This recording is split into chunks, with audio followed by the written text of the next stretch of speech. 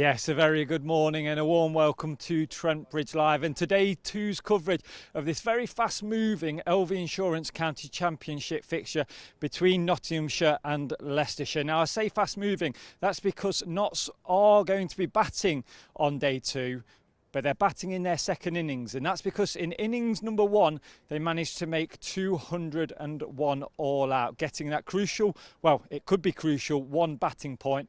Matthew Montgomery top scoring on 43, so it was over to the bowlers, and especially that titanic trio of Luke Fletcher, Brett Hutton and Dane Patterson, and with a little help from Liam Patterson-White at the end, they managed to restrict Leicestershire to 93. So Ben Slater and Hasib Hamid will start Day 2 out there in the middle. They are on 15 knots with a lead of 123, so 20 wickets in Day 1. So that's all the stats from yesterday, but what about a bumper highlights package for you? Well, sit back and let's have a look at what happened and how it all unfolded on that manic Day 1.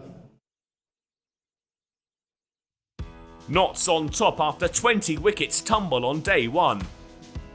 These two sides have had very different seasons. Nottinghamshire are riding high, nailed on favourites for promotion with just 1 defeat from 11. Leicestershire, meanwhile, are the LV County Championship's bottom side. Only Gloucestershire have a worse points tally, another side without a win this term. But despite the supposed mismatch on paper, it was the Foxes who made the first breakthrough. Hasib Hamid out-caught at first slip off the bowling of Chris Wright. The hosts had only made it as far as 26 when they lost a second.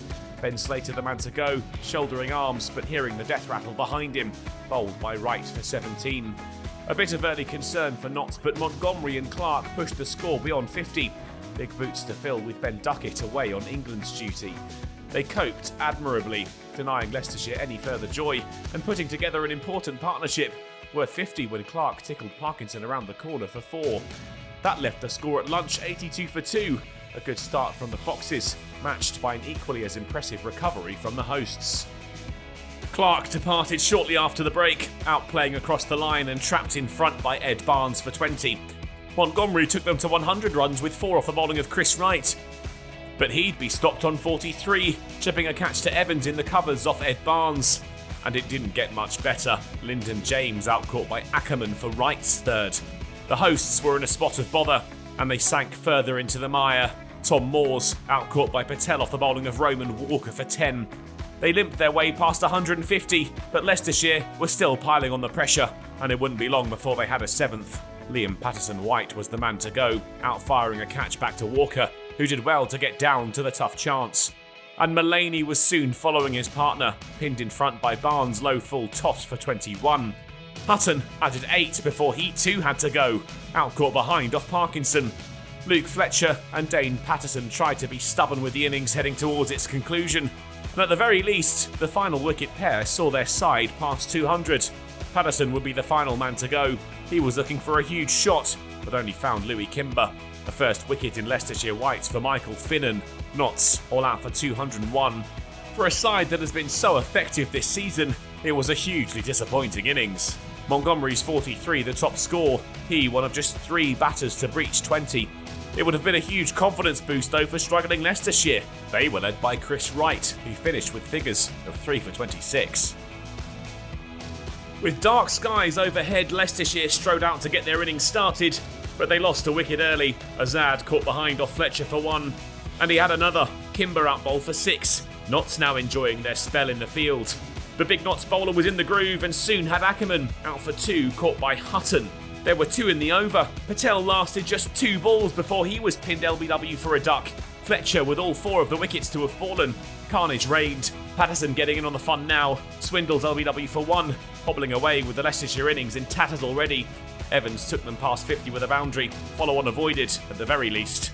They made it to 59 when Barnes went for 9, LBW to Hutton.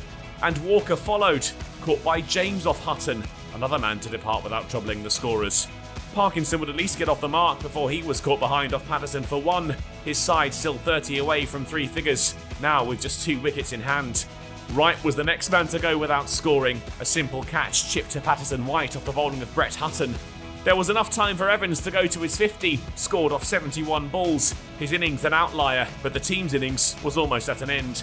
And a few balls later, it was all over. Finnan shouldered arms, Patterson-White said thank you very much, and the Foxes were all out for 93. Evans with 50 was the only Foxes batter to breach double figures in an innings that had seen 3 ducks. 3 were turns of just 1, and the second highest score was extras with 17. Fletcher had started the collapse. He finished with figures of 4 for 23. When Ben Slater faced the first ball of the day at 10:30 in the morning, he won't have expected to be back out there later in the day, but he and Hamid had 2 overs to navigate, and they did so with ease. 3 boundaries found, 15 runs on the board, and Notts lead up to 123 at the close.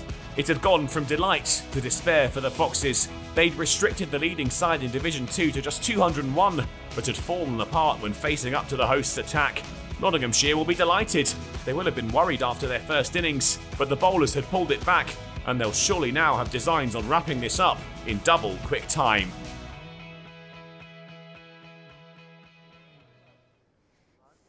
Double quick time indeed, so we will see very shortly as players due to get underway at 10:30. So a tricky 2 overs there at the end of yesterday's play for Ben Slater and Hasib Hamid, and that was down to the bowling performance. So we caught up with one of them last night, and in particular we caught up with Luke Fletcher. He got 4 wickets yesterday, but what was his view on the overall day's play? Well, Trent Bridge media staff caught up with him. Let's have a listen and hear what he had to say. Look, that's quite the day of red ball cricket. How do you see the game situation at the end of that? Yeah, I mean, obviously it's in fast forward in the game. I thought we batted okay. It's a tricky pitch. I thought Leicestershire bowled quite well. They took early wickets, but I think the way we came back with the ball, taking early wickets and bowling well as a sort of 3-ball really, Dane, myself and Brett, and then Liam picking one up at the end as well. So all in all, I think it's a good day, but a lot of work to do from here. When you're bowling with a low total on the board, does that change your mindset or your approach to it at all? Not really. I think the message for us was not to go out there and chase it. Sometimes you can get sucked into trying to bowl the magic ball and sort of get picked off. But we just sort of tried to go out there with the same intent and the same sort of way of bowling that we have done all season. Really is consistent and try and keep it under 3 and over and create chances that way. What was the feeling like in the camp at the end of the batting innings? Was it a bit of disappointment, or is it that confidence now about just winning a game from any situation? No one was disappointed. First of all, we were chuffed to get over the line with the first batting point, the 200. I think Dane played some good shots towards the end there. That was, that could be a very important point for us. So I wouldn't say we were disappointed at all. We knew we had a job to do with the ball. We knew we had to start well, and we did that. So all in all, I think we're pretty happy where the game's set at the minute. You've dropped straight into a rhythm with the red ball there after a period away. What was the secret to how you made that happen? Well, it didn't feel like that. Cricket's a weird game. I actually felt like I was all over the place. My run-up was all over the place. I couldn't land 2 balls in the same area. But cricket's like that. I bowled some good spells this year and got no wickets, and then all of a sudden you get 4 feeling like you've not bowled that well. So it's a good level of cricket, but at the same time it can reward you when you probably don't deserve it. You were back in that seam trio that did the bulk of the bowling last year with Brett Hutton and Dane Patterson. What is it about you 3 that means you complement each other so well? The Titanic trio, that's what it's called, isn't it? That's right. I think we all have a similar way of bowling. We like to pitch the ball up and hit the knee roll. Just all of us, I think, have got different assets. I mean, Brett can swing the ball both ways. Dane, we know, is somebody that can attack the stumps and hit the knee roll and do his job that way. And our sort of a bit mixture of both really. So yeah, we've sort of just gelled as a 3 really. We spent quite a lot of time last year digging in towards the end of the season, which was hard work, and we got the respect of each other as well. So it's I think the more you play with each other, the more the better the understanding is, and the way you sort of bowl as partnerships. There's a couple of really smart slip catches taken there as well. What do you make of the level of support you're getting from your fielders this last couple of seasons? Yeah, well, it's an important position here at Trent Bridge. The ball's going to carry. There's definitely enough in that wicket. So actually, your 3 or 4 catches behind the stumps is important. So the boys work hard on that in the game, in the days coming up before the games, and then also in the morning as well. So it's very important that you hold your catches. Have you enjoyed being back in the sort of rhythm and flow of a game of red ball 4-day cricket? Well, I haven't had much practice. I was obviously at Lord's the other day, so I haven't had much practice, which I do like to try and get a few sessions in before, just to try and get in rhythm sort of thing. So it's more of a case of just working out on the job really, and I'll be good for that 9-10 overs I bowled tonight, whatever it was, for the second innings, that's for sure. Cheers, Fletcher. Thanks, mate. Thank you. Okay, so the players are literally making their way onto the pitch with the umpires, so it's time for us to hand over to our commentary team. And just a word of warning, there are a lot of guests in that commentary team today, so do stay tuned. But Dave Bracegirdle, it's all yours, mate. And a very good morning to you. Welcome to Trent Bridge, a cloudy, grey, overcast morning here in Nottingham. Thanks very much to Aaron, those of you that have been watching the pre-match show with Aaron on the live stream. You'll have had all the relevant information. What a first day it was. 20 wickets going down. Right now I think we're very grateful that we're going to get some cricket at least. They're going to start on time. I'm Dave Bracegirdle from BBC Radio Nottingham. Just a quick hello from Richard Raitt to my right, who's going to head off and update listeners to BBC Radio Leicester in a moment. Yeah, morning Dave, good morning everybody. Delighted with the weather, to be quite honest, because it threatened to be so much worse. It's actually, we haven't even got the floodlights on. It's that light. So I think conditions, though, as far as the bowlers are concerned, still very much in their favour. Yep, keep your fingers crossed, everybody, as to how much cricket we get today. I mean, we got a full day in yesterday, and there were some naysayers looking at the forecast, just wondering if we might lose a good chunk of cricket yesterday. We didn't. Today, I think the odds are very much stacked against us getting a full day of cricket in, so whatever we get is a bonus. It's going to be, of course, Nottinghamshire resuming their second innings. This time yesterday, of course, they were starting their first innings, put in by Leicestershire, bowled out for 201. And then the Nottinghamshire bowlers bowled Leicestershire out in a session after tea. So Notts with a fairly healthy advantage overall of 123. They start day 2, 15 without loss. It's going to be Chris Wright bowling to Hamid, and we're underway on day 2 at Trent Bridge with Hamid getting solidly behind it and defensively playing it, and it runs all the way along the grass to Ed Barnes at mid-on. I make that point because no doubt it will be just a little damp out there, overnight rain, but I've had nothing since 8:15 or so when I arrived on the ground. Hamid has 4. Chris Wright 3 wickets in the first innings, down the leg side this time, and it's tickled away by Hamid, and it will be the first runs of the day, and those first runs are indeed a boundary as Hamid deflected it down there nice and fine. So he's on to 8-19 without loss. Understandably, the crowd, or elements of the crowd, no doubt have been put off by the inclement forecast. Decent numbers in yesterday.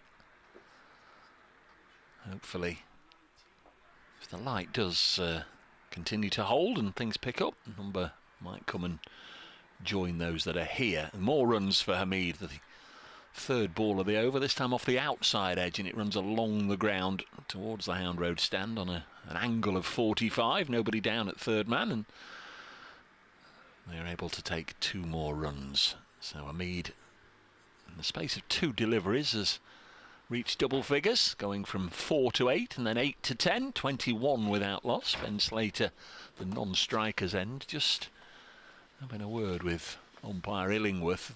Something, no doubt, in his eye line he'll feel when he's batting from this end, pointing towards the far end. I'm sure they'll sort that out. So halfway through the first over of the day, and Wright bowls, and again there's going to be runs to the total. We'll have to have a little bit of a look if it was off the bat or the pad. Yeah, bat involved. So Hamid this morning very much in T20 mode. 2-4-1 from the last 3 deliveries, 22 without loss, and now we'll swap over for the left-handed Ben Slater, and Rich has done the quickest update in living memory. Yeah, they came to me quickly for once, so there you go. We'd only had one delivery, 2 that was clipped away to the boundary. I think we talked to Paul Nixon last night, and he was talking about the sort of mental impact of playing when the ball is moving around a little bit, and need to, or the batsman feels the need to sort of chase balls sometimes that under normal circumstances they'd leave, but there was also a need to be positive and pick up what runs you can. Looks like everybody, no, not quite ready yet. Chris Wright just moving his long leg round a little squarer. So Wright to Slater, got him out yesterday. Lovely delivery that nipped off a bail. This one nicely watched by Slater, and it goes through to the keeper. I don't think we've done the introductions this morning. Dave Bracegirdle from BBC Radio Nottingham, Richard Ray from BBC Radio Leicester. If you'd like to get in touch with us, at Brace Cricket, at Foxes Cricket 2022, we'd love to have you along. And if you've stumbled across us on the BBC Sport website and app, welcome, but there are pictures that you can watch as well. The live streams from both counties, no doubt, carrying a link. This one goes through to the club, through to the keeper rather. 22 without loss. The pictures brought to you by Nottinghamshire County Cricket Club, and you can find all the details you want on trentbridge.co.uk/live, and you'll be able to just follow the links to get the picture. The two umpires are coming together, but it's not about the light, Rich. There's something that Ben Slater initially has flagged up. Maybe it's just something reflecting in his eye line. I can't imagine what, but certainly down at the far end of the ground, and they appear to be pointing more towards the Hound Road stand than this end. Maybe it's just the spectators are going to be asked to move across a little bit, because the bowler comes round there, now. so they've blocked off. I don't know if, well, they have blocked off that lower block of seats behind. Yeah, umpire Pratt's going down to the far end, so have we got a steward handy? It's Hasiba Mead who's going to be on strike initially, but I would imagine the problem. Well, I don't know. Maybe it's for Mead, and it's the spectators in front of the committee balcony. I can't remember if they were there yesterday or not, but this has been an age-old problem here at Trent Bridge, and even in the Test matches, those seats in front of the pavilion have always been absolutely occupied, and it's a case of get on with it. Yeah. If somebody's in a bright red shirt, they sometimes ask them to move or put a coat on, but I'm inclined to agree with that philosophy. Now the steward is on a walkie-talkie. I think he looks like he is going to shift one or two. Don't tell me it's the hanging basket. It could be. Well, there's nobody in the committee rooms today. They're all over this side of the ground. It's past Players' Day here at Trent Bridge today. I'm sure we'll hear more about that a little later on. Hopefully we can entice one or two to come up and join us. Crikey. Oh, well, nobody's being asked to move, so it's not the spectators per se. Somebody famously once said, get on with it. Oh, for goodness sake. Faffing. Could this not have been... I suppose it couldn't have been sorted till they were out there. What do you think of the bowling decision? Michael Finan, yeah, the left armour, struggled a little bit yesterday. It looked as though Barnes was, well, he was the second most potent of the Leicestershire seamers, but they've gone with Finan on the basis it might swing. It feels like sort of swinging conditions. Now the steward is walking smartly behind the bowler's arm. But they also say you're only as good as your last ball, and his last ball he took a wicket. Well, this is true. He almost went pounding into umpire Illingworth there. That would beg pardon, umpire. Yes, it is umpire. It's Pratt. It's Pratt at that end. far end. Yeah, they switched over, didn't they? Of course it is. The taller of the two men. Yes, it's all happened so quickly that. Well, there's nothing happening very quickly here, is there? Oh, this is ridiculous. Now, is it a light on in the, or something in the Derek Randall suite? You can see somebody. Oh yeah, a blind is coming down. Right, good. Okay, well that should be helpful. You can see that. One blind has gone down, the other one is coming down now. So something reflecting. Is that a sort of little bar area? It is. With a few lights on. Yeah. And they are putting down the white screens. At least there are white screens, so that should be effective. I mean, there on the live stream, you could actually see the reflection off the, off the pumps. There was those. Effectively the metal the names, optics, saying what type of beer it was. Yeah, crikey! If as a batsman you can see that, well done. But certainly it was. What are the odds he nicks off now? First ball. Well, it was Ben Slater who's at the non-strikers end, who, when he was down this end, who first drew it to umpire Illingworth's attention. But we're going to get underway. Michael Finan from the pavilion end is in and bowls to Hamid, who's clipping him nicely through mid-wicket for 4. What a lovely shot that was. It did perhaps shape back into him, but it was over pitch from Finan again, and exquisite piece of timing, really. Didn't sound perfect off the bat, but it just carried its way through to the boundary down there at deep mid-wicket, and all Wright, who's at mid-on, could do and did do was just turn and jog after the ball. It was exquisite little shot from Hamid, who has played beautifully this morning, albeit only been out there for 7 deliveries, and he's moved on to 15 already. Looks like he's got somewhere he wants to be. He was on just 4 overnight. In goes Finan and bowls to him. He's leaning forward, defending that one. Finan bowling over the wicket, looking to swing it back in to the right-handed Hamid, number 99 on his back.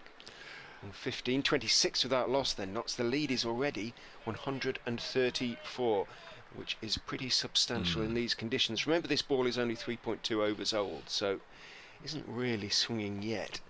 But it feels like it's a sort of morning when it should swing. Finan is in, bowls outside off stump, stepped forward again there Hamid, but then let it go through. Didn't really move too much. Yes, of course, as well as swinging it back into the right-hander with a 3-pronged slip cord, and he'll also be hoping for the one that just goes straight across Hamid on the angle and catches the outside edge. 1 for 58 in the first innings. Michael Finan of 10.3 overs. The wicket he did pick up with that of the last man. Runs in and bowls outside off stump. Good lift, carry. Outside off stump, a little bit of shape back in. Stepped forward Hamid, lifted his bat over the line of the ball. Generates a little bit of pace, Michael Finan. It's lively stuff. Yeah, the one wicket he did get was Dane Patterson caught on the deep mid-wicket boundary, but of course it won't say that in the record books, will it? It'll say he's got one first-class wicket, and it's always a nice little get off the mark feeling for a bowler. Finan is in, bowls fuller this time, but exactly the same shot as he played earlier in the over. Turn of the wrist, beautiful piece of work from Hasib Hamid. He picks up his second 4 in the over, and he has chased on from 4, his overnight score, on to 19.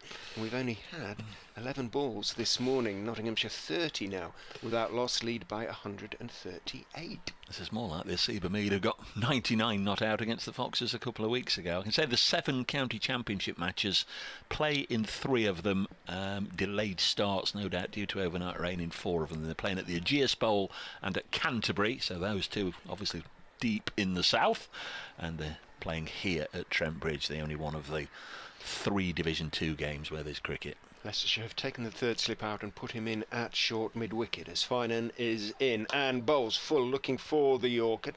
Played well again by Hamid, had to adjust. It was a decent, as I say, sharpish delivery that swung back in a little bit. He blocked it back out, past that man at short mid-wicket out to mid-on. End of the over. Finan's first of the morning and indeed of the innings as a whole. He's conceded 8 runs in it. Nottinghamshire going nicely after just 4 overs of their innings, their second innings. They are 30 without loss. Yeah, doubled their tally this morning, 15 runs, and all of them to Hasib Hamid. Also due to get underway, understanding Cardiff round about now, 10:45, so slight delay in Cardiff, but they're going to get underway in Division 2 between Glamorgan and Worcestershire. So Ben Slater will face Chris Wright.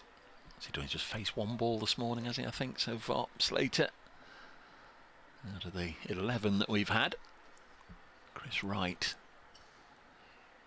to bowl to him. The 3 slips are back together, and Slater drops it down on the offside, took a pace forward, then yelled no and pointed his bat at his opening partner, and straight away umpire Illingworth scratching away at the crease, has a word with Chris Wright. He was right on it yesterday, wasn't he, Illingworth, with the no balls, and all the time he was just chirping away at the bowlers just to make sure, letting them know when they were getting close. Called any number of no balls through the course of the day for both sides.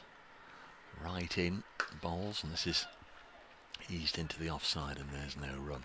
Yesterday a strange old day in that very early on, obviously the morning session when the ball was hard, you'd expect it to be more troublesome, and indeed it wasn't easy, but only 2 wickets went down in the morning session, 8 in the afternoon, and then 10 in the evening session. Got progressively worse for the batters. Leicestershire bowled out in a session between the tea and the close.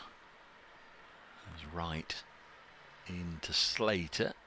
This one going to bring a run of some sort. I think it was off the pad. Yeah, it's going to be a leg by, I'm sure. Yeah, it is indeed. 31 without loss. Our scorers on duty for this game, Roger Marshall and Paul Rogers, and special good morning to Ian Smith, who, as we always say, is working the screens. Well, I think he deserves an extra special thank you today, because he's under the weather a little bit, but he's actually working the screens from home, doing them remotely. I mean, what a world we live in.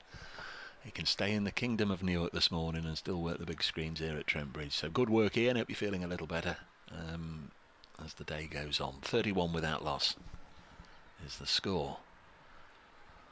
So sea ball, hit ball. Saber Mead back on strike.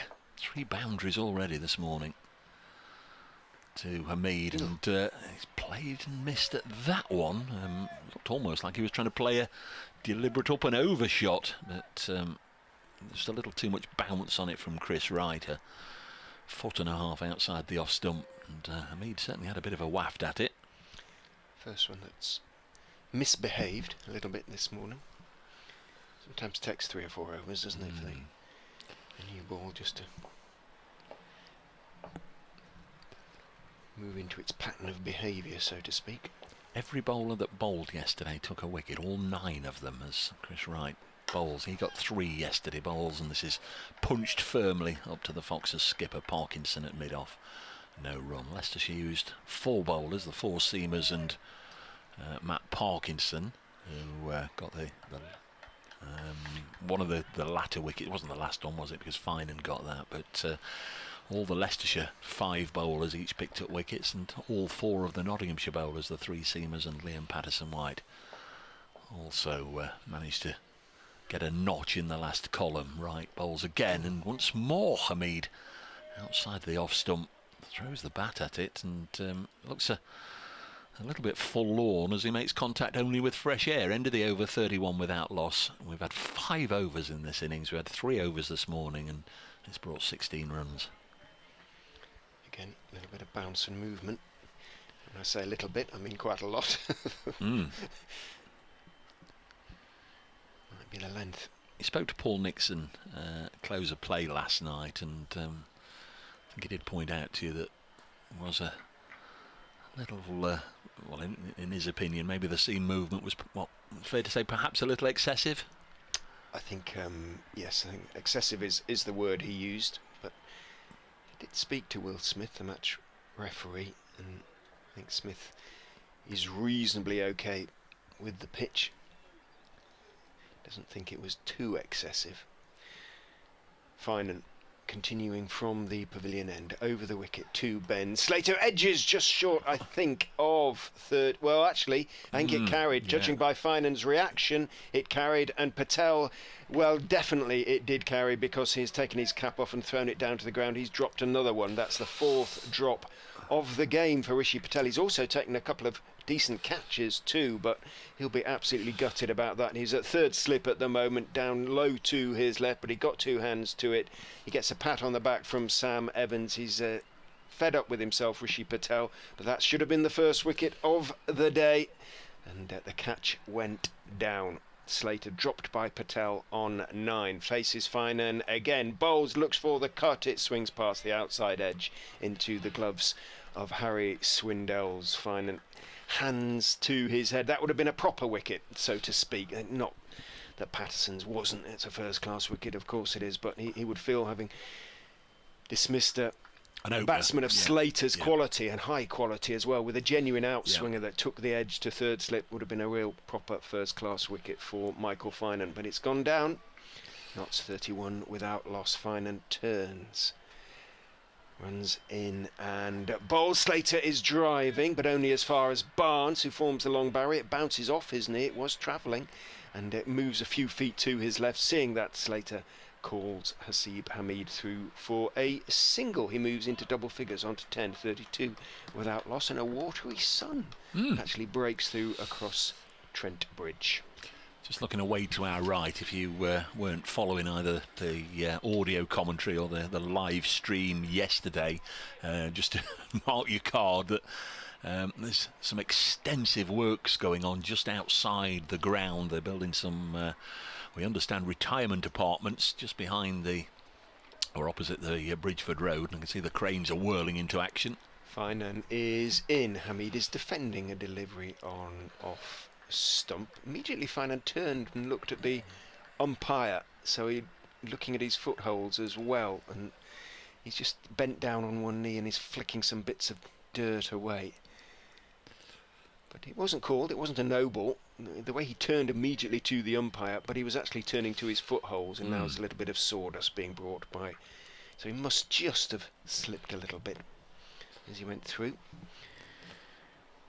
Mate, the ball has followed Patel around over the last sort of day and now this morning. And well, he got a 2-ball duck as well yesterday, so he didn't have a great day. It hasn't started well this morning either, has it? They've taken him out of the slip cordon now, which is fair enough. Just having the 2 slips for Hasib Hamid.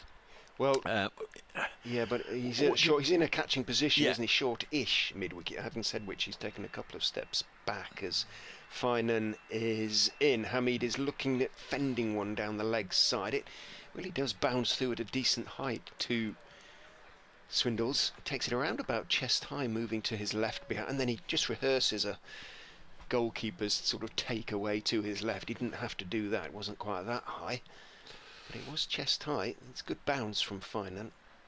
Would a compassionate Captain Ray take him out of third slip now and just get him out of the firing line for a little bit? But as we know in this game, the ball tends to follow you wherever you are if you're having one of those sorts of matches.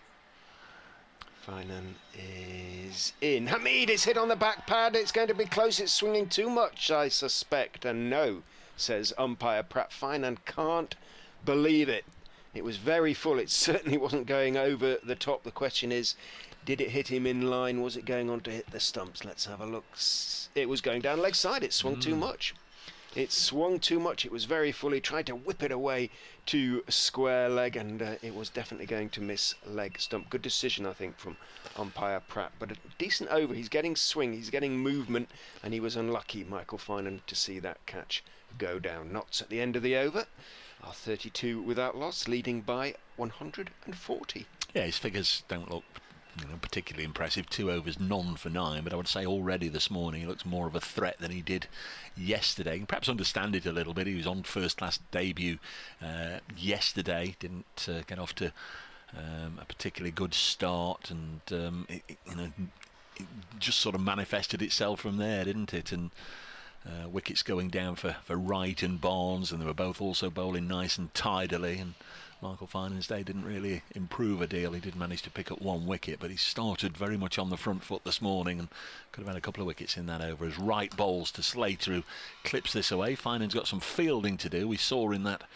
one-day match at Leicester a couple of weeks ago that he's a fine fielder. Oh, hang on, the backing up there as Sanazad very nearly let one slip through his grasp, but managed to rake it in. 1 more to Slater. He's on to 11, 33 without loss. I've got a past Leicestershire player's birthday today. Joe Burns, the Australian, is 33. Some years, isn't it, since he graced Grace Road with his presence, but he played for a number, I think, of English counties, the Australian Test player, but Joe Burns, former Leicestershire player, is 33 today. Very popular figure with a lot of Leicestershire supporters. Chris Wright to bowl to Hamid, who's on 19. Let's go through to the keeper. With the Notts links to the 6th of September, Notts actually won a trophy on this day in 1995. I can give you 10 guesses and you probably wouldn't guess what the trophy was. So I'll tell you, the Tetley Bitter Festival Trophy, which they won at Scarborough, defeating I remember. Kent. I've seen a few of those games at Scarborough. Absolutely. And the captain was Paul Johnson, who we understand will be on the ground today. If he pops up to say hello, we might challenge him on his memory of the trophy win by Notts on this day in 1995. Wright bowls, Hamid defends, and also on this day, 2006, Charlie Schreck, who also played for Leicestershire, but wearing the Nottinghamshire colours, he got a hat-trick against Middlesex at Lord's. 6th of September, there we are. 33 without loss, Notts. It's gone a little bit darker, I have to say. No floodlights on though, yet.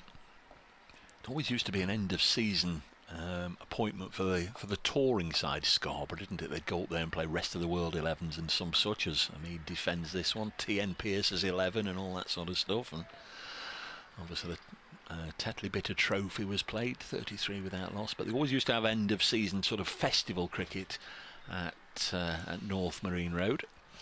Always had a good crowd as well. 4,000 or 5,000.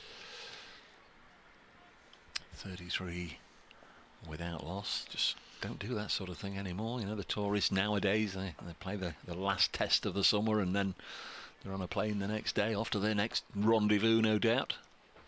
Hamid has 19. Chris Wright bowls. Hamid leaves it alone. Last test of the summer always seems to be the Oval as well, doesn't it, for us? As long as I've been watching cricket, that one always seems to be set in stone. That they'll finish at the Oval. I don't know. Yeah, I guess it's fair enough, but I would imagine the other test grounds once in a while would quite like to have a series decider.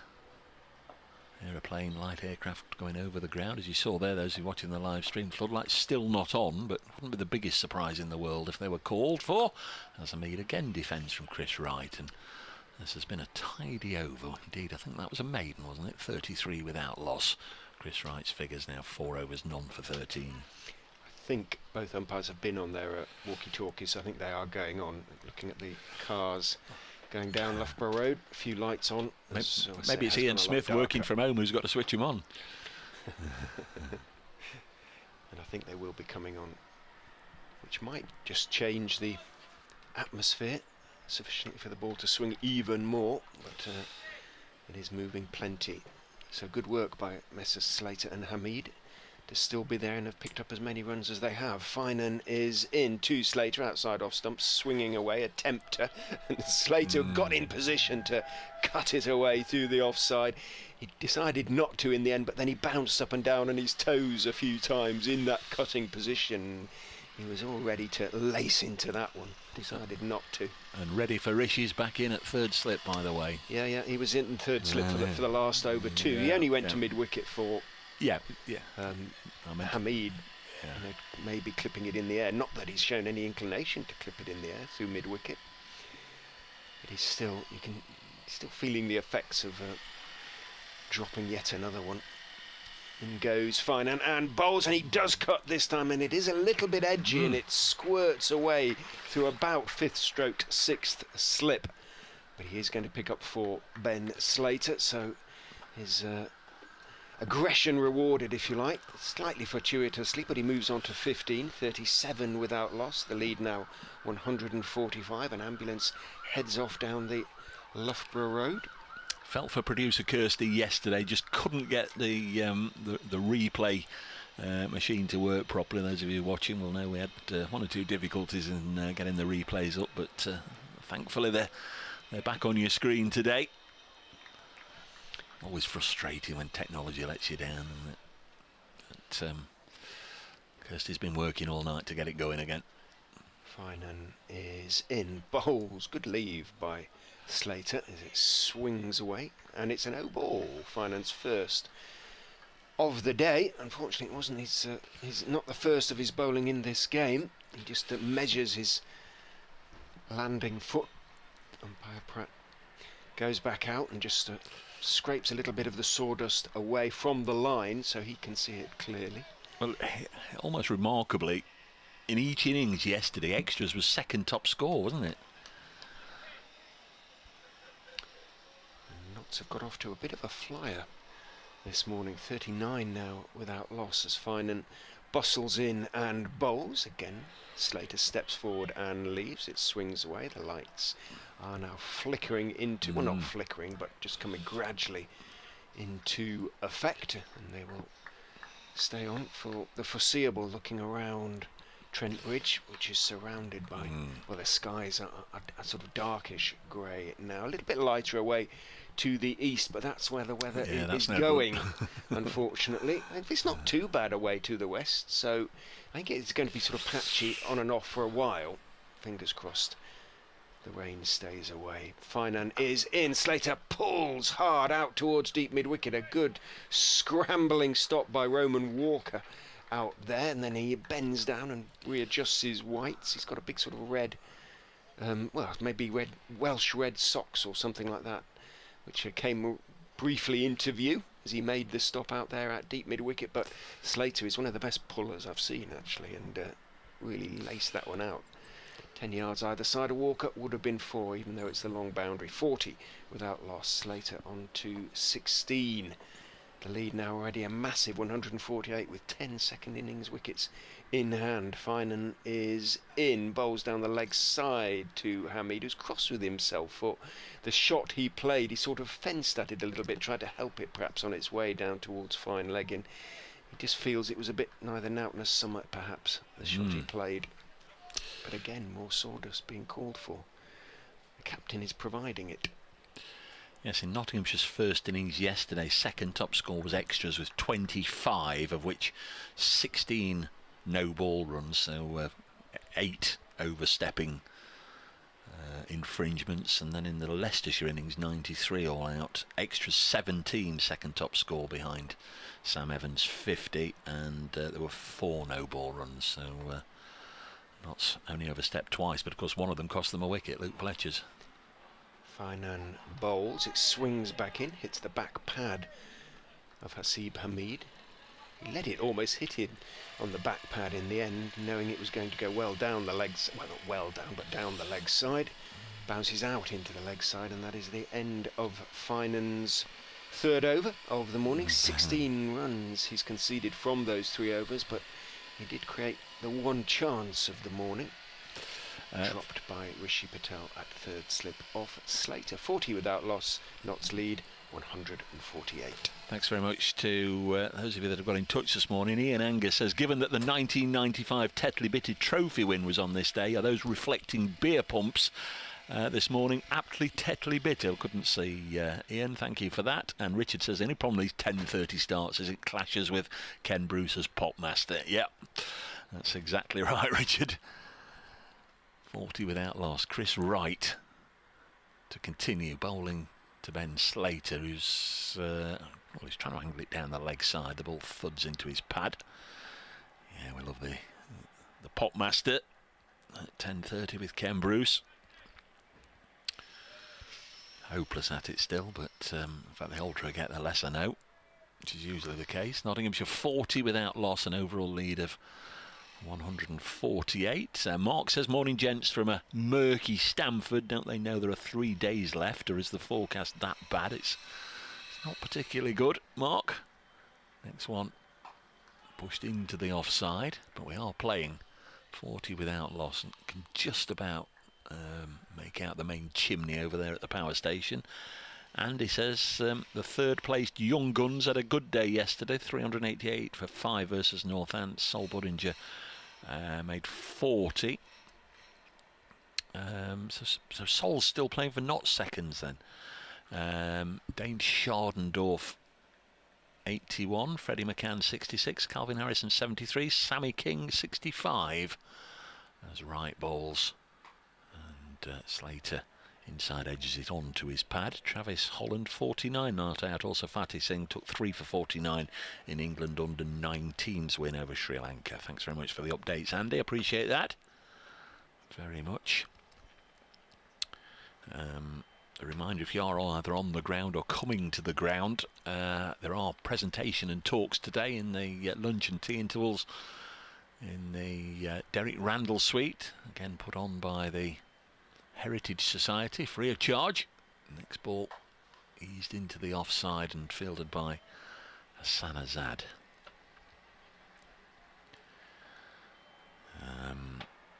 Yeah, Tuesday, in fact, lunch interval today. Best of 3 is today's presentation. Heritage volunteer Peter Smith tells the story of the triangular test series that took place 110 years ago, and that includes the only test match that Trent Bridge has staged that hasn't featured England. So learn all about that. The presentation in the Derek Randall Suite as right bowls to Slater, plays it up to Barnes at mid-off, and there's no run. Lots of other things as well. If you are coming to the ground, the Peter Wynne-Thomas library is open from the start of the lunch interval to the end of the tea interval. Everybody welcome. You can pop in there and have a look. And Nottinghamshire members also now can borrow books from the library, sign out books from the library, just as you would any other library. There's a small display as well of paintings and cartoons and illustrations done by Peter Wynne-Thomas. This one slashed away for 4 by Slater behind square on the offside. Yeah, Peter Wynne-Thomas's illustrations in the corridor near the ticket office on the far side of the ground behind the pavilion. There's also a tribute on for the rest of the season to Colin Slater. Everybody knows him as Mr. Notts County, but of course he had a long association as well with Trent Bridge and with Nottinghamshire County Cricket Club. That's on the lower ground floor of the pavilion. And at this end of the ground, well, I'll tell you in a second.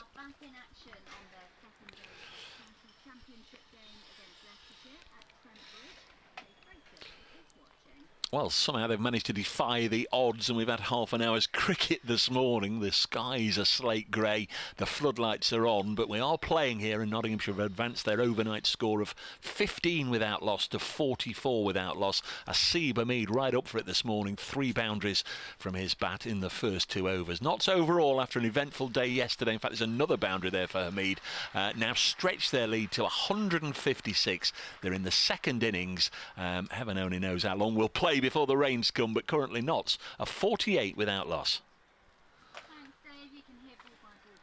So that was a horrible seemed to me, toss. I was going to say, as a full toss, Rich, as you come back, which he crunched away through the offside for 4. Horrible full toss. Poor Michael Finan. Hamid was rocketed along to 23. Doesn't matter how much they swing, you're going to hit those away to the boundary. And Hamid tucked in. Nice knee-high full toss, well outside off stump. Thanks to Sam, who's been in touch. That he listened to the Notts County commentary away at Dagenham on Saturday. Enjoyed that. Now enjoying watching this performance from Notts. Hoping they'll do the job today and over the next week or 2 can clinch promotion. Looking good at the moment. They are indeed. As Finan bustles in and bowls, and looking for the drive again. Hamid gets a thick inside edge onto his pad, and it trickles out into the offside. It could easily have gone on to the stumps. It didn't. A little bit of swing again back into the right-hander from Finan, but Hamid is benefiting at the moment from this aggressive attitude, from the determination to take advantage of any loose deliveries. 23 off 29 for him. Ben Slater's almost also faced 29, I should say. He's on 20. 48 without loss, I think, is Nottinghamshire's biggest partnership of the match so far, by a distance, actually.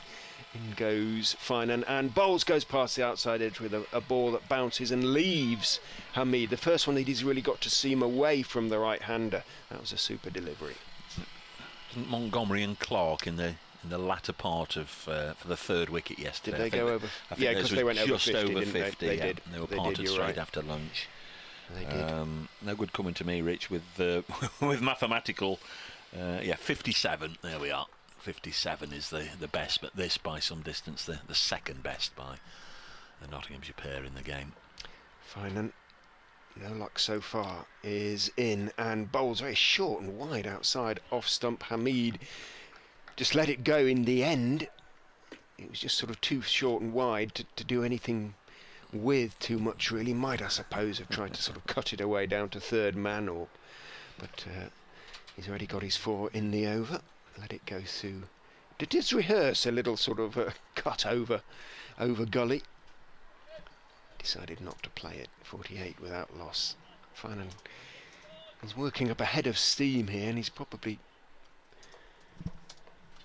feeling pretty aggrieved as well.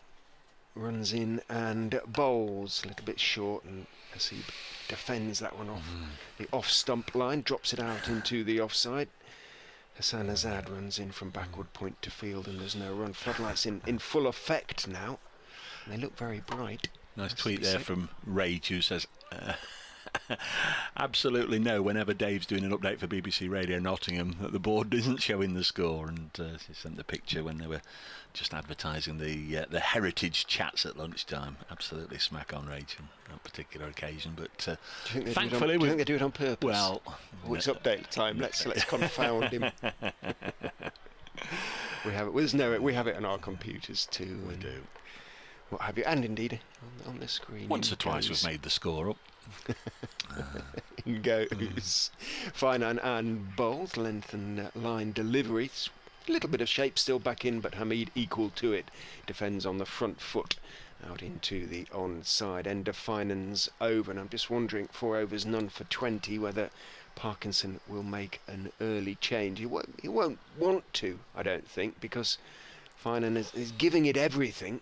He's still a little bit erratic, but he's not enjoying any fortune either.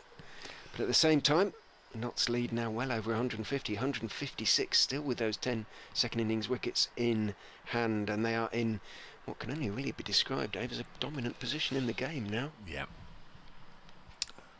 Ed Barnes yesterday, certainly when he came on, he tightened things up, didn't give an awful lot away post. Now the umpires are chatting, and this one could be about the light. As you can see, good strong shadows around all the players, and that's from the floodlights rather than any natural light. In fact, it doesn't appear to be a great deal of natural light. I wonder if they'll get the meters. 1 or 2 Leicestershire players seem to be sort of walking gently a step or two, and it is a shame indeed, but they're going to go off, and I'm not entirely sure they've taken a meter reading yet. I would imagine they will do that, but they have made the decision before that meter reading to take the players off. 48 without loss after 10 overs before the start of Chris Wright's 6th over could begin there. Ben Slater is 20 not out, and Seba Mead has been very much in every sense on the front foot this morning. Is 23 not out. And so we've had 8 overs this morning. Yeah. And you have to say that Slater and Hamid have played reasonably comfortably. Of course, it's still seaming around a little bit, but it is dark. It is dark. But there's hope, because there are different shades of grey above us, and if it moves quickly enough, it could improve sufficiently quickly to get them back out there before too long. What a position Notts are in the game. 48 without loss in their second innings. Yeah, a real old shame, just sort of hanging on, having a little bit of a look. The players just slowly making their way off. It wouldn't have been the first time, certainly, if players had got towards the boundary edge and then the umpires had a bit of a reassessment and called them back, but it's not going to happen in this case. The last man to leave the field, I don't know where he's been, Sam Evans, he's still out there in the middle. He's had a bit of a chat to somebody down at this end of the ground, but he's now going. The umpires are hanging around there. The ground staff are out there. Steve Burks and 4 members of his crew. But they're not doing anything. They've not come out with the hover cover, so clearly there's no drizzle in the air. So it might just be that it's going to be one that just waiting for a dark cloud just to blow over, and we can get back on with it. We'll just keep abreast of it for a moment. I can tell you that elsewhere in Division 1, The only game where there is any cricket at the moment is at Canterbury, where Essex in a strong position, 351 for 4. Yesterday Alistair Cook made 78, Tom Westley 54. Matt Critchley, in his first year having signed from Derbyshire, is currently 87 not out. And Farouz Kushi is 59 not out with him. Essex 351 for 4 at Canterbury against Kent. Ben Compton is playing, but I note that Joey Everson isn't playing in that game. The other Division 1 games, they're currently off. Hampshire 273 for 6 against Northants in the Roses match. Lancashire 272 for 8 against Yorkshire. And in the West Country, Gloucestershire 320 for 6 at Taunton against Somerset. In Division 2, bizarrely, earlier on, we were the only one of the 3 games playing. We're now the only one of the 3 not playing, because they've got on at Derbyshire for the first time today. Just started. Derbyshire 306 all out yesterday. Durham just starting, still 0 for 0. And at Cardiff, where they didn't get underway until 11:15, Worcestershire 304 for 7 against Glamorgan. On the screen, the shot we've just had of the ground there, viewers will have seen it. It looked quite light. It's one of those. There we go. You know, yesterday it looked darker on the screen and okay to us. It's sort of the other way round a little bit now. That looks okay on the screen, but still looks a bit gloomy here. But you know, it's always a good sign, Rich, isn't it, when the umpires don't disappear? It is. And I think if anything, it has got a touch lighter, to be quite honest. The cloud above is moving reasonably quickly. Above these sort of lime green roofs of the council buildings, aren't they, away to our right as we look out across Trent Bridge. It does look a little bit lighter, and that is where the weather is coming from. So let us hope that they wave towards the pavilion in the next 10 minutes or so. Yeah, it's County Hall away to the right, and beyond it, the tall chimney by the power station just slowly coming back into view again. We did lose it around about the time they went off, but we can see the tall chimney again. You might, as I mentioned earlier, hear 1 or 2 sounds. I can see that Bob the Builder and his gang are very much underway today. There's Bracegirdle showing his technical knowledge here. There's a digger, there's a crane, and there's lots of workmen doing lots of things. But they made a lot of noise yesterday, which is understandable because they're building some retirement apartments. But from time to time we had all sorts of strange sounds just as a backdrop to our commentary. Just tempted to hang on a little bit. We're hoping, by the way, to have 1 or 2 guests pop up to join us, and I see from Andy Easom, he's just sent a photo in. Friend of mine's just sent a picture, this is just straight in, of this legend, Kevin Saxelby, is on the ground today. Well, he is. Understand there's over 40 or so former Nottinghamshire players coming for the past Players' Day downstairs, so we are hoping to entice 1 or 2 up here, and obviously well aware that it's a Nottinghamshire versus Leicestershire commentary, so we'll try and get 1 or 2 people with a Leicestershire link, not giving any clues away just yet. Hopefully we can pop 1 or 2 up. Rich is pointing excitedly. What have you seen? They're checking the meter reading. They think it's changed a little bit. Oh my goodness. Yeah. Sorry about that. Well, you're used to this, aren't you? At Leicester you do have the commentators cam, but is there a wave to the pavilion? Are they going off? Oh, that's disappointing. Hang on. That gesture, it looks like Richie Lindgworth is drawing curtain. No, he's summoning the players back out. Hurrah! That's good news indeed. We are going to get back underway and assume we haven't lost any overs either. It was Richard Illingworth in the Delia Smith role there. Let's be having you. I was there for that game. Were you? Yes, I was. It was amazing. It was the best half-time interval I have ever seen at a football match, because as well as Delia giving it plenty, there was a sort of demonstration from the Royal Marines of sort of self-defence and, you know, with mats and all this, so they were chucking people around all over the place. Delia was obviously clearly inspired by this and came out and gave the Norwich crowd plenty as well. Let's be having you. You're the so-called best fans around, she said. Well, let's be having you. It was great. I can't remember who they were playing. Didn't make a note of the time, Rich, but we've certainly not 8 minutes, 10 minutes. Entered into losing any overs territory yet. So we're going to get, well, hopefully we're going to get a bit more cricket. We can see the Leicestershire players forming up on the boundary edge. I would imagine both sides would have minded that little, whatever it was, 10-minute stoppage or so. Leicestershire can have a little bit of a regroup. Paul Nixon can talk to his troops. The skipper galvanising them together now in a bit of a huddle, and the two batters can go and have a comfort break and perhaps just have a little bit of a chat between them about how things have gone so far. Yeah, the light has definitely improved. That is for sure. So, well, having waved them back out, let's get them back out. Why are they standing on the other side of the boundary in a huddle? They're done their talking, surely, in the dressing rooms. Let's just get back out and start playing again. The umpires are standing in the middle, looking expectantly. Well said, Richard Ray. The umpires are waving them on, and I'd be saying it, exactly the same if it was Stephen Mullaney getting them all together for a huddle. They've just had 10 minutes to do that. Get them out there. Here they come. But now I'm going to say, where are the not spatters? Where because they've had, they've had the same message.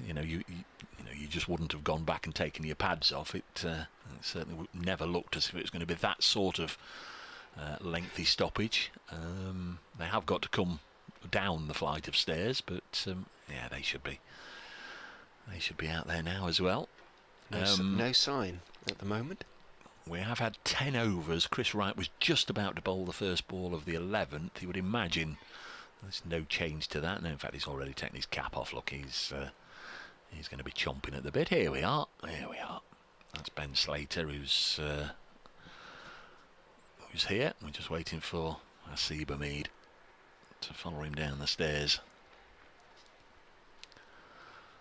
That's 48 without loss. They began the morning on, was it 15 without loss? So they rattled along, didn't they, in the first couple of overs. And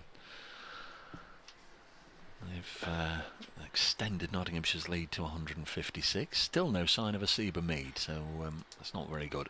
This is intensely frustrating. I find it, to be quite honest. Everybody's standing around with hands in pockets and things like that. And well, it would never happen, but this is, almost time-out territory. You should almost get, 2 minutes before you're in the middle once the umpires have said, right, let's go. Well, Slater's coming. Yeah. But here's Hasib Hamid. Nice of him. Simon Aldridge says, I was at that game with Delia as well. They lost to Manchester City 3-2, if his memory serves. Delia was fuelled that day by, I feel it was mainly... he's suggesting that she was rehydrated nicely. Great comms as always, Guy. I hope the weather holds now they're coming back on. Thanks, Simon, who's very much Norwich-based and a fan of the Canaries. Does that ring true, Manchester City? It sounds vaguely familiar, as I say. Only the games, you see so many, don't you? Exactly. I think I've done over 1,000 games one way or another, and they do tend to blend, but incidents like that do certainly stand out. It was a night game, wasn't it, I think? Yeah. Well, yes, absolutely it was. Hamid drops his bat. Picks it up again. Where have you been? Wanders out. Mind your own Still business. Not hurrying. Never hurries, really. No, he's a live wire in the field. He'll dash here, there and everywhere, and he'll run up and down quickly, particularly if he's hit it. But from the moment that the umpires indicated to the players to come back out, that must have been 7 or 8 minutes ago, I would think. But anyway, here we go. We're going to restart. 48 without loss. Chris Wright bowling to Ben Slater. Play is underway with a full-length delivery on the stumps, which Slater eases into the offside, and Sam Evans fields, throws it to the keeper, who throws it back to him, and there's no run. We're up and running again with no loss of overs, 88 overs, less that one ball remaining in the day. Leicestershire's over 8, by the way, -2. Nottinghamshire's -1. Notts, of course, got another innings, and Leicestershire all of this innings to sort that out, as this one left alone by Slater. Again, good carry, which is something we've seen throughout the match so far, on its way through to Swindles. 2 slips. We did have a drop this morning. Ben Slater hadn't added to his overnight 9 when he nicked Michael Finan to the 3rd slip, and poor old Rishi Patel, who's had an indifferent day in the slip, or an indifferent match in the slip cordon, just couldn't hang on. Down it went. Did well to dive down and get both hands to it, but having done that, couldn't hang on. Right in to Slater, clipped away for 4 down the leg side. Got enough on it, raced away very, very quickly and thudded into the advertising boards. In fact, then ran up the advertising boards into the first couple of rows of the Hound Road stand, and that is the 50 partnership, brought up in 65 deliveries. Hamid 23, Slater 24, and a bunch of extras as well. Perfect start as far as the home side are concerned, because the runs have come quite quickly as well. Wonder if Michael Finan will continue from the far end. Meanwhile, Chris Wright, still 3 balls left in this over. Slater, who shouldered arms to right in the first innings and lost his off bail, this time with better judgment as it goes again harmlessly through to Swindles. I mentioned on Twitter this morning when I tweeted Barnes's bowling look. Yeah, he's been warming up, but that the heavy roller was on for quite a while this morning. It may have had an impact. It does wear off. You have something like it has 7 minutes or something, is it? Something in the regulations, 7 minutes use up and down. Next one struck him on the pad. Chris Wright's asking umpire Illingworth. Not out. Didn't look entirely convinced, did he, Wright? No. 52 without loss. We might get the chance to see that again on our monitors. We can. Chris Wright bowling. Pitched might outside, have was pitched swung outside down leg, as well. Yeah. So another good decision. Strange old stop-start morning. We had a 3 or 4 minute stoppage while they had to go and shut the blinds, and the Derek Randall suite.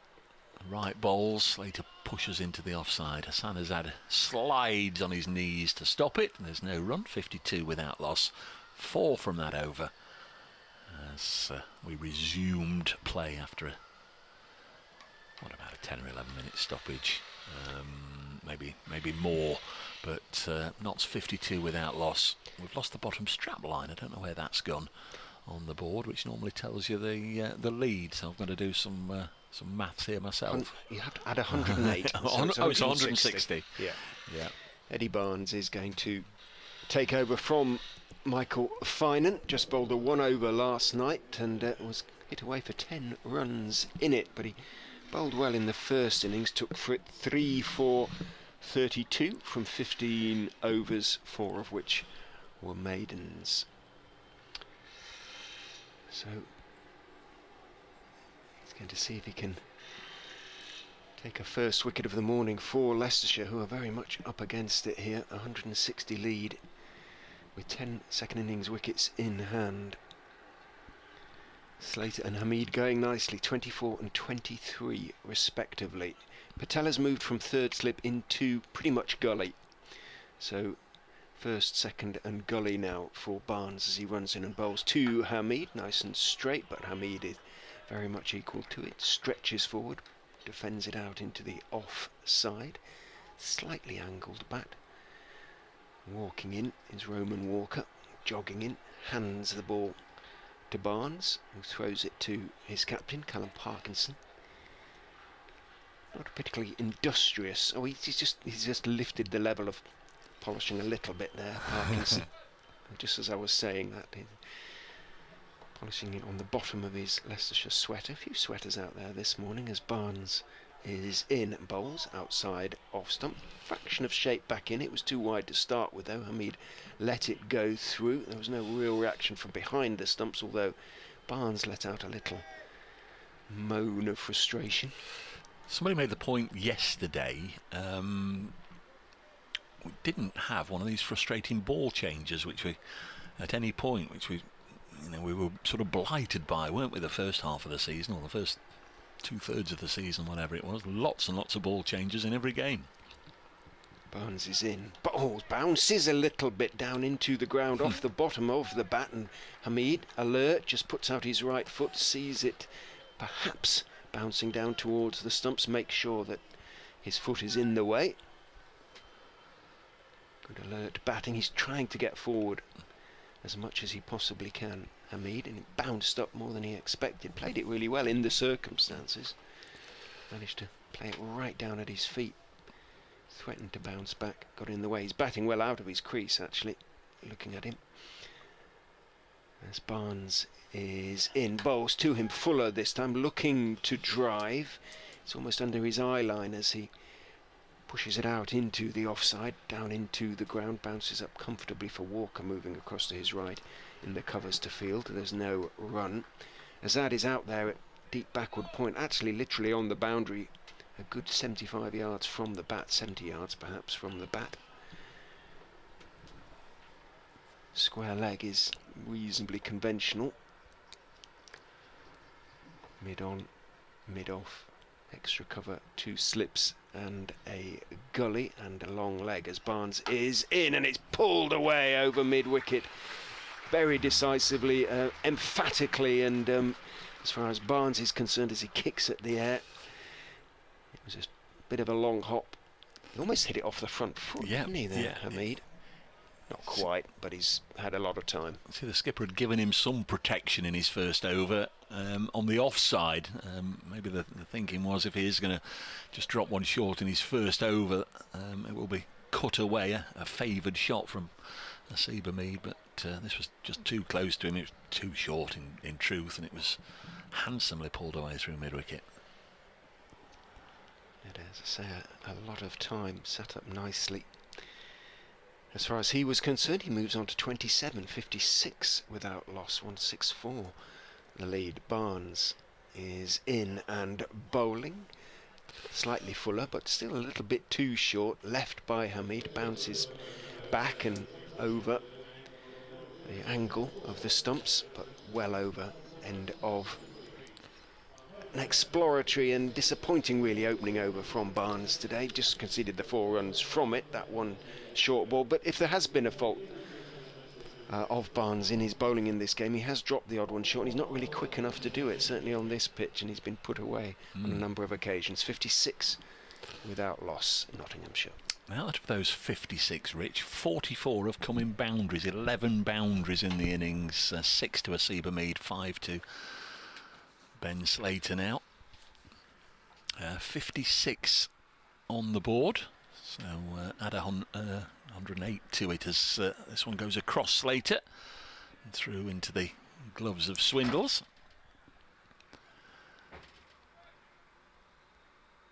Leicestershire 3 bowling points yesterday for dismissing Notts in their first innings, but no batting points. Nottinghamshire did manage to get a batting point yesterday, just scraped over 200, 201 they got. And then the 3 bowling points, so 4-3 to Notts. And the bonus point situation as Wright is in. Shoulders arms does Ben Slater.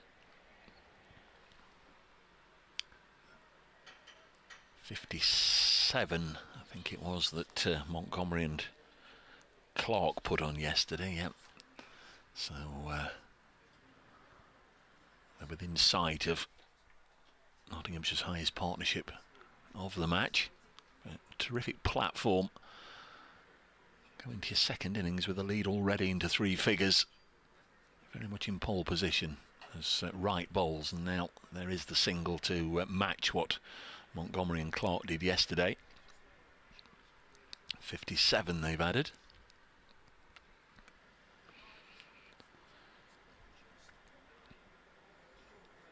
I've seen matches in the past, of course, where any number of wickets have gone down on the first day and Comparing it to yesterday when 20 went down, and then the remaining days in the contest, suddenly the wickets dry up. They have so far this morning for Leicestershire. Nothing in the first hour, although we haven't had an hour's continuous cricket. We did have a little bit of a stoppage as Wright in again to Asiba Mead.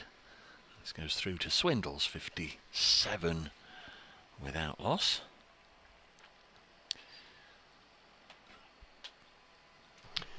Again, the sun is threatening to come out. It's rather nice now. Of course, that brief interlude enabled Chris Wright just to have a little bit of a breather. So, although it's more than an hour since he bowled the opening over of the day, perhaps able to go on a little bit longer. He's only into his 6th this morning. As Mead blocks this one square of the wicket on the offside, no run. Very much the kingpin of the Leicestershire attack. Vastly experienced, hugely talented. Championship winner with Warwickshire.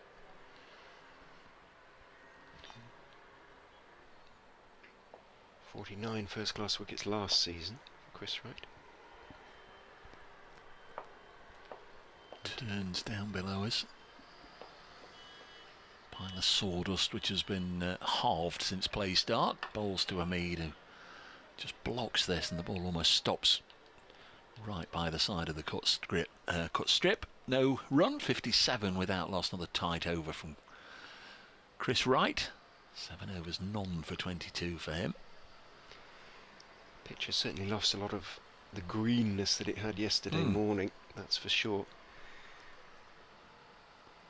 Movement certainly hasn't been as pronounced this morning as it was yesterday. Barnes looking to find a little bit. Will continue from the pavilion end. Seats in front of the pavilion beginning to fill up. Oh, you haven't done your update yet. No, hopefully there'll be. Do you want to continue, or shall I? Well, it's disappeared again. Oh, okay.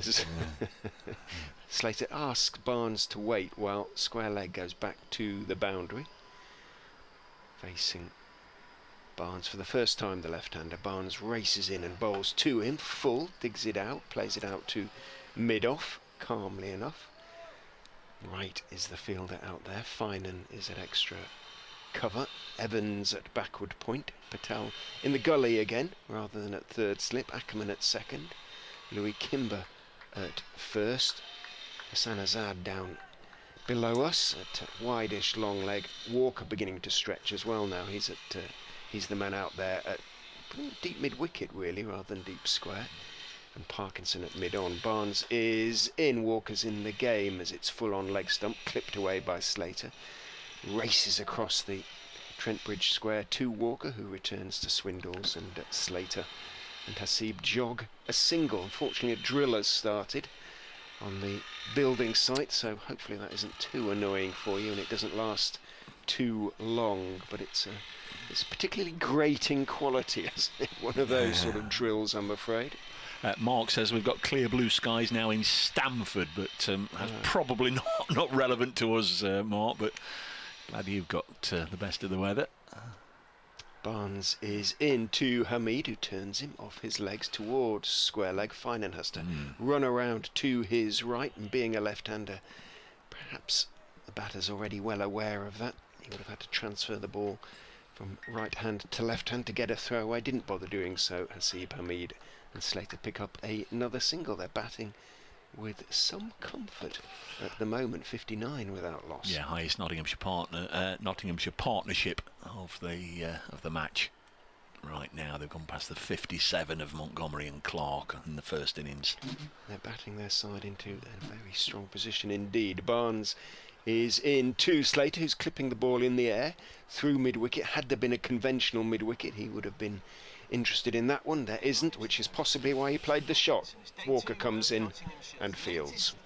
Will be a radio update.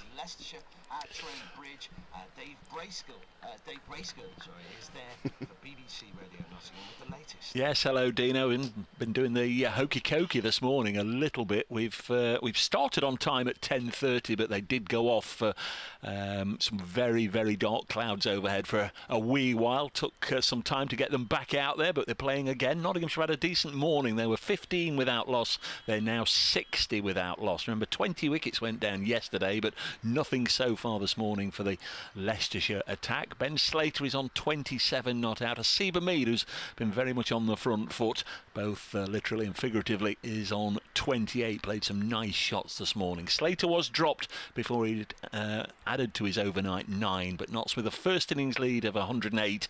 It's now 168, their advantage. They're 60 without loss.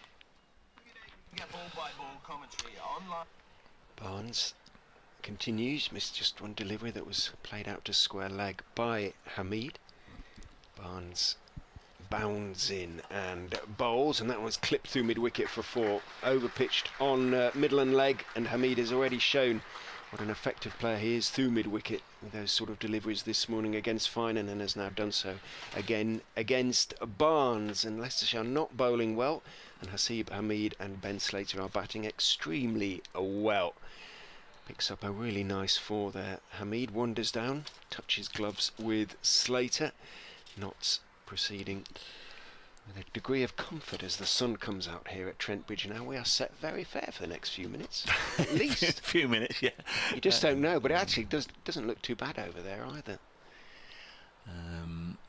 Doing mental arithmetic here, Bryce Girdle. It's always yeah. It's no. Asiba Mead, yeah, he's 948, I think, first class runs for the season. So remind me, if he gets into the 80s, we'll be looking towards 1,000 for the season. Should he get that far? Roman Walker's going to replace Chris Wright. Down below us, Chris Wright, 7 overs, none for 22. So he bowled 6 overs this morning. Roman Walker yet to bowl in this Nottinghamshire second innings, but yesterday Roman Walker 14 overs, 5 maidens, 2 for 49, dismissed both Tom Moores and Liam Patterson White, the 2 left-handers, and he's bowling to a lefty now, Slater, and this one goes across him and into the keeper's gloves. 2 slips, and we call him Patel as a gully or a sort of a 5th slip. He's sort of floating there a little bit. You'd probably say gully. Deep backward point, extra cover and a mid-off for the 6 on the offside, and on the leg side a long leg, a deep square on the fence in front of the Fox Road stand, and a mid-on. Who is the skipper? Parkinson in. Slater clips to mid-wicket. Is there enough pace on that to beat the fielder out there? There isn't. It's fielded out there by Ed Barnes, who doesn't seem to be particularly fussy where he fields, Rich, Ed Barnes, because he crops up and pops up here, there and almost everywhere, and with a sliding stop you'd almost guarantee it's Ed Barnes, but it can be on either side, it can be behind the wicket, in front of the wicket, straight at mid-on or mid-off. He tends to move around during the course of the day. Slater punches this one into the opposite side and will come back for 2 more. 68 without loss, and we're getting a bit of glare on our screens, which we normally moan about, but compared to what we've had for the first hour of the day, I think we'll take a bit of glare, won't we? Runs coming at will as well. There's a few glares going on out there between I would imagine, between the Leicestershire bowlers.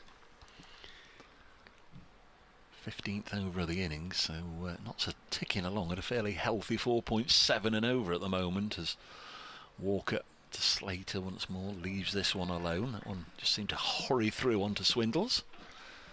Takes it cleanly enough. 68 without loss. Didn't think I'd need sunglasses today. I'm going to put them on.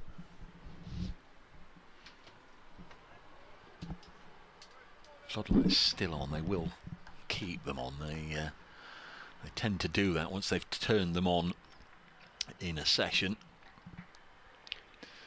They'll reassess, I'm sure, during the luncheon interval.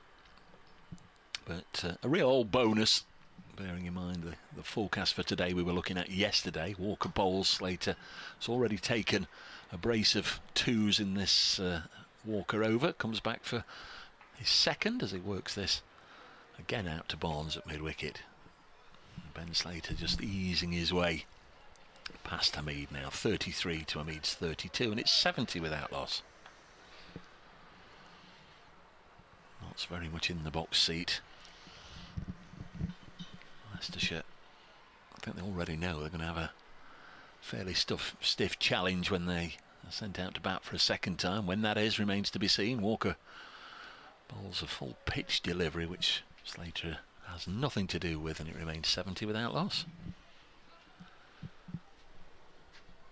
Unconvincing opening over from Roman Walker, something to build on for him. 6 runs taken from it.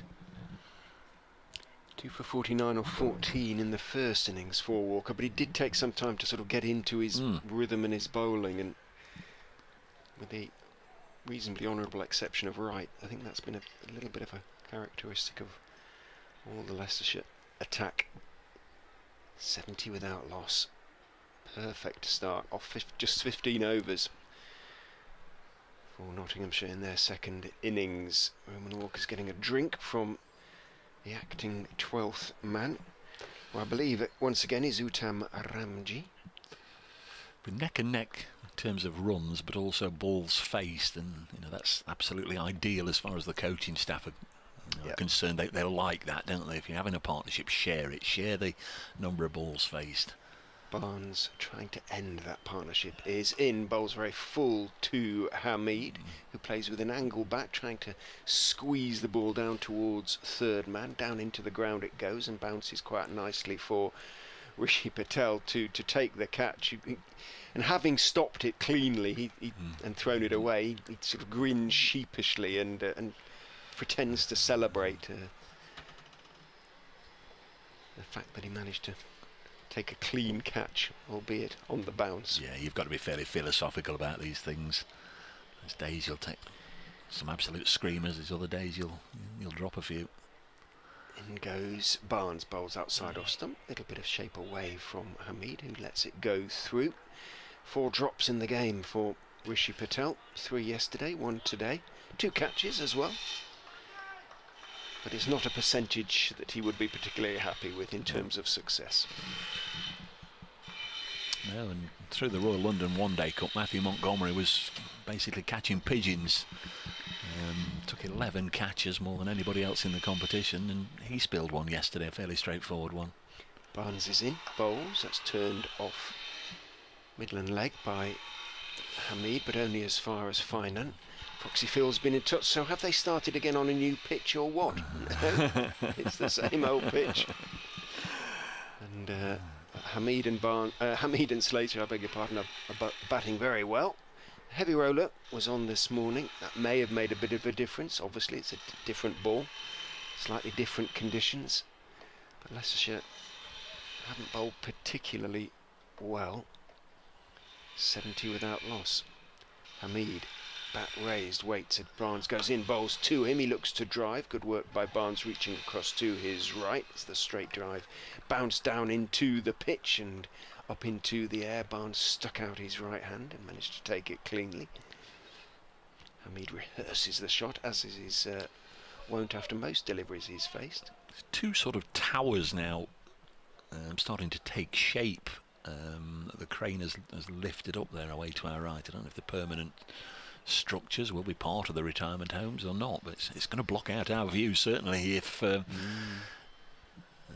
are going to build something there that's high.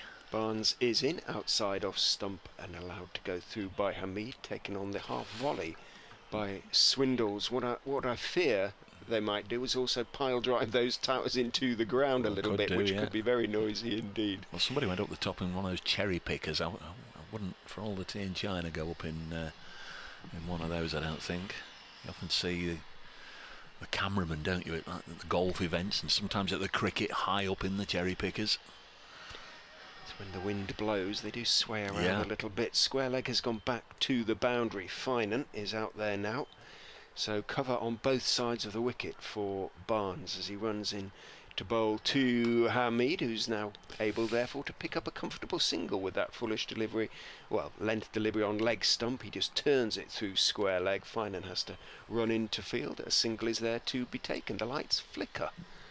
Don't know quite why then, because they can't be being switched off. Well, I if don't anything, know. Some it's were got a bit turned darker. off. Some were turned off, certainly. It got a bit darker though. It's only half the bulbs on, Rich.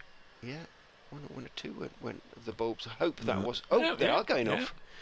Well, and if to me it's actually got a little bit darker. Well, you can see how dark it is without the lights on. I know that's a bizarre thing to say.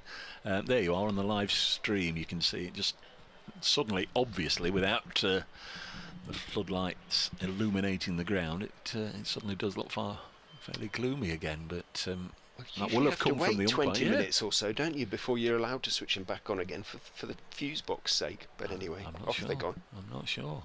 Here's Roman Walker bowling to Hamid. Both batters are on 33. That one's pushed straight to Asib Hamid, I beg your pardon, by Asib Hamid to Asanazad, who fields and shies, but Slater quickly down there. It was, well, that's 10% risky, I suppose, but the throw needed to be quicker and more accurate, and it wasn't. 72 without losses the score. Yeah, Azad isn't the best fielder on the Leicestershire side. Does his very, very best. The lead is 180. Not still have 10 wickets to add to that. We're only in the 4th session of a prospective 12 in this match. But there will be a bit of a watchful eye on the weather forecast as Slater shoulders arms to Roman Walker, lets the ball go through to Harry Swindles with the gloves on.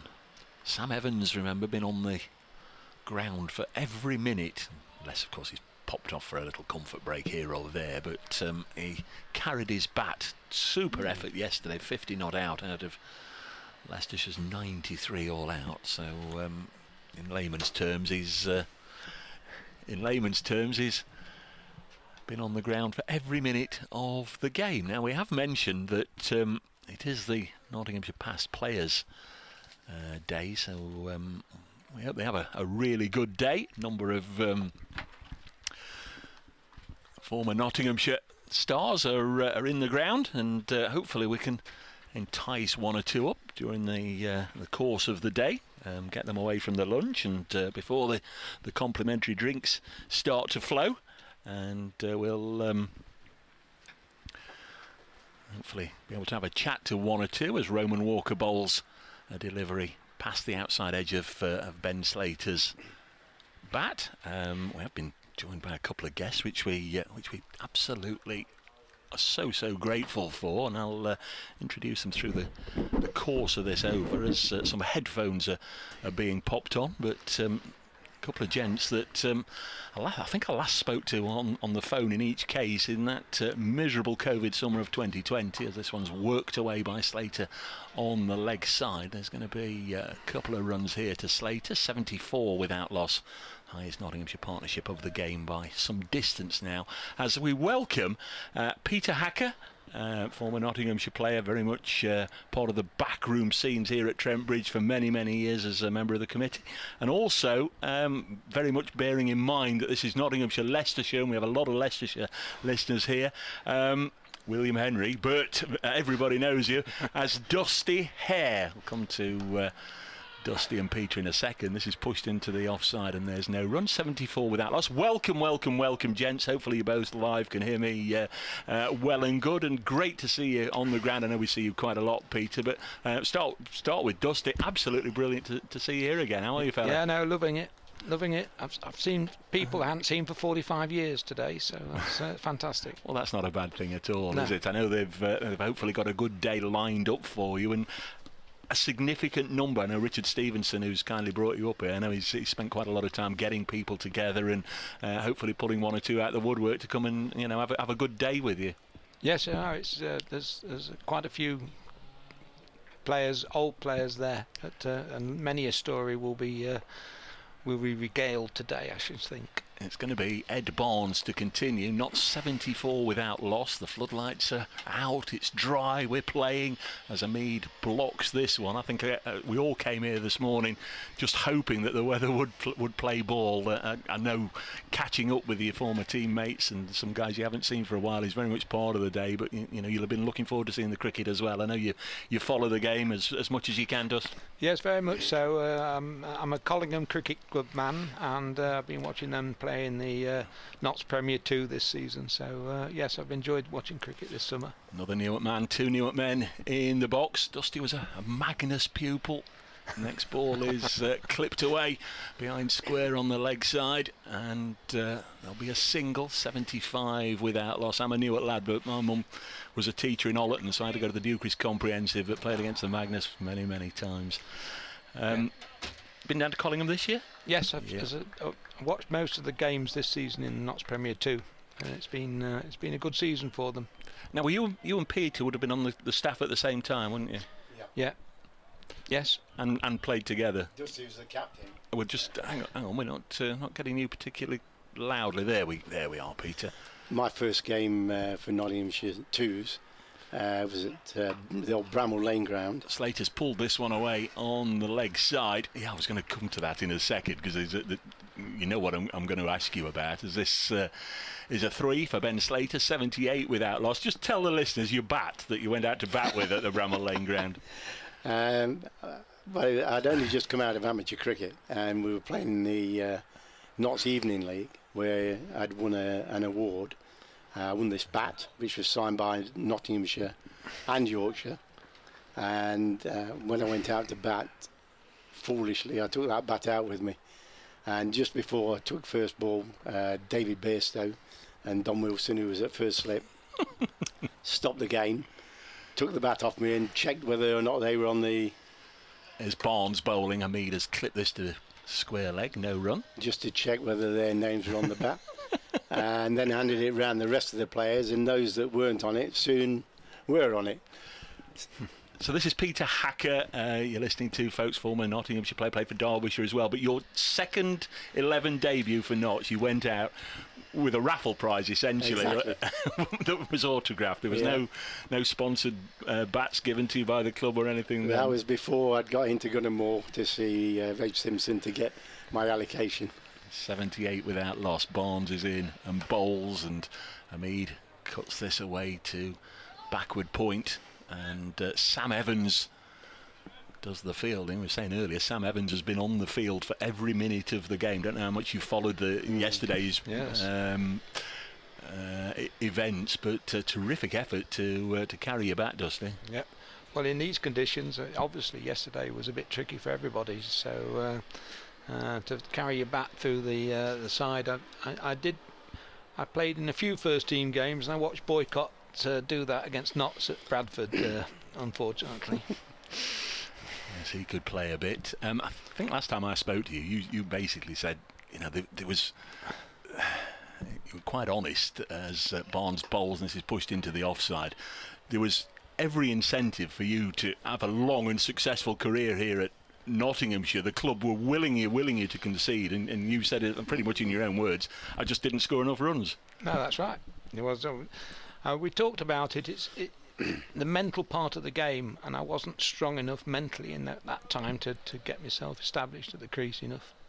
And you know, obviously rugby wise, I did get mentally strong when I playing rugby. So I felt that, you know, if I'd had that mental strength when I was playing cricket here, when I was too young really. I was 17 to 20 odd.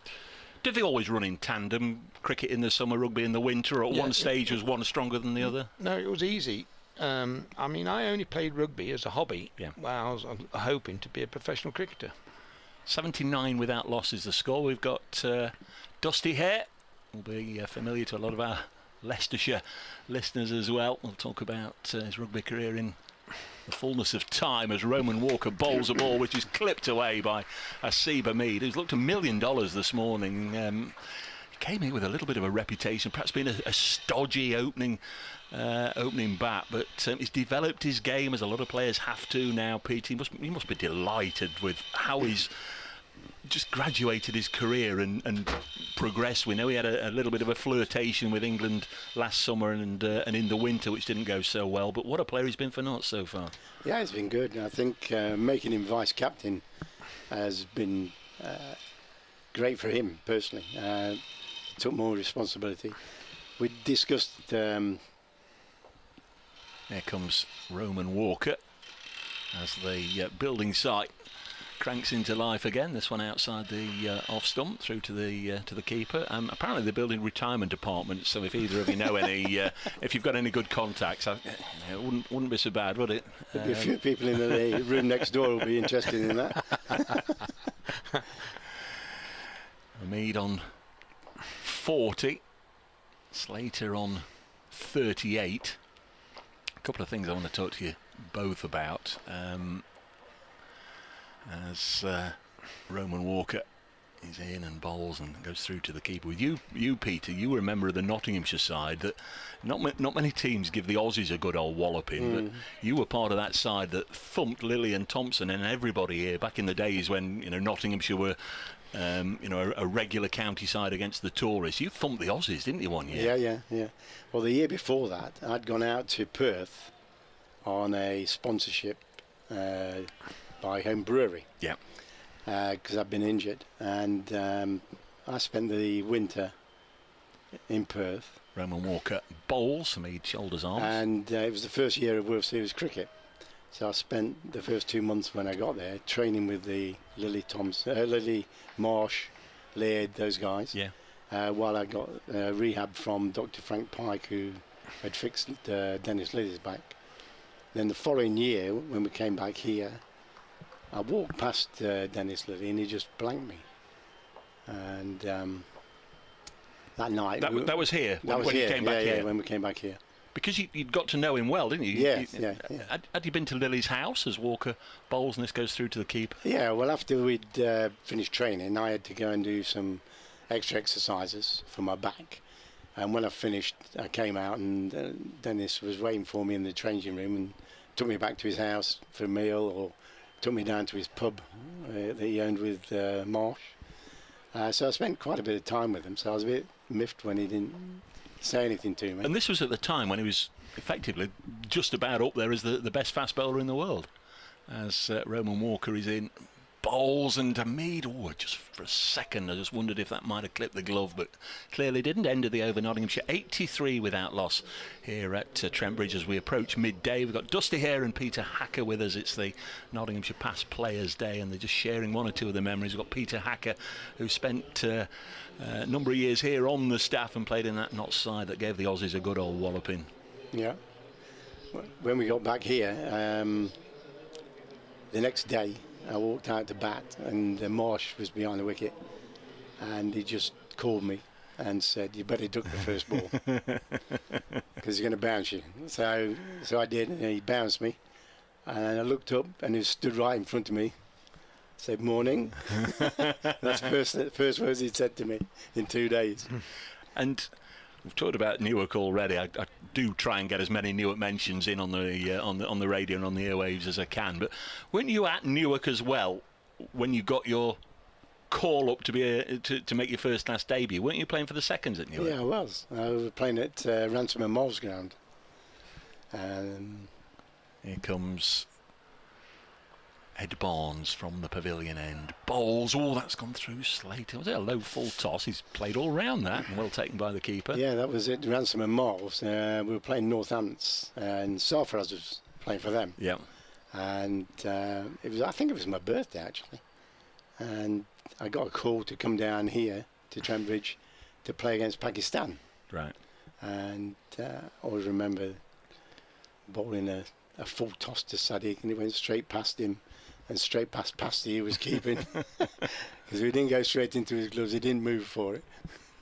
Well, talking of keeping, fella to your right, 83 without loss as this is run down to third man. You did a little bit of bowling, you did a little bit of batting, but you kept wicket as well. Didn't you stump Mike Brearley in one game where you had to take over the gloves as a bit of an emergency? Yeah, as you can see, I was jack of all trades, master of none. So. Now, I played in a Sunday game against Middlesex here at Trent Bridge, and Basher was going to keep wicket that day. Is Basher downstairs? Yes. I thought he would be. And unfortunately, he broke his thumb batting. Right.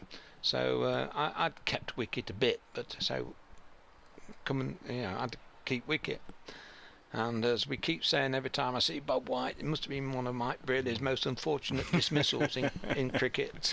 Here's Ed Barnes in to bowl to a Mead. He's cut this nicely. There'll be at least a couple of runs here, I think. Evans is going to get to it and fire it in. They come back for 286 without loss. Mead is on to 44. We'll try and do the mental arithmetic, guys. 86 and 108. What's that? 194, the Nottinghamshire lead. So you got a stumping, yeah. Mike Brearley. And Bob White was bowling, and obviously he was an off spinner, but he just bowled a little awayer, and Mike Brearley just felt for it, and it was one of the most professional wicket keeper. Just took the bail off, and unfortunately he was out. So that was next ball. Mead pushed at that, doesn't get anything on it. That was a very nice dismissal. I enjoyed that. Yeah. You and your team and your generation, and I'm not that much younger than you, but it was not the greatest of Nottinghamshire side, with all due respects, in terms of looking at the county championship and trophies won, but the characters and coming here as a youngster and a schoolboy and a teenager and whatever, I just love the characters. And I always say the people that got me into cricket were the first impressions, as Hamid takes the single, of Garfield, St Albans, Sobers and Derek William Randall, who you both played for, obviously. I mean, you must each have a Randall and a Sobers favourite anecdote. I only played, Dusty was on the staff before me. I only actually played in the last season with Sobers, and probably played a couple of games with him, but Dusty obviously played a lot more with him. What was he like as a skipper? I wouldn't know about as a skipper. Slater's got 39. Sorry, Dusty. Oh, this one's a cotton ball chance and taken. And Ben Slater has to go for 39. The opening partnership ends at 87. It was a bit of a tentative pushback at Ed Barnes, and the ball just looped up, and for the second time in the game we've seen a bowler take a fairly decent low caught and bowl. That's good from Barnes. Slater hangs his head in disappointment, and the breakthrough comes on 87. Ben Slater has been caught and bowled by Ed Barnes. There'll be an update for Radio Nottingham. Where Nottinghamshire have just lost their first wicket of this second innings and this second morning. Ben Slater tentatively pushing at Ed Barnes, and he's offered up a return catch, nicely taken low down for 39. Asiba Mead is with him at the other end. He's batted beautifully this morning. He's on 40. Notts, remember, after that first day, which produced 20 wickets yesterday, have lost their first wicket in their second innings. They lead overall by 195 at 87 for 1. Ball-by-ball commentary on the BBC Sport website. So that an update for BBC Radio Nottingham listeners. Won't keep you too long. I know there's a lovely lunch being prepared for you both, but we've got to talk about rugby union, Dusty, whilst you're in here. World record holder, Dusty here. Yeah, I've spent a bit of time on the field, kicking a few points, yeah. Say world record holder, you scored more points in professional rugby, first-class rugby than anybody else. First-class rugby, in my day it was amateur, but in first-class rugby, it's... And it's what, getting on for 8,000, was it? Yeah, somewhere. Look, it's 7,300 or something like that. Yeah. So somebody will have to play a long time to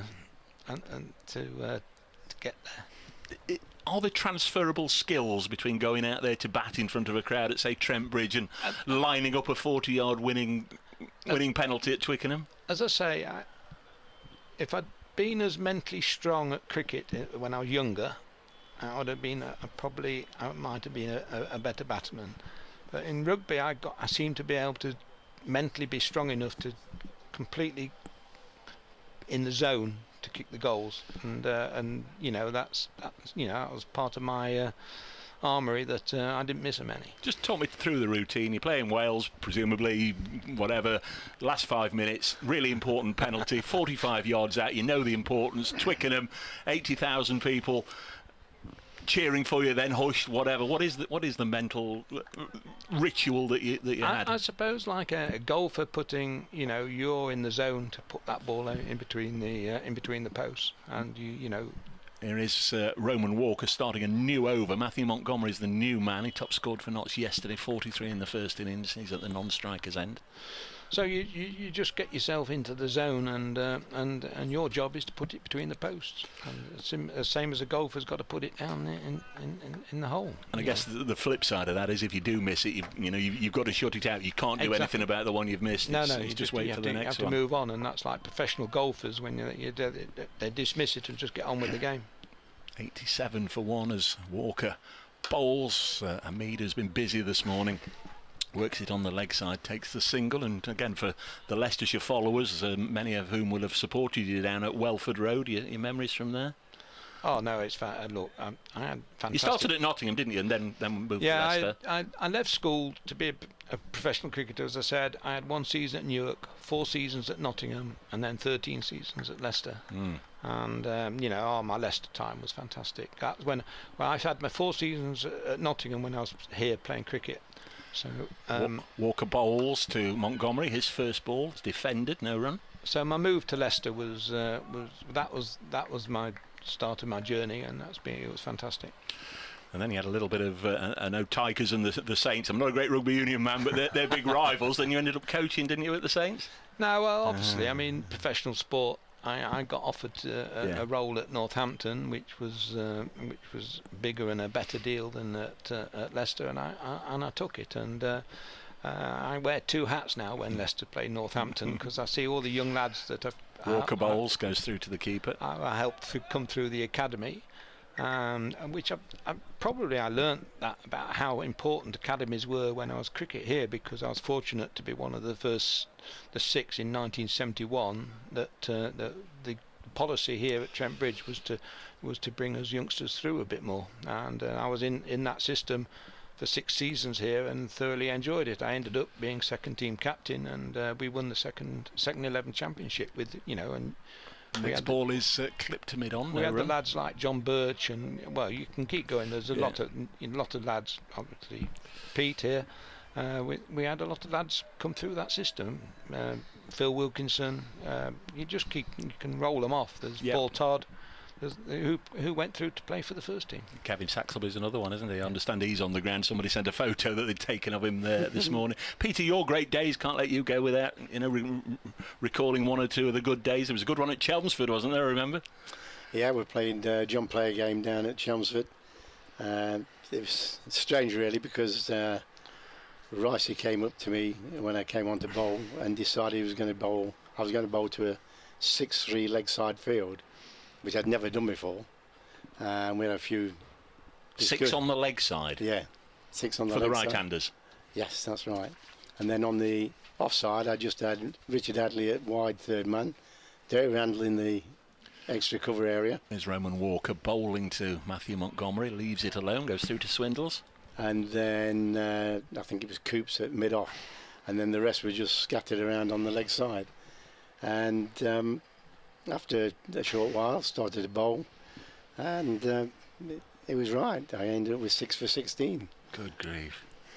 Just back on that, I know I'm not going to go political here, but just a note to finish on. I'm somebody who's always looking at the game through the old rose-tinted glasses, and I loved the Sunday League.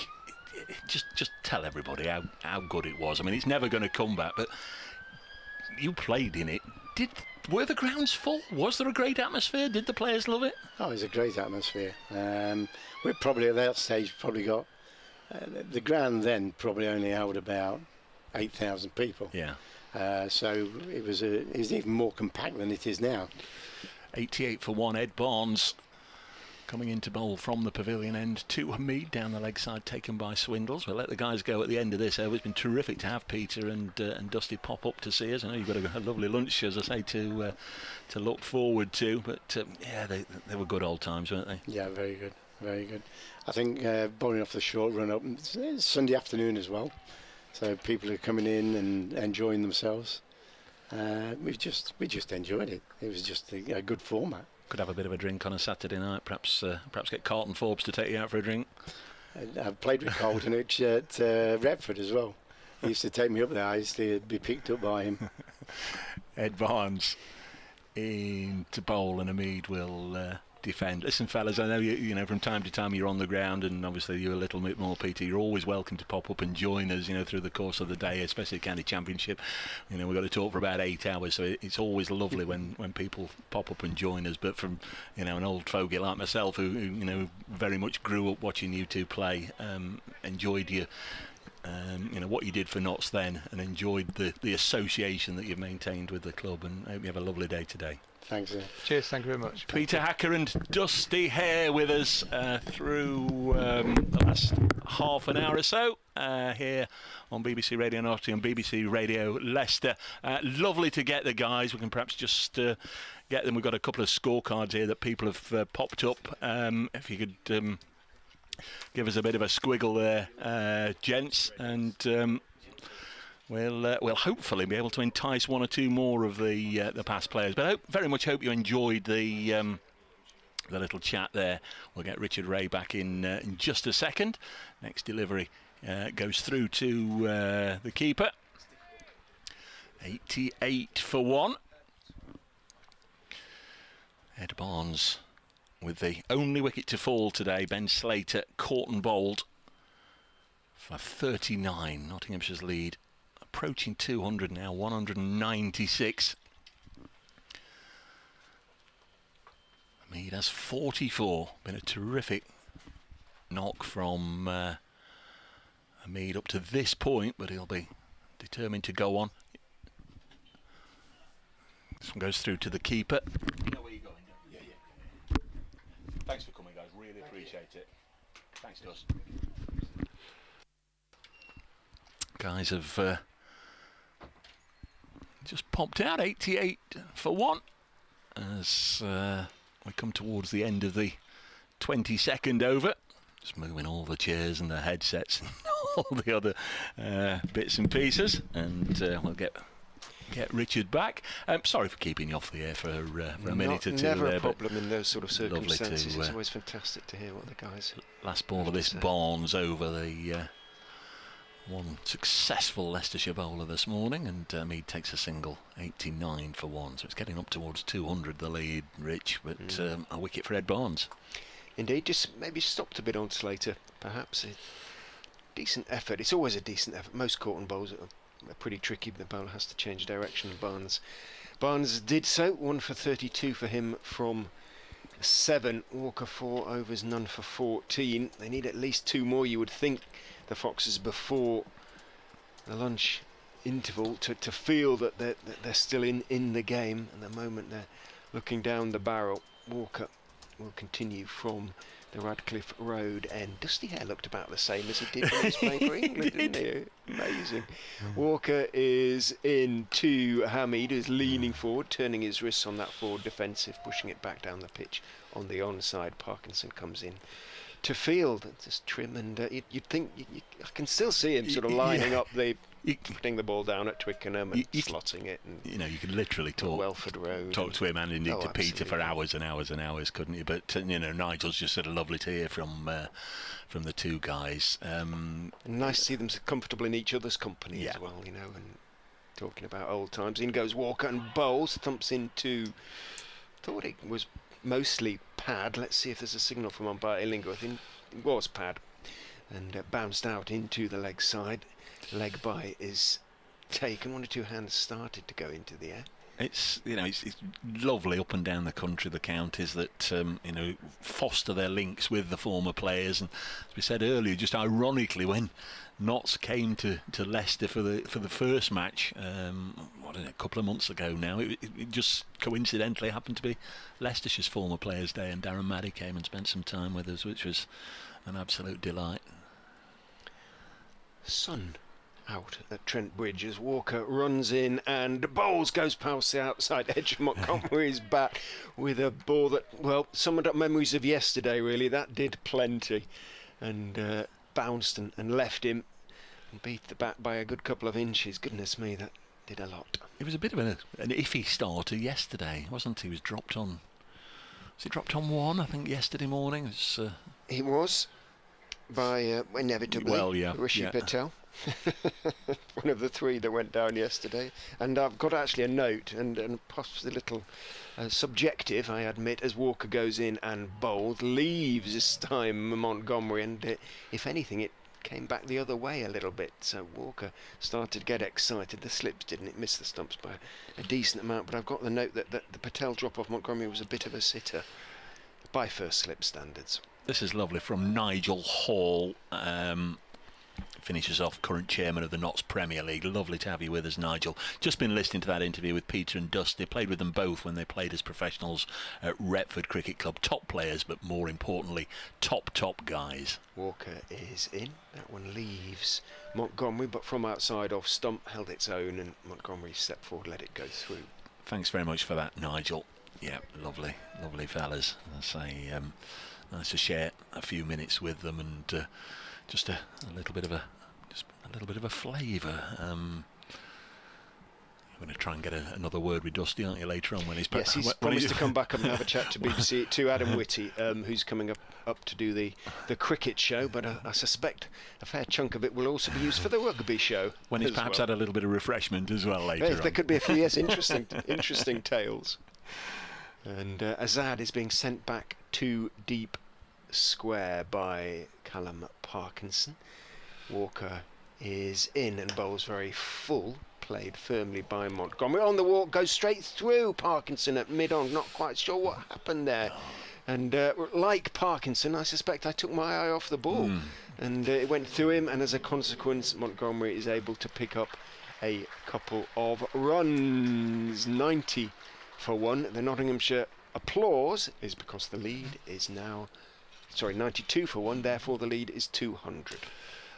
Yes, you say you wonder what happened to him. You can only imagine it was perhaps the pressures of captaincy, thinking about this, that or the other. We'll put it down to that maybe, because it was one he'd stopped 99 times out of 100.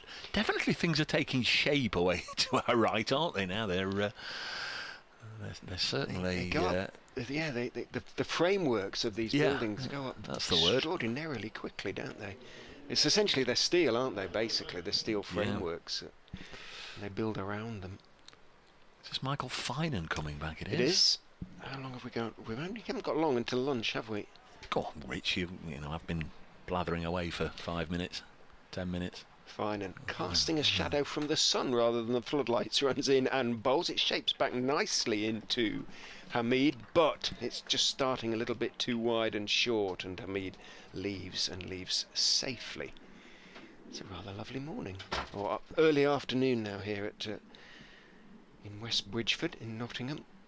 I'm saying that. I'm hoping Trent Bridge is in West Bridgeford. West Bridgeford is just down the road, but I'm sure we are in the Bridgeford area of Nottingham. Went to Law College in Nottingham many years ago. In goes Finan, outside off stump again a little bit of shape back into the right-handed Hamid, but again it's too wide to start with. But my digs were on the other side of the city. 92 for one. And I was only here for 8 months, 9 months. So these are all my excuses for not knowing Nottingham as well as I should. Montgomery 2, Hamid 45 off 77. Been a really outstanding effort from the former Lancashire man, now very much Nottinghamshire. Waits with bat raised as Finan is in. To him, edges in the air, through the slips down to the third man boundary for 4. Went for the drive, reached for a little bit, it was in the air, went through about 4th slip. There are 2 slips and a gully, and it was a perfect catching height. Down to third man it goes for 4. All Louis Kimber can do his turn and philosophically jog after it to the boundary. Hamid picks up 4, moves on to 49. Is he about to become the second batsman of the match to go to a half century? That's his first really slightly fortuitous shot he's played this morning. Played and missed a few times, but essentially his middle, most of the shots he's put away to the boundary. That one he didn't. Parkinson looks like he may have the last over before lunch. He's beginning to warm up a little bit at mid-off. Finan, no luck for Michael Finan. Is in and bowls, swings in towards Hamid, and he defends it solidly back down the pitch on the onside. No, he's actually bowled better today than his figures represent. He has. He has. He's got good swing. Has he got the one that kind of leaves the, in this case, the right-hander, the one that comes off the seam? That's what he'll need. He's going to be successful in first-class cricket. In he goes and bowls down the leg side. That isn't a successful delivery. There is a fine leg, though. And that is one, and that is the one that Hamid needs for his 50. Outstanding effort by the Notts opener. He raises his bat to a very pleased Trent Bridge. It's come off 80 balls and includes 9 fours, and he's put his side in a very, very strong position indeed.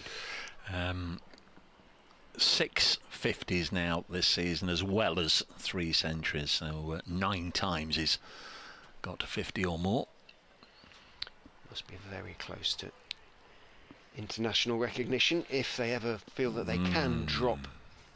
In goes Finan and bowls, and Montgomery stands up tall and plays it out into the offside, and signal, was that a no ball signal from Dave Bracegirdle to my left? It was indeed.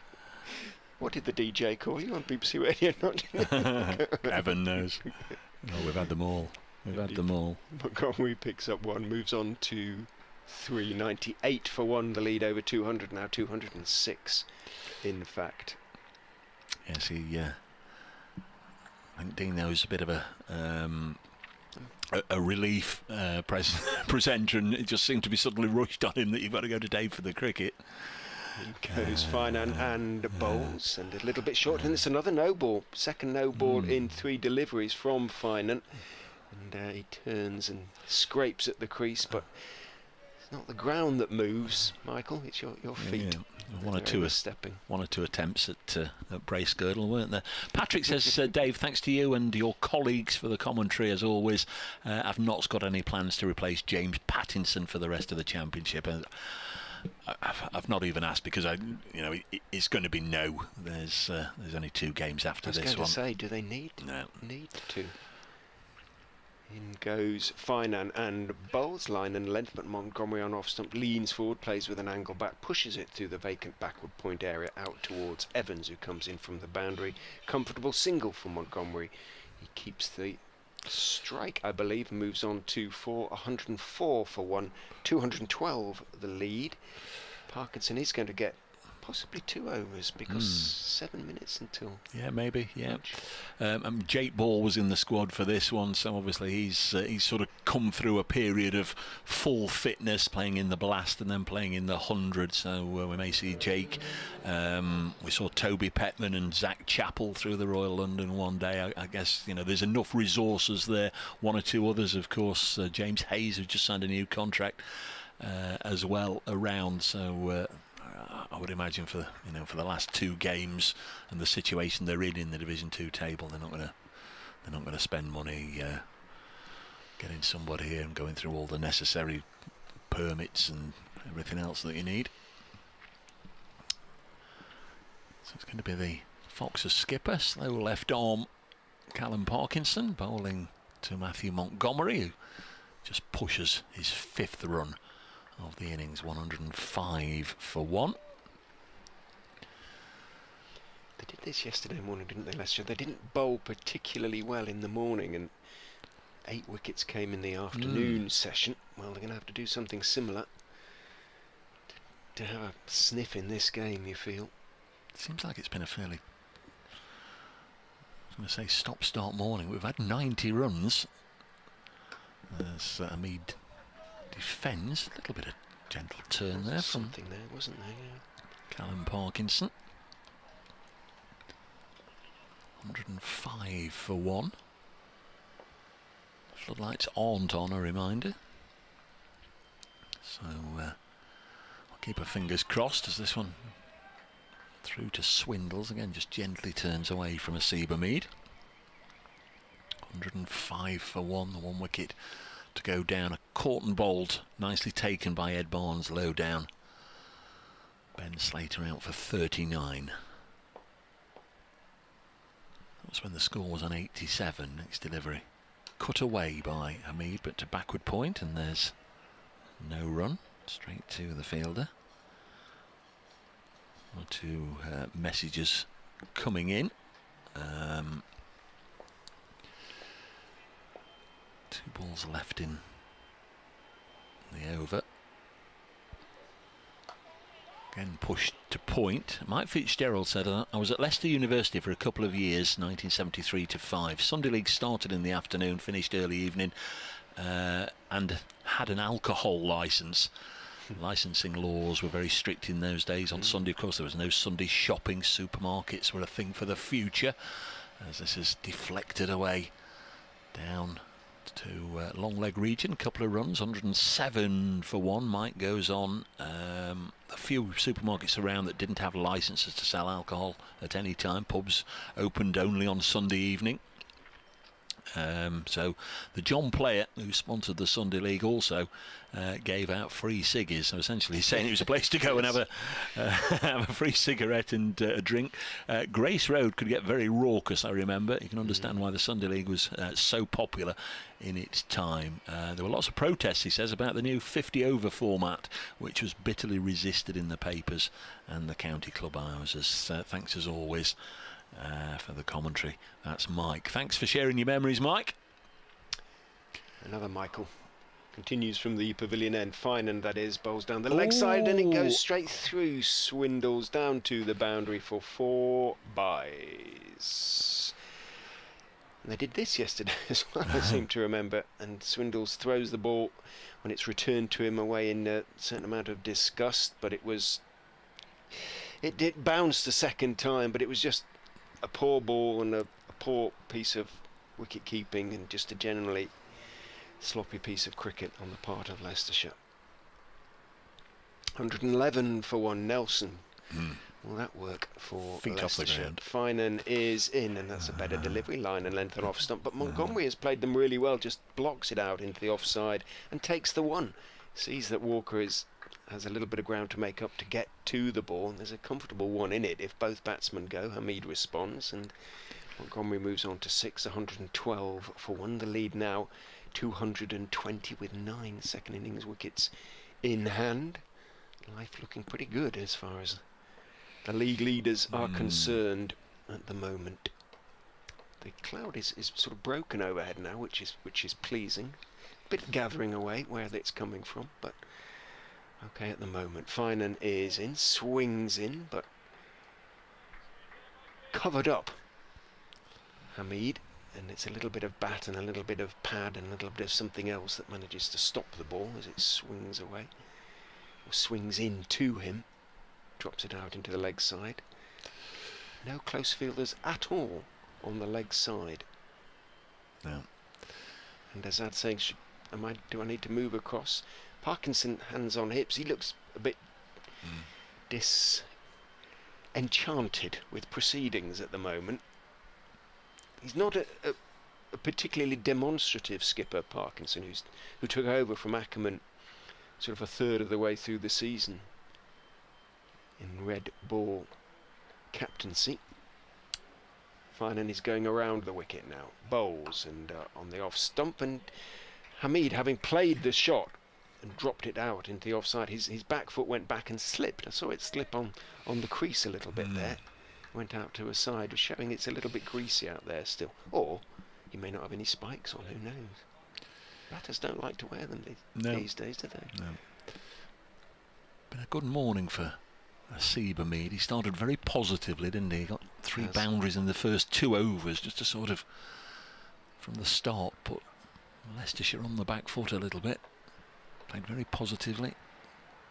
It really has. Finan is in and bowls a bouncer, arguably the first of the morning. There haven't been many, have there? Probably one or two that I'd missed, but went down on one knee and leant away. Looked quite startled there, Hamid. He did. He did. Grunt of effort from Finan. There is a mid-on now and a mid-wicket. Field looks a little more balanced. Been very much Nottinghamshire's morning. They began the day on 15 without loss, so 97 added for the loss of just Ben Slater. I think they would have taken that if offered it before the start of play. Finan is in outside off stump, swings back in, but again from far too wide and a little bit short as well. Hamid got in position to cut it away, let it go through to Swindle's end of the over. Finan 6 overs, none for 33. And that is lunch. Yep. We aren't going to get one more. It is 12:30. Thanks very much to Rich for his company and his commentary this morning. Thanks also to Dusty Hare and Peter Hackett, former Nottinghamshire players, both for popping up and sharing some of their memories with us. Past Players Day today. I'm sure they'll be having their lunch till the middle of the afternoon, but hopefully we can get one or two more players up later. I'm just going to do a quick update for Radio Nottingham.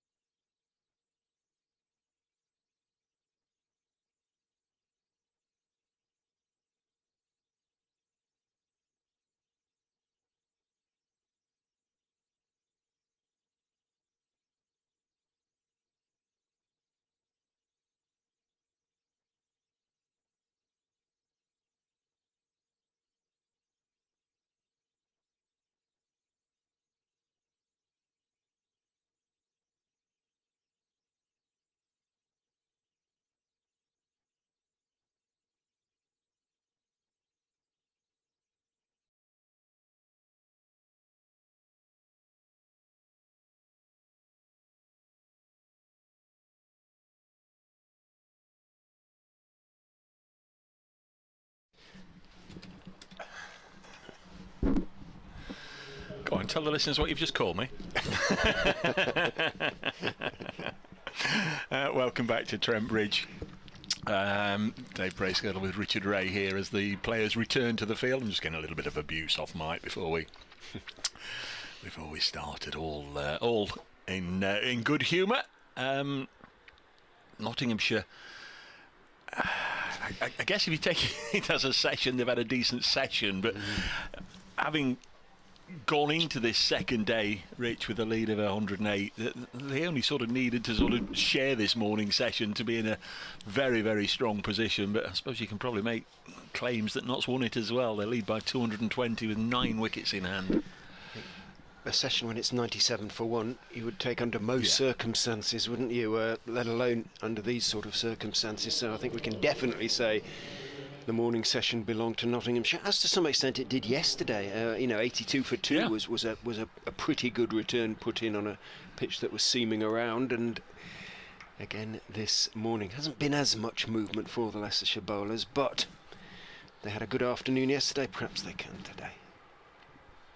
Chris Wright is going to attempt to start things off for the Foxes in that way. He bowls very full to Matthew Montgomery, who pushes it out towards mid-off, sees that Parkinson has a few steps to move to his left, and immediately calls Hamid through for a single. He's only on 7, Montgomery, and I think most of those have been singles, but they've all been well-run singles. He's been just pushing and running essentially into the offside and making his ground comfortably, keeping the scoreboard ticking, while Hamid at the other end has picked up his boundaries. Only one slightly lucky one.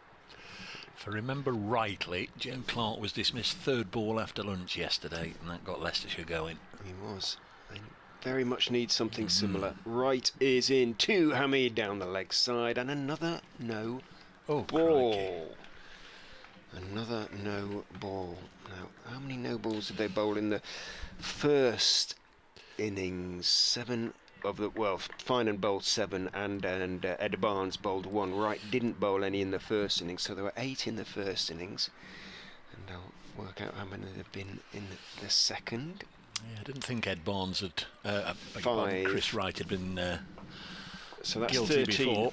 13 in the game so far. Now that's Wright's first transgression. He is in and bowls 2. Hamid beats him outside off stump with a ball which does hold its own off the seam. Pleased to say that the cloud is still nice and high and broken, and if anything, although it was suggested, touch wood, not much wood around, but it was suggested there could be sort of heavy showers this afternoon, but at the moment all looks touch wood really fair, set fair, and it's certainly set fair as far as Nottinghamshire are concerned.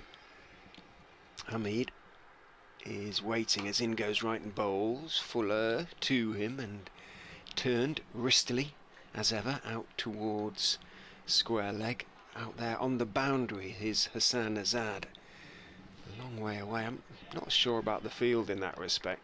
Hamid never looks as though he's going to pull the ball in the air, really. No. The only time he has pulled, he's been hitting it very much down.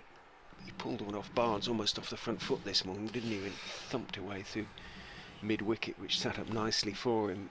Azad has come in now for Montgomery. I don't think he should be out there for Hamid either. Wright is in to Montgomery, who is solid in defence, out into the offside. That delivery off stump, and Walker falls to his left as he fields. Various members of the crowd are sort of emerging from the many food and drink outlets. Hound Road. Am I looking at the Hound Road stand? Yes, I am, and that is a popular stand. There's a lot just come out. They've attended the presentation, I think, in the luncheon interval.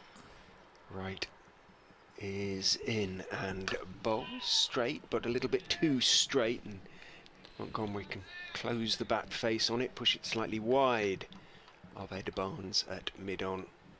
Barnes has to run 6, 7, 8 yards to his right, and a comfortable single again for Montgomery, who moves on to 8, 117 for 1. The positive attitude, if you like, of the Notts batters continues post-lunch. Run rate at the moment 4.36, but they've looked for runs you know, even in this over, and they've picked up plenty already. Singles off 4 of the deliveries, plus the no ball. In goes right and bowls. Thick outside edge. Good diving stop away to his left by Rishi Patel. Got a hand to it, falling away to his left at gully. Probably saved 3, maybe even 4 runs. 117 for 1. Just quickly elsewhere, no players yet today at the GS Bowl, where Hampshire 273 for 6 overnight against Northants. At Canterbury, Essex are 409 for 7. Matt Critchley was out for 90. Feroz Kushi is 87 not out. The Roses game, they lost most of the morning session, but they are now playing. Lancashire 276 for 9 against Yorkshire. And Gloucestershire, they were 260 for 1 yesterday. 343 all out, so that's a bit of a collapse by Gloucestershire at Taunton, but Somerset already 38 for 2 in their reply. Division 2, Derbyshire 308 all out. Durham, fine start, 79 without losses. Finan from the Pavilion End bowls his first ball of the afternoon to Matthew Montgomery, which is wide of the pegs and goes through to the keeper. And then the other one is down in Cardiff, Division 2, where Glamorgan are hosting Worcestershire, and the visitors Worcestershire 373 for 7. So play at the moment in 6 of the 7 grounds. Everybody, including me, predicting a complete washout everywhere. Wrong again. 117 for 1. Notts beginning the day 15 without loss. So just over 100 runs as Finan bowls fullish delivery. Actually pitched, I think, on the line of the crease there, wide of Matthew Montgomery, who tried to cut it away, but the ball went outside his bat and through to the keeper. What have you seen? That Hassan Azad has gone into to gully, and Patel is down at long leg now. I've had enough of that. Montgomery's on 8. Finan bowls to him and tries to help it away into that general direction, I think, but ended up dragging it away square of the wicket instead. Certainly didn't mean it to go there, but gets another single to go to 9, 118 for 1. It may have been Assad who made that diving stop at gully then in the previous over. No, that was Patel. That was Patel. I looked. It was. Okay. It was number 26. Yeah.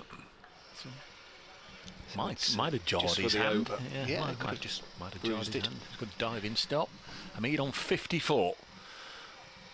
Ooh, and he's bottom edged this delivery again. Fine, and attacking that line just outside the off stump, and Hamid chopped it down, and somehow it misses the stumps, rolls past the stumps. Would have been a very unfortunate way to get out, and he'd have been kicking himself for the rest of the afternoon. Asib Hamid had he chopped on then. Always have to start afresh. It's what Finan needs, isn't it? Just to lift him, really. Yeah, scruffy chop on or some such. And he comes again. 5th ball of this, the second over afternoon of the afternoon, and Hamid again missed times, this time up to mid-off. Fielded by Chris Wright, and there's no run. Fine, and none for 34. No maidens either as yet, so not able to apply a little bit of a build-up of pressure. I'd agree with you that he's bowled better today than he did yesterday, but it doesn't show in his figures. No. Perhaps he's got the enforcer role, just run in and bowl as quickly as you can, and we'll take what comes. There's a little push and run from Hamid, exactly as Rich was describing at the start of the over. Take what's there, keep the board moving, and Hamid will keep strike. He's on 55, 119 for 1. The lead is 227, and Nottinghamshire have got, well, almost as long as they want to bat, provided they're getting favourable reports with regards to the weather over the next couple of days. Perhaps just sort of had a little word with Finan, who's been coming around to the right-hander about running on the wicket, but I don't imagine Notts. You run up and down there all day now, mate, if you wish. We're leading by 227 with 9 wickets in hand. They would not mind a little bit of a rough. The business area, Chris Wright, 8 overs, none for 27. at the moment. Runs in and bowls slightly short of a length. Up on his toes gets Hamid and just guides it carefully. Gets right on top of it. Pushes it down towards deepish backward point. Finan comes running into field. And one more is comfortably taken. Hamid on to 56. 120 for one. The lead 228. We've both been hugely impressed by the speed at which the framework for the building is being erected. Away to our right on the other side of the road, the Bridgeford Road, corner of the Bridgeford Road and Loughborough Road.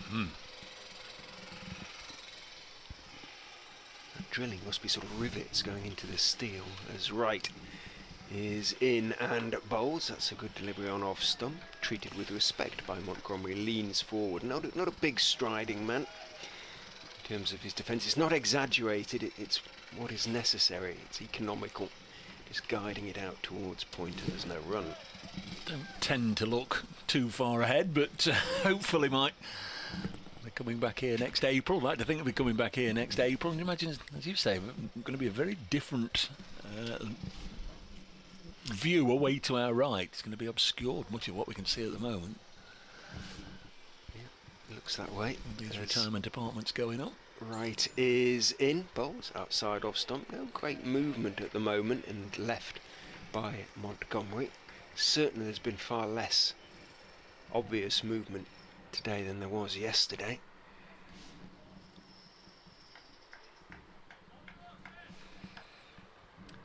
Two slips and a gully.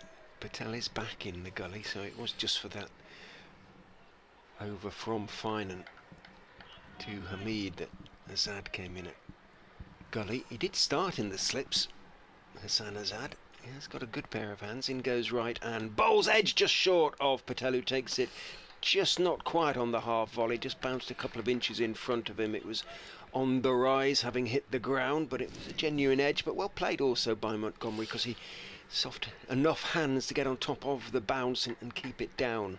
And it was just short of Patel in the gully. Good bowling, good batting as well. So he has gone back in there. In the catching cordon. Found him down at long leg in the previous over.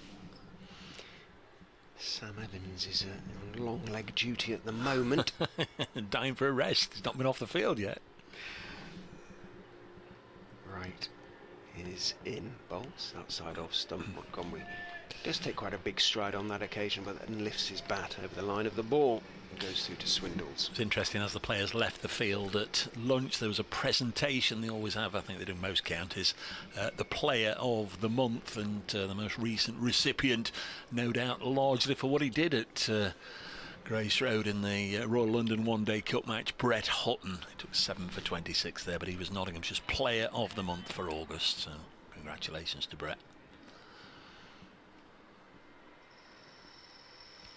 Right in, bowls outside off stump. That does move away, but from outside off stump, and Montgomery indicates that it did move, and so it did, but you've got to get it in the right areas if it's going to be a threat, and that one wasn't. End of the over. 120 for one. Right, 9 overs, none for 28. Finan will continue, 7 overs, none for 35. They'll both feel they could have, I'm sure they'll both feel they could have bowled better on the pitch as it is at the moment. Some of the devil, if that's what you want to call it, has gone out of it, and it does look a different colour to the way it looked yesterday. But you still have to work hard for your runs.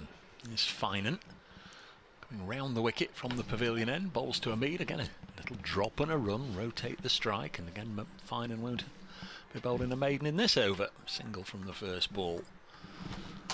Starts his approach from what was once a pile of sawdust, but has now been completely flattened at the far end. Occasionally we get a bit of a close-up of him on the live stream. I'm not entirely sure when stubble becomes a beard what the cut-off point is, but he's certainly got a good amount of facial growth as he comes round the wicket. Bowls to Montgomery, and the South African born number 3 pushes it back to Finan. Trying to think if in that Royal London Cup, when he made his Leicestershire debut, he was relatively clean shaven. Seemed to be, yeah. He's got either a bandage on his right wrist or a very large sweatband, which is very much in vogue. Bowls now, and Montgomery clips it away on the leg side. Couple of runs. 123 for one. Don't normally sit through all the football offerings, but there's a game on. I don't know. I can't even remember which game it was, but I was absolutely mesmerised. A substitute was about to be made at the weekend, and just before he was going to come onto the field, he'd got all these bracelets and bangles and all sorts of things on his wrist. As this one comes back in from Finan and maybe strikes Montgomery as he's hobbling a little bit out towards square leg, and then he'll walk back again. And just before he came on, he just got a roll of tape, gaffer tape type stuff, and just wrapped it round all his bracelets and his what do they call them? Those charity, you get all the plastic charity bracelets. I think he got a whole bunch of these, and just instead of taking them off, as you'd think most normal people would do, he just put a load of tape. That's a good delivery from Finan. Almost expecting Swindles to throw the ball skywards there. There was a little bit of deviation as it went past the bat, and it looked for all the world as if he might have nicked that, but once again, really good bowling by Finan. And Montgomery, who we have seen in his matches for Notts so far, looks to have a terrific temperament. Doesn't sort of dwell on what's gone. Gets himself ready for the next delivery. Finan in again down the leg side, and well taken by Swindles. Is that Ben Mike on the boundary edge? It is. To our right, just having a bit of a blather. So he's not in the whites at the moment. He's in his training gear. We saw him come on a couple of times yesterday, and the other young man that's here performing 12-man duties for Leicestershire, no doubt, is on the standby if anybody wants a comfort break. End of the over. 1, 2, 3, 4, 1. I think a few of the Leicestershire players could do with a comfort break at the moment, in the literal sense of the word, rather than the figurative. It's raining in Derby. No start to the afternoon session yet at Derby, where Derbyshire are playing Durham. That could be heading our way, couldn't it? And goes right. Bowls. Hamid is all care and attention as he leans forward, turns his wrists on the defensive prod, sends it out to Barnes, and then with his right hand indicates there's still something there for the bowlers. Bradley Walsh always, his son's name's Barney, isn't it? And he always calls him Barnes, and it's a different thing, but every time you say it I sort of get a bit of a... You seen that programme, Bradley Walsh and his son, where they go off on trips doing things? Right, his in goes past the outside edge of Hamid's bat. That certainly did move, and they just found a little bit of a better length. He beat him in the previous over, Montgomery that is. Now he's beaten Hamid right. Philosophically turns, marches back towards his mark. Beating the bat but not finding the edge. Finan ditto in his last over. They haven't done it consistently so far. Fox's seamers as right is in, and that one is drifting on towards middle and leg. Hamid can work it down to Evans, who comes scampering in, gets his throw away. Does so sufficiently quickly to ensure that Hamid has to settle for one. Always look to be just the one in it anyway. 1, 2, 4 for one. The score 2-3-2. The lead. Been playing 20 minutes, no boundaries yet in this post-lunch session. I think Montgomery hasn't hit any at all yet in his 11. Hamid 9 in his 57. Just gone past 100 balls faced as well, I see Hamid. Right. is in and bowls. Good delivery, but again well played by Montgomery. Leant forward, thick outside part of the bat, down into the ground, out through wide of gully. Finan has to run around from backward point. Gets to it quite quickly. He's got a good arm, good left arm as you would expect, and although his throwing hasn't been particularly accurate, it's been fairly quick in terms of getting it away and keeping the batsman in their crease. Single to Montgomery. He moves on to 12. Right.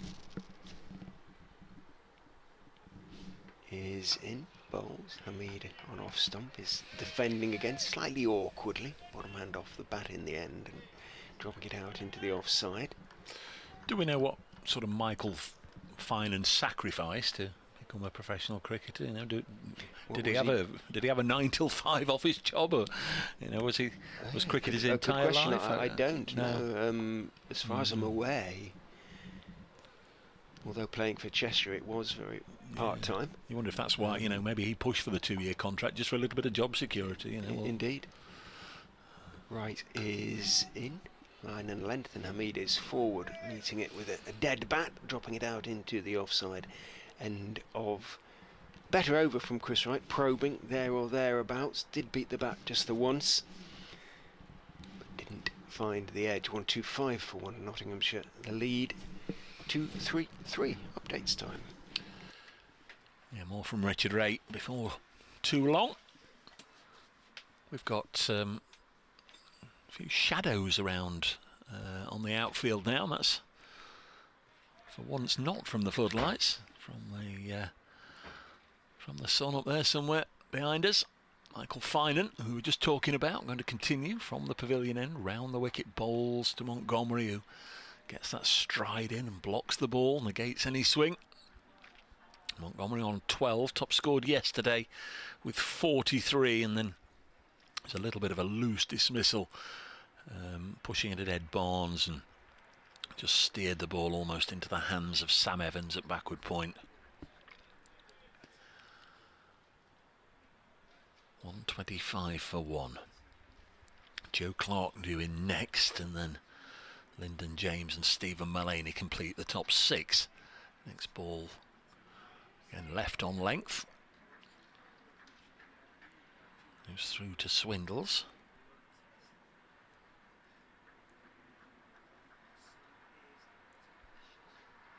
Remains 125 for 1.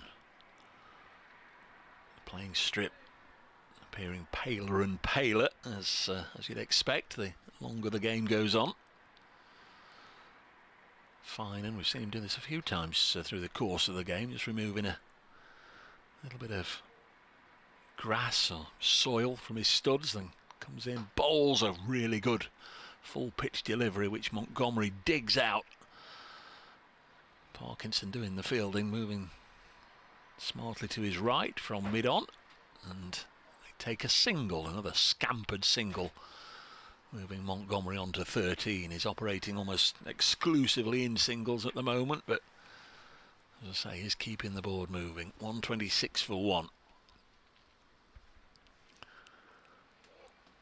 Finan again turns. Hamid on 58, and he's cut this into the offside out to Sam Evans. There'll be another single.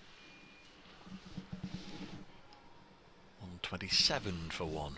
At 108 to that, the lead is 235 for Nottinghamshire.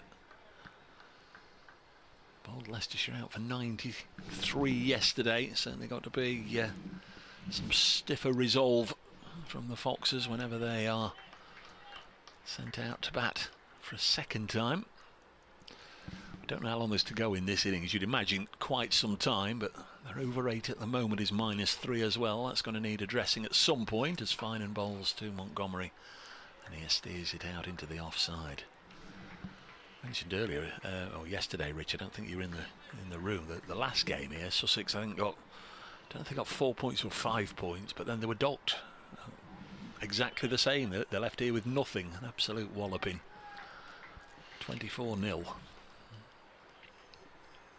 I guess there's a point at which it kind of doesn't matter too much. Exactly. If you're 7th, 8th or 9th, you know.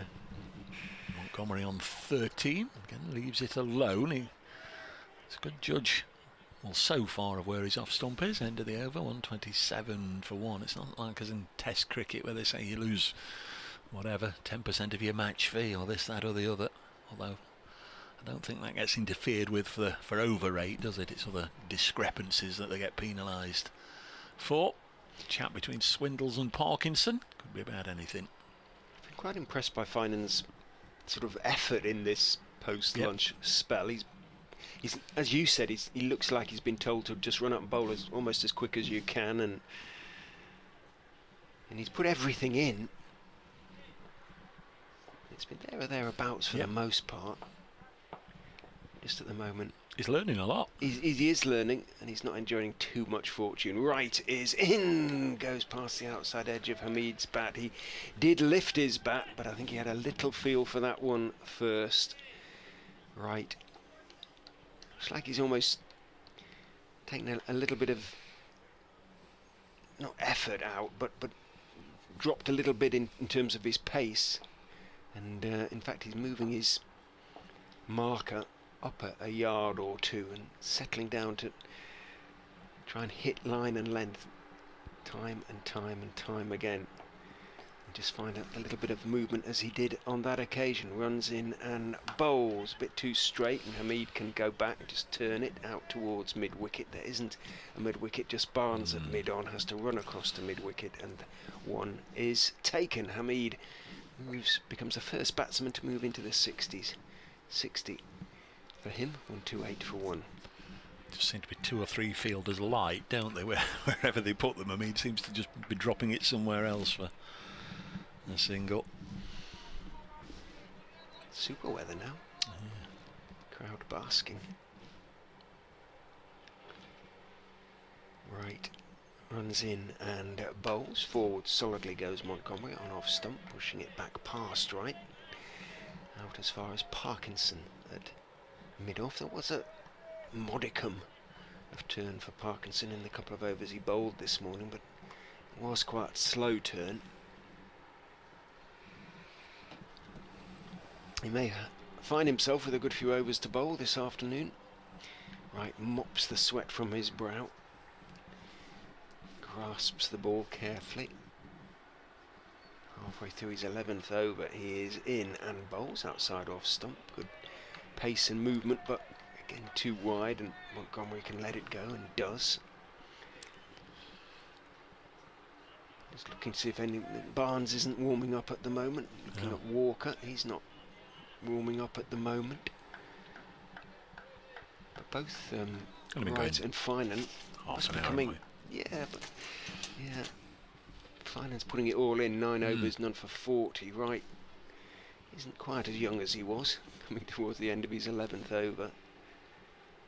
Is in, bowls straight, and Montgomery solidly behind it. He bowled 7 overs well, 6 overs actually this morning, because he bowled 1 last night, didn't he? And at lunch he was 7 overs, none for 22. So this is the 4th over of his post-lunch spell. Maybe 1 more after this, arguably 2.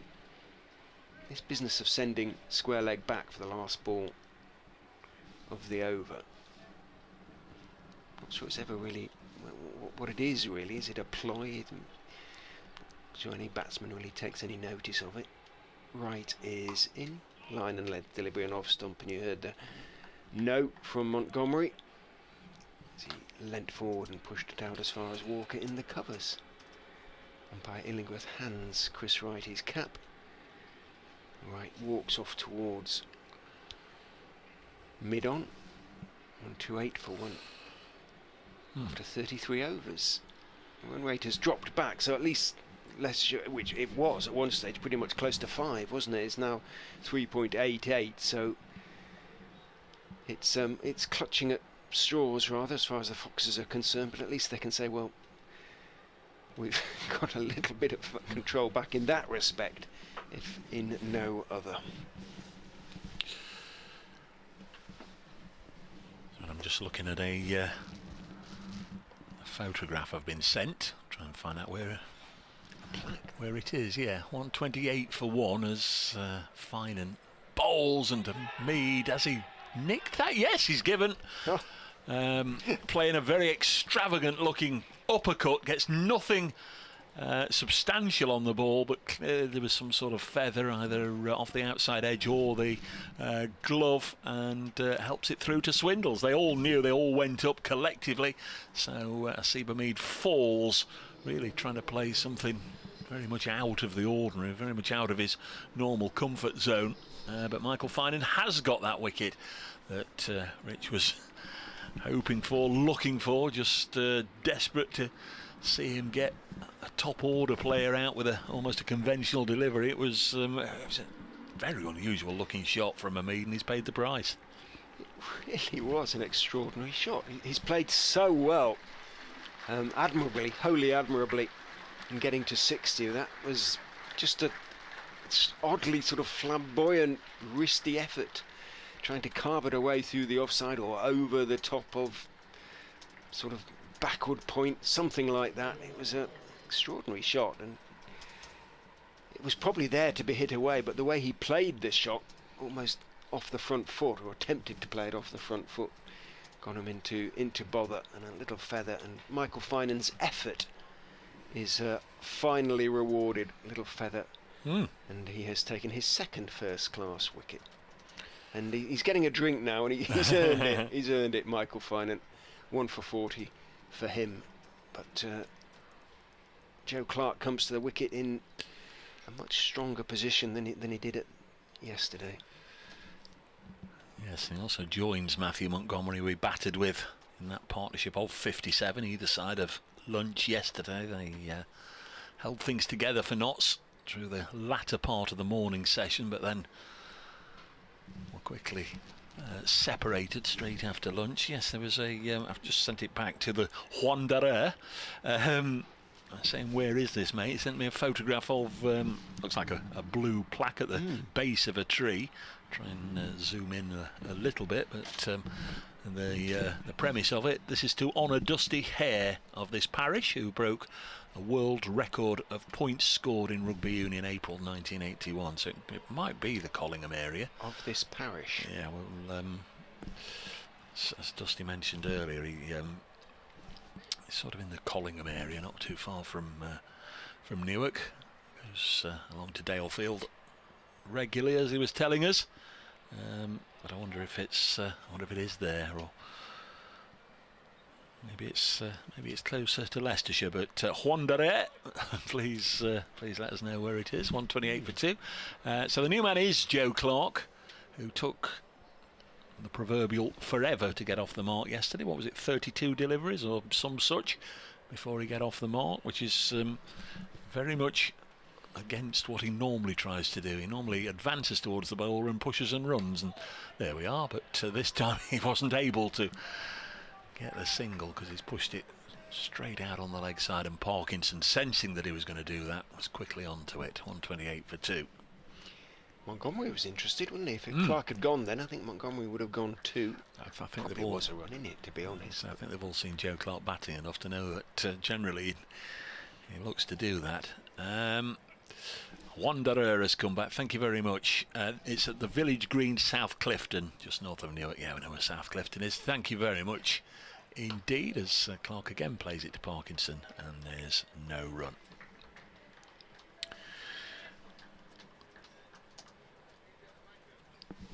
Yeah, nice seeing having the guys up, but as you said, Dusty, well, it almost looks as if he could drag on the white of England, or what are the Lions playing? It's the red, isn't it, of the British Lions? Went on a number of tours for the British Lions as the fullback. Next ball is striking Clarke in the stomach region. Another no ball. It is indeed. 130 for 2 it will become. You nearly poked my eye out then, signalling that. 130 for 2. Clarke wears squad number 33, and we've had 33.3 overs. I don't know what that means. Doesn't mean anything, I suppose. 130 for 2. Nottinghamshire lead by 238 over Leicestershire, who've picked up the wickets of Slater for 39 and Hamid for 60 today. There's Michael Finan. Bowls, and Clark will get a boundary here. He was at full stretch almost and brought the bat down just to guide it away. Backward of point for 4. And if poor old Sam Evans hasn't already worked hard enough in this game, he's got to jog off about 60 yards to go and fetch the ball back, because there's no ball boys out there. 134 for 2. There's no ball boys or ball girls in county cricket anymore, as there used to be back in the day in the summer holidays. Clark off the mark. Knots 134 for 2. See an aeroplane just descending into East Midlands Airport, just flown over the Batman board. If you were Martin Emerson, which you're not, and you're perhaps glad you're not, you'd be able to say, well, that's the 10:43 from Frankfurt on its way in, as Clark tries to play something similar, and it's chopped down into the ground and fielded by Hassan Azad. He's got all the aeroplane apps. He can tell you what the cabin crew have had for lunch. Is that another no ball? No, he's not. He's just signalling that it's going to round the wicket. But when umpires stand there with their arm outstretched, you just wonder. Wanderer says, because I thanked him for sending in that dusty hair plaque, he said, no worries, it was a pleasant find whilst hiking up the way last autumn. Yeah, thank you very much for sharing that with us. Thank you. 134 for 2. Next ball left alone by Clark, through to Swindles, who got a catch in that over. An extraordinary dismissal. Asiba Mead, looking to play the Brendan Taylor uppercut, was in a very ungainly pose and clearly nicked it through, and off he had to go. 10 overs, 1 for 46 for Michael Finan. He's bowled a 4-over spell. It's been a better one, 4 overs, 1 for 13. He's still having a bit of a blather with the umpire about where his feet are landing. Montgomery will be on strike to right. Who's going to bowl 5th over of his post-lunch spell. Yet to pick up a wicket in this Nottinghamshire second innings. Said it was raining at Derby, but obviously not much. Play due to restart at 5-2. Right is in. Bowls outside off stump. Montgomery leaves quite early, really. It was short of a good length. It did move. Montgomery saw it early, left it early, let it bounce through to Harry Swindles. 2-4-2 the lead, which in itself would take some getting. Don't think the Nottinghamshire flag above the pavilion moved at all this morning. There wasn't the merest ripple in it every time I looked. Right is in, genuinely beats Montgomery there. That's a super delivery. Montgomery squared up, beaten to the wide, can only walk off towards short leg. It's starting to ripple a little bit now, as if the breeze has certainly picked up. Probably a good thing, isn't it? It's moving the cloud quite nicely. So far, touch wood, the weather forecast has proved inaccurate, as in goes right. Bowls a bit too short this time and wide, and Montgomery can leave outside off stump. Patel waves at the Leicestershire dressing room, which is on the 1st floor of the pavilion. Nottinghamshire balcony above it on the 2nd. You've been in the dressing room up there? Yeah. Yeah. Well, says, you know, when I played here. When I had a cleaning job.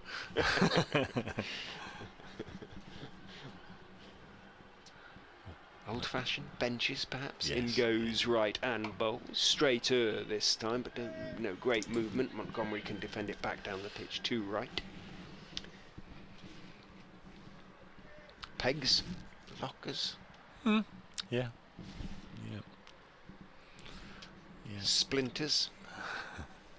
Not that sort, I wouldn't think. Leicester's dressing room's modernised recently. All very modern.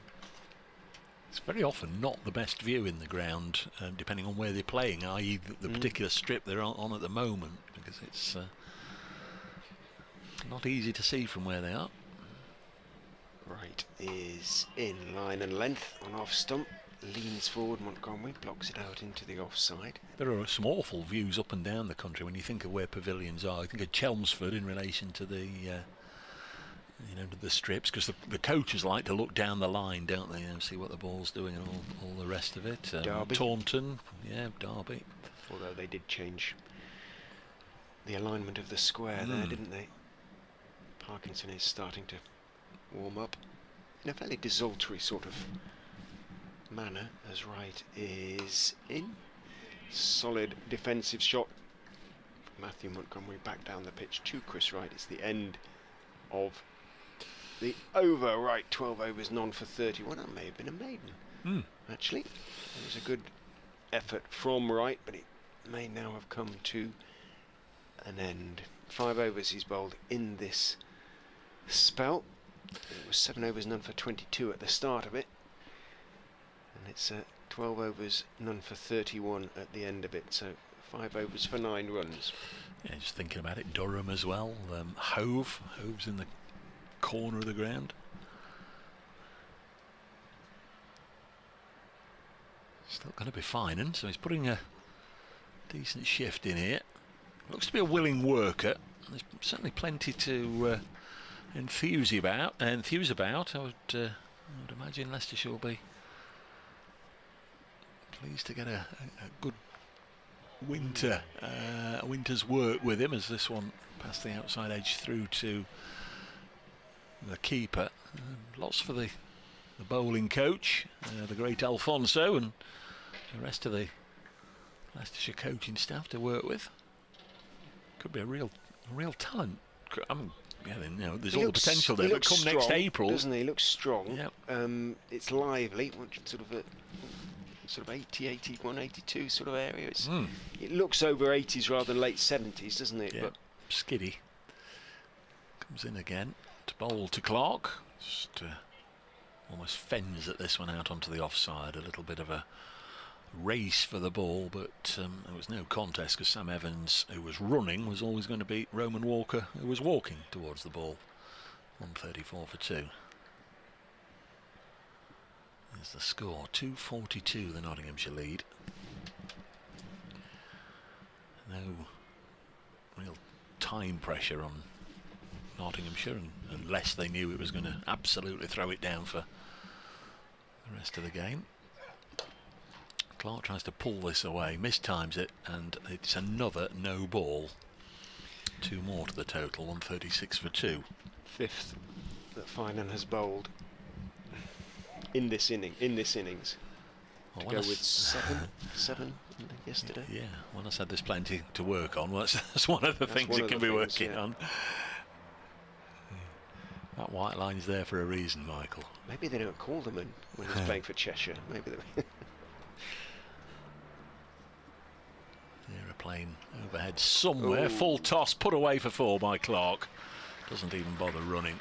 Knew he'd done enough, even though it wasn't properly out of the screws, but he'd eased it past Roman Walker for 4, and that, I would suspect, is a lot to do with what happened from the previous delivery. Just trying to see where his feet were landing, just trying to make sure he doesn't bowl another no ball, and you get it right at one end and it wobbles out of position at the other end, and put away by Clark to double his tally to 8, 140 for 2, and Nott's lead is 248.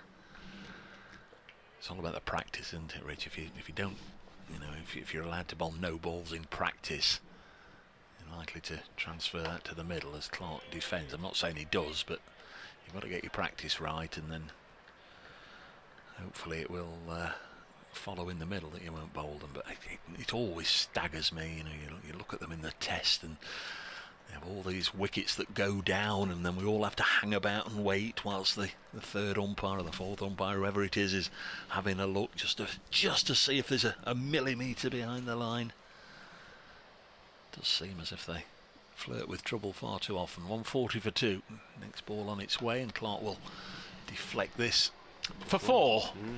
Just thought as it came off the bat, knowing there was a fielder down there away to our left, that it was probably only going to be a single, but it went so quickly, and 15 yards to the left of the fielder down there, whoever he may be. Ed Barnes, I think, one of the many Ed Barnes out there, and it's gone for 4. I say that because whenever Ed Barnes, or whenever it's fielded in the deep, it seems to be Ed Barnes, but I think that one is Ed Barnes, isn't it? I think so. It is, yes. We've got a gross on the board. 144 for 2.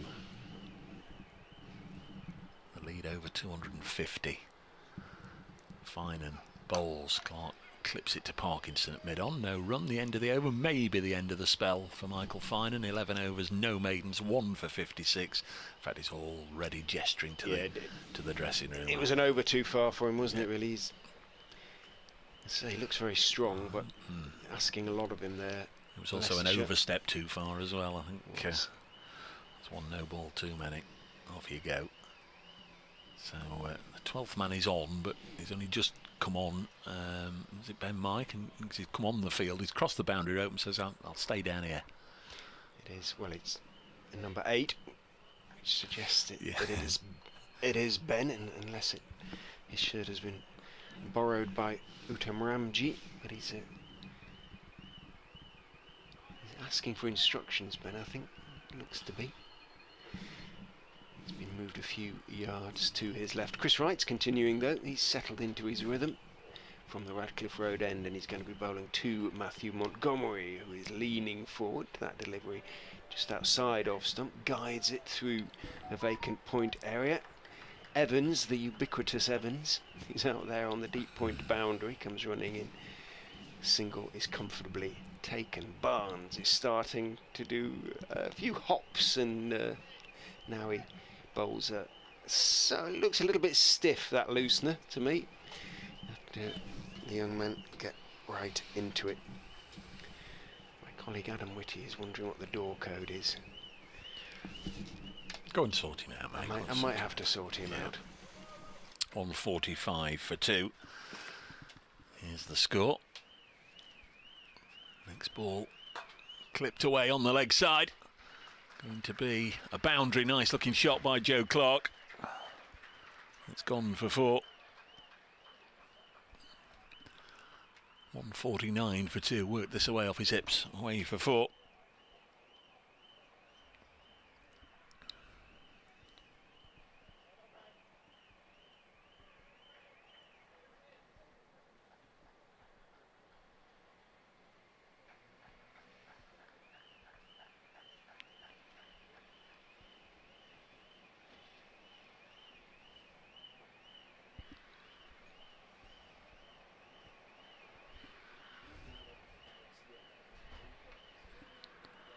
Right. Bowls. Joe Clark defends. Clark on to 16 with 4 boundaries. 149 for 2.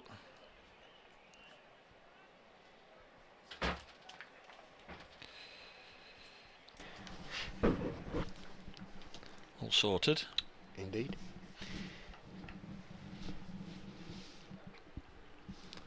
The ball eventually returned to Chris Wright via the skipper. Wicketless so far in this innings, Chris Wright. 3 in the first innings. Bowls now, and Clark a push into the offside. Says wait there to Matthew Montgomery, no run. What's lead is 257.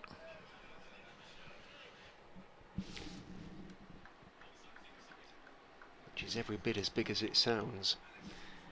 Although there'll probably be 1 or 2 thoughts. Well, the pitch doesn't look as though it's as quite as lively as it did, so we might have to work a bit harder. Sure, Leicester will be hoping and expecting that the Notts bowlers will have to work harder than they did in the first innings to bowl Leicestershire out. Comes Chris Wright. Bowls just short of a length outside the off stump. Clark punches it to mid-off. No run, 149 for 2. 1 ball left in the 37th over, so there will be a change at the pavilion end for the next over with Michael Finan off the field. Who can imagine it'll be Barnes, but could be Roman Walker. We'll have to see.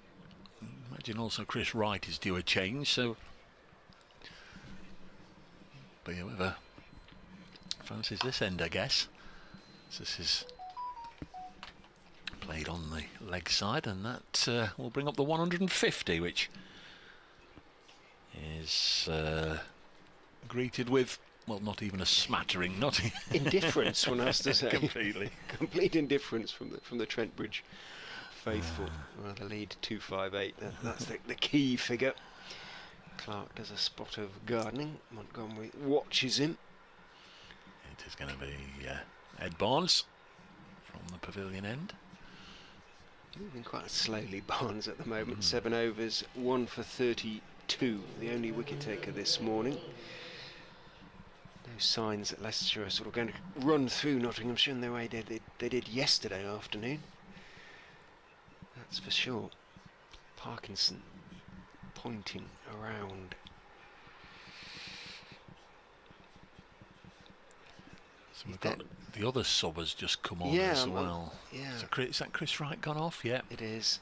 So both the seamers who just bowled their long spells are going off. Understandable, you'd imagine. They both worked hard. So what are we going to get at this end? Will be the next one? Will it be Roman Walker or will the skipper have a go himself? I suspect it will be Parkinson, but we shall see. I'm not sure that is Ben Mike, you know. I know he's got Ben Mike's shirt on, but he looks a sort of shorter, slightly bulkier figure than Ben.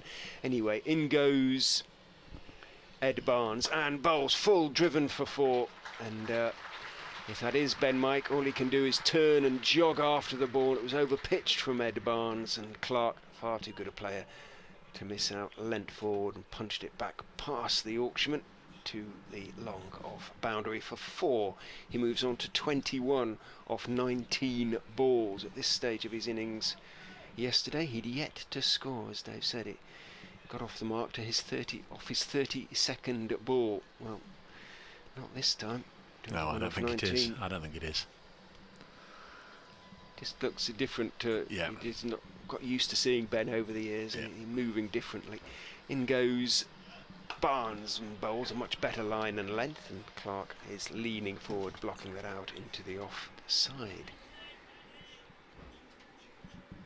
Well, who it is, not certain. Parkinson is beginning to warm up a little bit, so it looks like he will be coming on at the Radcliffe Road end. Has to, really, if it isn't going to be Walker. No real alternatives. Kimber bowls a little bit of off spin. Barnes is in, bowls, grunt of effort as he bowls on off stump, and Clark is leaning forward, blocking that out to Walker. Get the world record holder on. Doesn't bowl much, does he, actually, Ackerman? Now you've said that, he is beginning just to... He's just doing a few little... Do you think that's a sort of limbering up, or is it just keeping himself... No, I don't think so. There's nothing very violent about it, but it should be worth thinking about. He didn't like to bowl himself as a captain. In goes Barnes, bowls over pitched again, driven out through the offside. The 12th stroke 13th man dives across to his right and gets a hand to it, saves 1 run because Clark is going to turn for a 3rd. It's a good throw from whoever it is, because it's to the striker's end from down there at long off, and it reaches Swindles on the full. 3 runs taken. Clark on to 24. 157 for 2.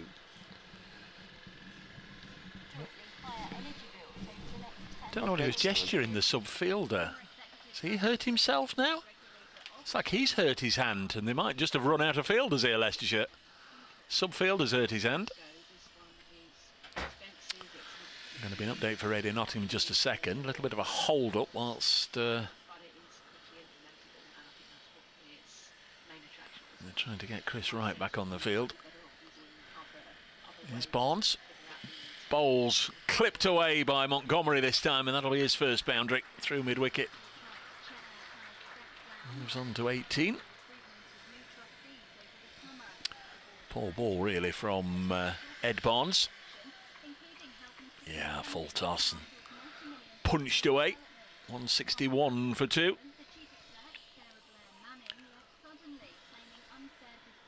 Not pushing on here. This lead 269. The Nottinghamshire community is doing its bit to help cut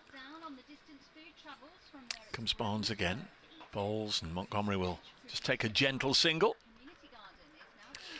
162 for 2. And that's the end of the over, so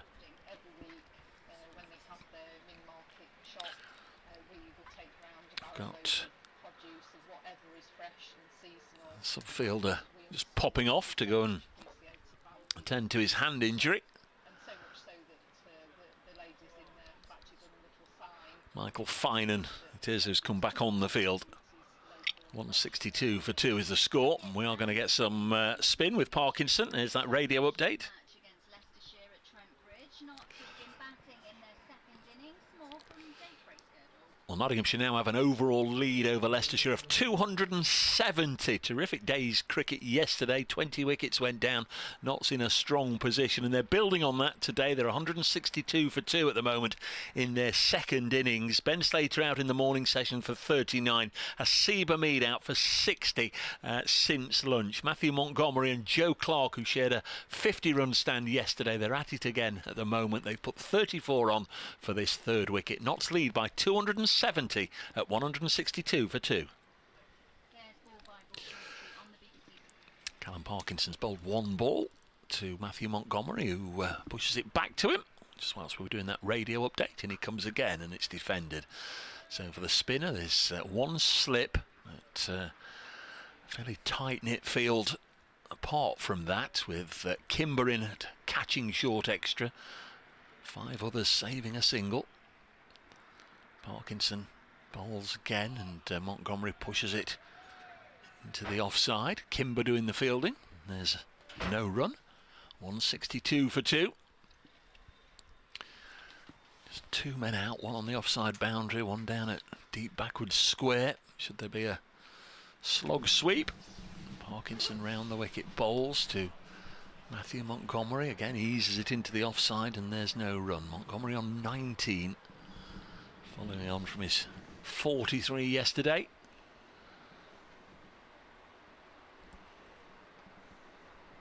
Taps his bat, waits for Callum Parkinson, who bowls. A little bit of width offered, cut away by Montgomery for a single. 163 for 2.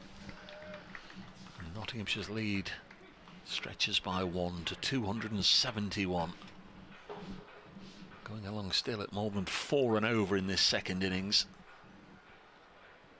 Productive 2 overs last night before the close. Brought them 15 runs, and they were quickly at it this morning. Another 15 came in the first 3 overs of the day. Parkinson bowls, and Joe Clark with soft hands has run that away on an angle of 45. There'll only be 1 though, I think. As Finan back on the field quickly gets to it and has the ball in the air, so they take a single. Clark will keep strike. 164 for 2. Joe Clark has 25. Matthew Montgomery 20. Looking pretty ominous as far as Leicestershire are concerned. The lead now 2-7-2 with 8 wickets in hand. Yes, there's no need to. They'll just bat through the day. Yeah, you'd imagine so. I don't know. The forecast isn't great for the next 2 days, but wasn't great for today, and was set very fair at the moment. So there's some captains and coaches will say you just mustn't look at the weather. You just got to assume you're going to get 4 days, but it's not really realistic. Ed Barnes, a loose first over of his spell, comes in to start his second over, bowls, and Clark leans forward, inside edge slightly as he looks to force it away through the offside. Means the ball trickles out towards Parkinson at mid-on. Clark sort of kicks at the ground in a bit of annoyance, then he uses his left hand to sweep a bit of dust away that he has seen on the pitch ahead of him. Moves carefully into position, looks in the mood, Clark. 25 off 24 as the sun comes back out. Barnes runs in and bowls to him, slightly short of a length. He gets up on his toes and turns the delivery off his sort of above the waist down into the onside. Comfortable single to be had. Parkinson throws the ball to Swindles, who runs back out with it in hand and gives it back to Parkinson, presumably with a word, something he's seen, I don't know. Advice, suggestion, who knows? Whilst you were watching that, I was watching Joe Clark calling for fresh gloves at the end of the over. He's only been out there 20 minutes. I was going to say, he's not been out long. He only faced 25 deliveries. He bobs at the knees with the bat raised as Barnes is in. Bowls to him. He drives away through the offside. Finan dived across at extra cover. May have got a bit of a hand on it and slowed it down mid-off. Runs back to complete the fielding. 2 taken. In fact, 3 taken by Clark in the end, was it? No, 2. 2. It was Montgomery. Montgomery, Yeah, I beg your pardon. Montgomery with it, yeah.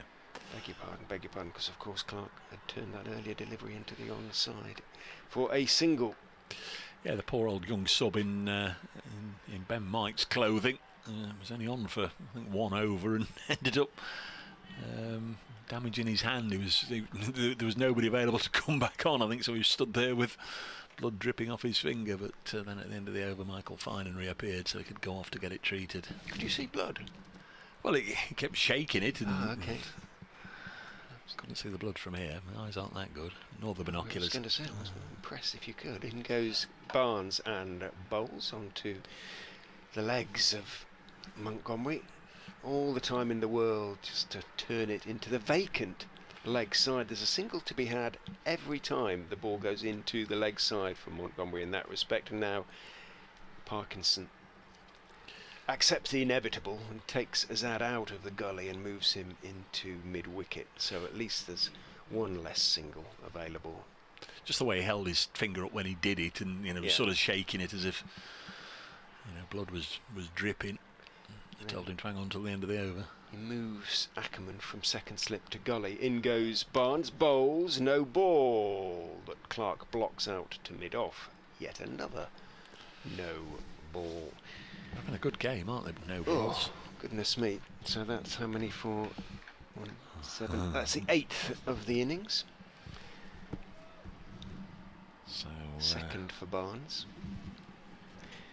Did I say how many were there in the first innings? Another 8. There were 16 runs 16. In the first innings, 32, and 2 no balls, so 4 runs. 36 runs we've had in this match from no balls. 18 no balls. Barnes is in, bowls, and on the back foot Clark defends in the onside. Did Nottinghamshire bowl any? Yeah, 4 runs, so 2 no balls. Of course, there was the wicket off. There was the Luke Fletcher one, well. Yeah. Not that it cost Nottinghamshire too much. Azad dropped first ball, but only went on to make a single.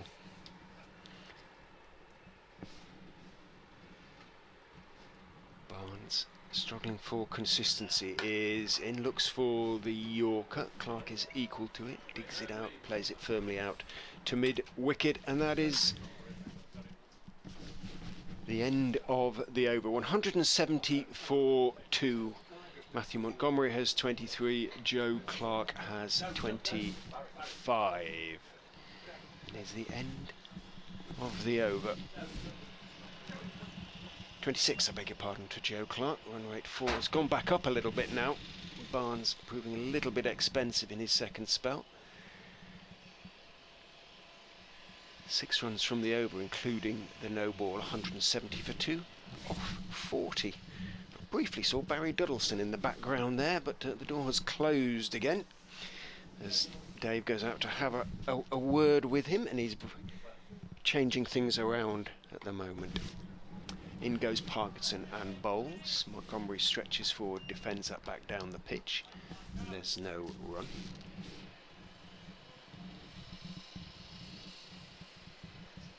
A short, straight-ish extra cover in for the lofted drive, Parkinson, as he goes in and bowls a full toss, which is just paddle swept around the corner down towards fine leg. It's a long run round down there for Evans. By the time he gets there and gets the thrower in, Montgomery has returned for a second. There have been a few full tosses. Finan's bowled a couple that have been put away to the boundary. Parkinson, you could argue, rather got away with that one. Rather floaty full toss on leg stump, but just paddle swept for 2 rather than smashed away for 4. Parkinson bowls a bit of a long hop, back goes Montgomery, steers it into the gap in the covers. Uttam Ramji comes in off the boundary to field. It's just 1. Runs coming very easily for the Nottinghamshire batsman at the moment. 173 for 2. The gentleman I recognise has come in alongside, and he's going to have a word. Parkinson goes in, drops a little bit short, cut for 4 by Joe Clark. He moves on to 30. Nottinghamshire 177 for 2. All sorts going on in the commentary box at the moment as Parkinson runs in, jogs in and bowls forward. Goes Joe Clark, defends that one out into the offside. We've got 1 or 2 more guests, Rich, coming to join us. One with particular Leicestershire connotations. A special guest for Nottinghamshire's past. You're right for a minute. Past Players' Day as Parkinson bowls, and this is hit into the offside. And there'll be a single, 178 for 2. Barry Duddleston will be with us in just a moment. Rich will have a natter, but we've also been joined by... we've seen the shirt out there today. There's somebody been running around, the 12th man's been running around with number 8 Mike on his back, but it's not this Mr. Mike that's come and sat next to us, because Ben's dad Greg is here. Former Nottinghamshire player Greg Mike. Lovely to have you up here. How are you, fella? Very good, thank you very much. It's a privilege to be here, obviously in good company. There's a good number down there, isn't there? Have you had a good lunch? Are they looking after you? It's been a lovely lunch. It's been really nice catching up with a lot of the old players that we've played. That obviously we played together. You know, talking about stories of the past and how we used to go about things and the way we used to play, and yeah, it's been absolutely fabulous. And who have you met that you've not seen for a while? Because I know Richard's been ringing round and trying to get people who perhaps haven't necessarily been around Trent Bridge for a while or two. I'll bring you in a second, because Richard's going to talk through this next delivery. Ed Barnes is in, bowls on the legs of Clark, who just turns it away, off leg stump down towards deep backward square. Azad is the fielder, 1 take. Are there some old teammates that you've not been able to catch up with for a while? Yes, Duncan Martindale, Chris Scott. Obviously I've seen Picky recently, Andy Afford, Kevin Evans, so it's been really, really good to see all these people that obviously we had great times together playing for Nottinghamshire. Sounds like it's been a really good turnout, actually. What is it, 40 odd players? About 42 players, yeah, it's beautiful. There's 1 or 2 questions we've got for you, obviously. Barnes is in, bowled slightly short of a length, just outside off stump. Montgomery, plenty of time, just leans forward and just deflects it out through the vacant point area down towards Evans. Jogs a single, moves on to 27, 180 for 2. There's one question I've got for you before we get to matters of the state. I've always been good friends with Franklin Stevenson, and I wrote or helped him do his book, his autobiography, and in it I asked Frankie the best shot he's ever done in his life with the bat. You know, he talked about his bowling, his slow ball and all the rest of it, but his best shot, his biggest hit. Barnes runs in and bowls short, top edged. He's going to get away with it. Clark is going to drop down behind the slips. In fact, only around about 10 yards inside the ropes, and it has enough momentum to go on. So just a little sort of attempted paddle pull almost by Clark. Got the top edge. It flew high in the air over the keeper down to the long stop boundary for 4. Now, do you know where I'm going with this? I know exactly where you're going with so this. So talk me through it and see if it matches up with what he said. So I was playing at Lord's, obviously. That's it. The home of cricket. What a wonderful place to play. And Franklin decides to hit a 6. He thinks it was Embury. To be honest, I can't remember which the bowler was, but I was actually on the balcony at the time. Barnes is pulled down to deep backward square for a single. Franklin was obviously known for his 6s, and he hit this 6 onto the balcony, and I did try to catch it, but unfortunately I dropped it. Oh, he says you caught. Well, right. Well, in the book. It probably was. To be honest, it's clean. You can imagine how he would describe it. Clean as a whistle off John Ember. A huge blow sailing onto the visitors' balcony at Lord's, and I think were you 12th man? You know, the 12th man yeah, will play him, but 12th man he says there was Greg Mike, and he took it clean as a whistle. Lovely guy, Franklin. Barnes is in. Great cricketer as well. Full outside off stump, almost a half volley, driven away, didn't put his full weight into the shot there. Matthew Montgomery content to take a single. He's played within himself really in this innings, very sensibly. 28 off 60 for him, 186 for 2. Bring Rich in a moment, because I know he's got perhaps one or two things that he might want to ask from the Leicester point of view, for the Leicestershire listeners. But for me, just quickly, one or two Notts memories, mate, of your time here. We'll just get this ball out of the way, and then... Barnes is in, and Bowles drags his length back, probably a little bit too short. Might just have come back in a fraction to Joe Clark. Defends on the back foot, thick inside edge, runs down towards wide long leg. In comes Rishi Patel to field. Clark takes one and keeps the strike. He moves on to 38, 187 for 2 Notts. Lead approaching 300 now. It's 295. Just one or two, then, great man, your time here. To be honest, you know, the 10 years that I was here, I had a wonderful time. Met some beautiful people, played some great cricket, played against some of the greatest cricketers that have obviously played, you know, Test cricket. It was, an amazing time. Very, very good time. There's Parkinson. Round the wicket, comes in to bowl to Joe Clark, who's on 38 now, clips this one away. That's going to be another boundary, I think, to Joe Clark. Moves on to 42. Did he get down often? Did you see much of Joe Clark? To be honest, I do come down well, obviously my son plays now, so so I do go and watch Ben quite a lot, and I do come down to Trent quite often. Yes. It's one of these that I think for a wee while people have been saying he's going to be, you know, the next big thing, the next cab off the rank, but in truth we know there's been off-field issues in his career, but he really needs to produce the weight of runs, the volume of runs to get the attention of the selectors, and he just hasn't done that. Just the 1 century last year in the last game of the season, none so far this year. Gets another run there on to 43. Seem to have lost Rich for a moment, but we'll perhaps bring Barry in alongside you if Rich has just had to pop and do a little piece for BBC Radio Nottingham, as this is round the wicket and bowls and drop down on the leg side. It's 192 for 2, and here comes Parkinson in to bowl, and just deflected down the leg side by Montgomery. They'll take a single. No, they're going to come back for 2. 194 for 2. Montgomery on to 30. Rich, you're going to slide in here with me for a few minutes. I've not introduced Barry yet.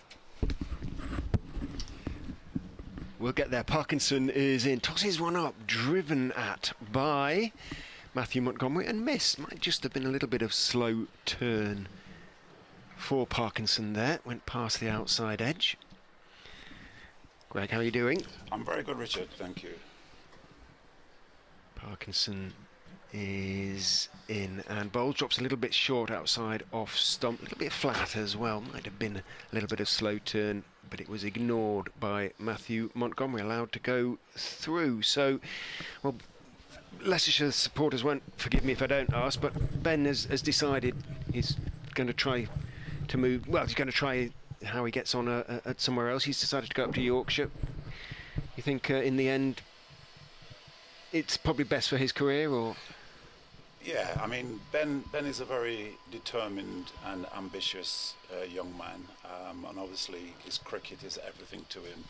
And by moving to Yorkshire, he just feels that it's going to hopefully improve his or take him to the next stage of his career.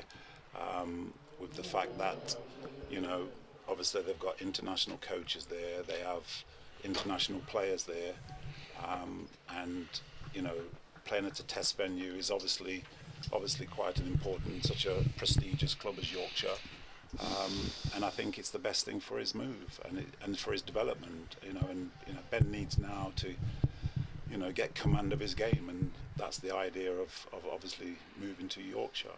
Roman Walker is back on at the pavilion end. Bowls just slightly short outside off stump. Clark stands up tall, steers it out into the offside. Evans is the fielder. One is taken. You obviously thought long and hard about it and talked to yourself and probably, I'm sure, plenty of other experts as well before deciding to make the move. I mean, there's been a lot of interest in Ben, which is very flattering. You know, to say he's so young in his career, and you know, he's gone for the right choice. I believe that you know, Yorkshire's all about tough cricket. Walker is in again, a little bit short outside off stump. Cut away this time by Montgomery, slightly wide of Evans down at backward point, but he gets to the ball sufficiently quickly to prevent a second single taken. You know, and obviously Ben's very grateful for the opportunities that he's had at Leicester, and you know, it's one of the biggest decisions he's had to make in his life to date. So it's not been straightforward for him. It's been quite a battle, to be fair, but obviously, you know, he's ambitious. Was it as Walker comes in, I'll ask you this question, bowls to Clark, who defends the delivery on the back foot out towards mid-on. Was it a purely personal decision, or about his own development as a cricketer, or was it about the sort of relative positions of Leicestershire and Yorkshire? Did he look at Leicestershire and think, well, I'm not really sure where Leicestershire are going at the moment? The county as a whole, it still looks to be some distance from sort of really challenging. And you know, and he obviously is young and ambitious. It's not just about his career; it's about winning things too. As Walker is in, Clark defends again. Yeah, I mean, it's a couple of things, isn't it? I mean, the fact that firstly, you know, going to Yorkshire is a prestigious club, and the standard of players there is obviously at a very high standard. As I say, the coaches are.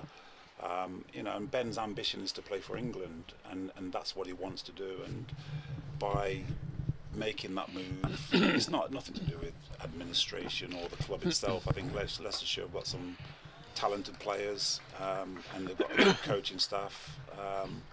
It's just that, you know, Ben just feels that this is the right move for him.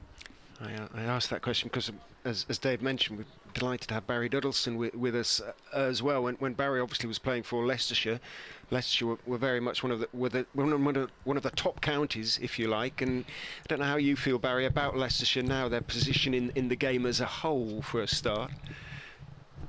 Well, it's slightly disappointing, obviously, but I mean, there's a lot of counties that obviously are trying their very best to do well, and you know, I think in the nicest sense of the word, they're a small county. You know, they're sandwiched between Trent Bridge and Edgbaston, and so they're not going to get any big games. And it's always been a little bit difficult. I mean, when we went through an incredibly good patch in the early 70s, I mean, a huge amount of credit must go to Mike Turner as secretary and to Ray Illingworth on the field. I mean, I often said of the 9 years that we were there were days when we played badly. There were matches when we played badly, but we walked on that field, and I can honestly say we were never outmanoeuvred. So to have a captain who was arguably the best there's ever been at reading the game, you know, was a long way forward, and he gave great belief to the team. There weren't superstars in the team, but we all knew our role, and a reasonable number of times it all worked well. Captain Callum Parkinson has brought himself back on at the Radcliffe Road end. That one is pushed back past him by Clark down towards long on. One man or two men, Turner and Illingworth, then could make that change. Do you think that is still possible? Can individuals make the change, or are resources now almost more important with, as you say, the sort of resources that go to the test match ground, as that one is defended back down the pitch by Montgomery? I would think it's probably impossible now. It's a big word, but the whole thing is we were playing 3-day cricket, and captaincy played a huge part in 3-day wicket. In 4-day cricket, of course, it's less so, and we now have a situation with central contracts, of course, where the person who captains England may indeed have had little captaincy experience. He's obviously a very good player, sometimes the best player, not always, but he hasn't come up through the ranks necessarily as a captain because he's not playing county cricket, and So I think things have changed, and it is looked at differently.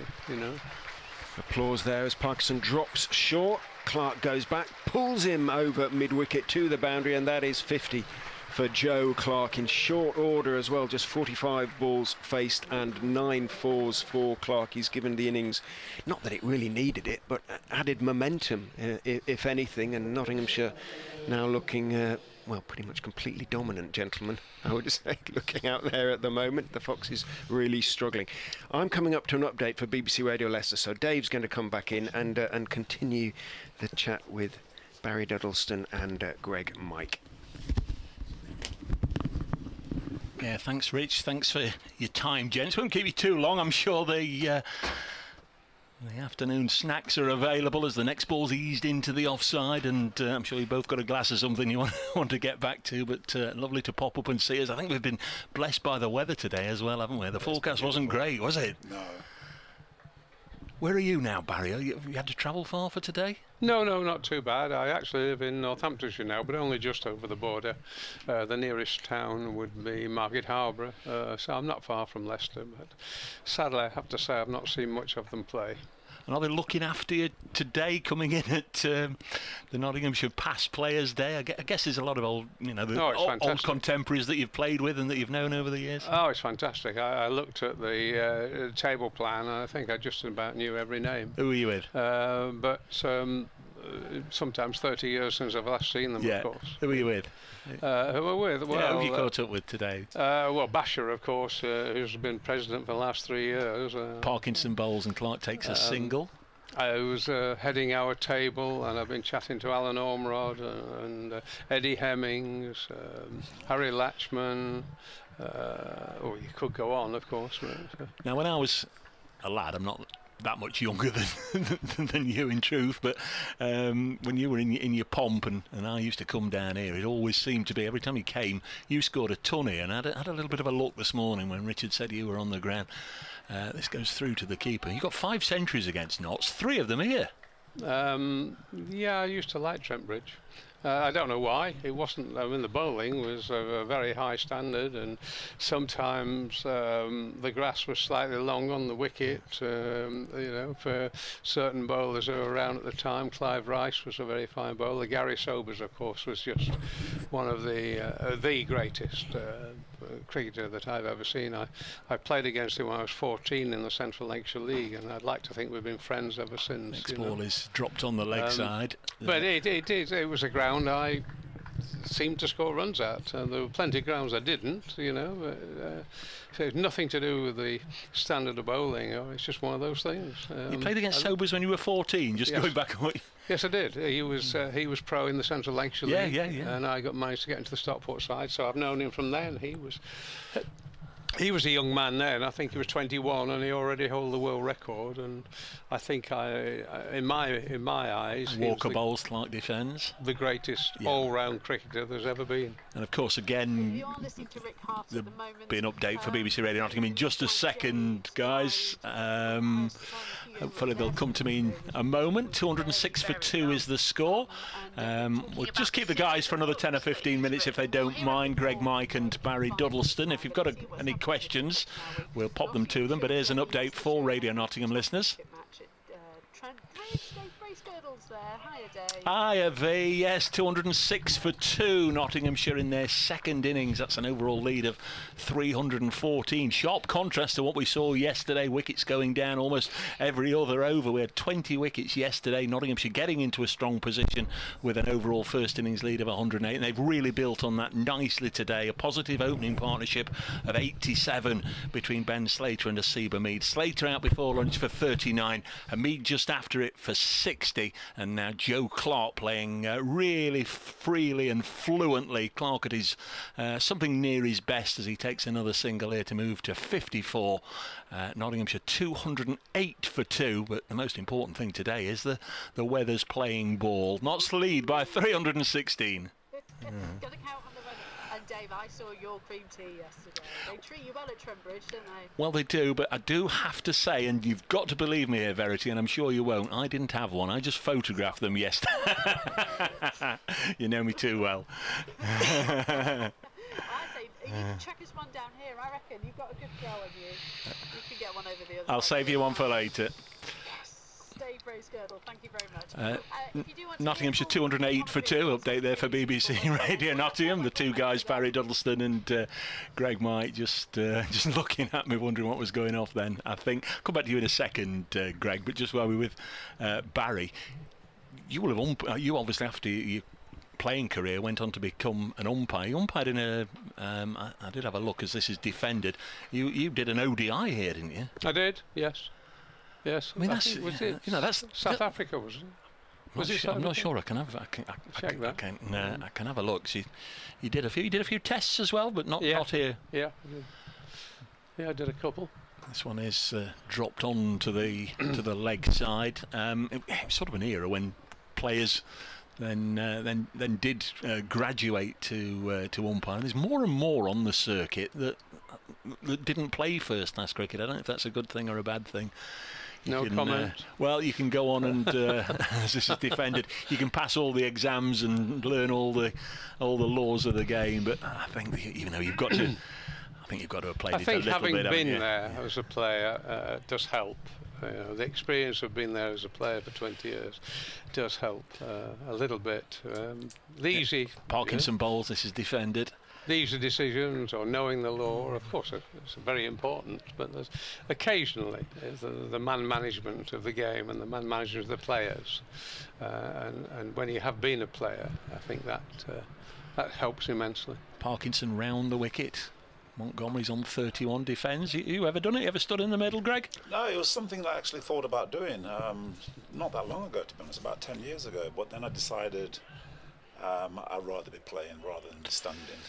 Watching, to be honest, but no, it is something that obviously a lot of the players are going into, and it looks like a good career, to be fair. Next ball's pushed into the offside. There's no, well, they're chauffeured around, aren't they, and all this business. We can remember, was it Ken Palmer who used to kip in a motorhome and that's right, and that sort of thing? It was actually Roy Palmer. Was it Roy? Yeah. It was Roy, the brother, that had his motorhome. Yes.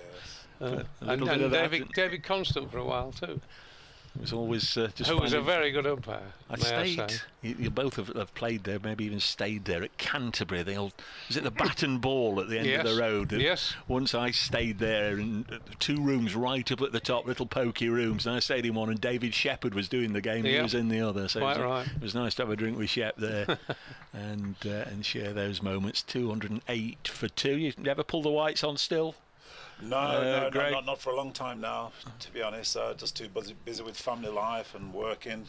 Unfortunately, it gets in the way, doesn't it? This one's down the leg side, taken by Swindles. I know you've had a bit of a natter to Richard about Ben, but you must be delighted. I won't say you're a dad that's living your career again through him, but you must be just so proud of what he's done, what he's achieved already, and so excited about the future. Absolutely, it's a very special moment for any parent, to watch their child do something that they love doing.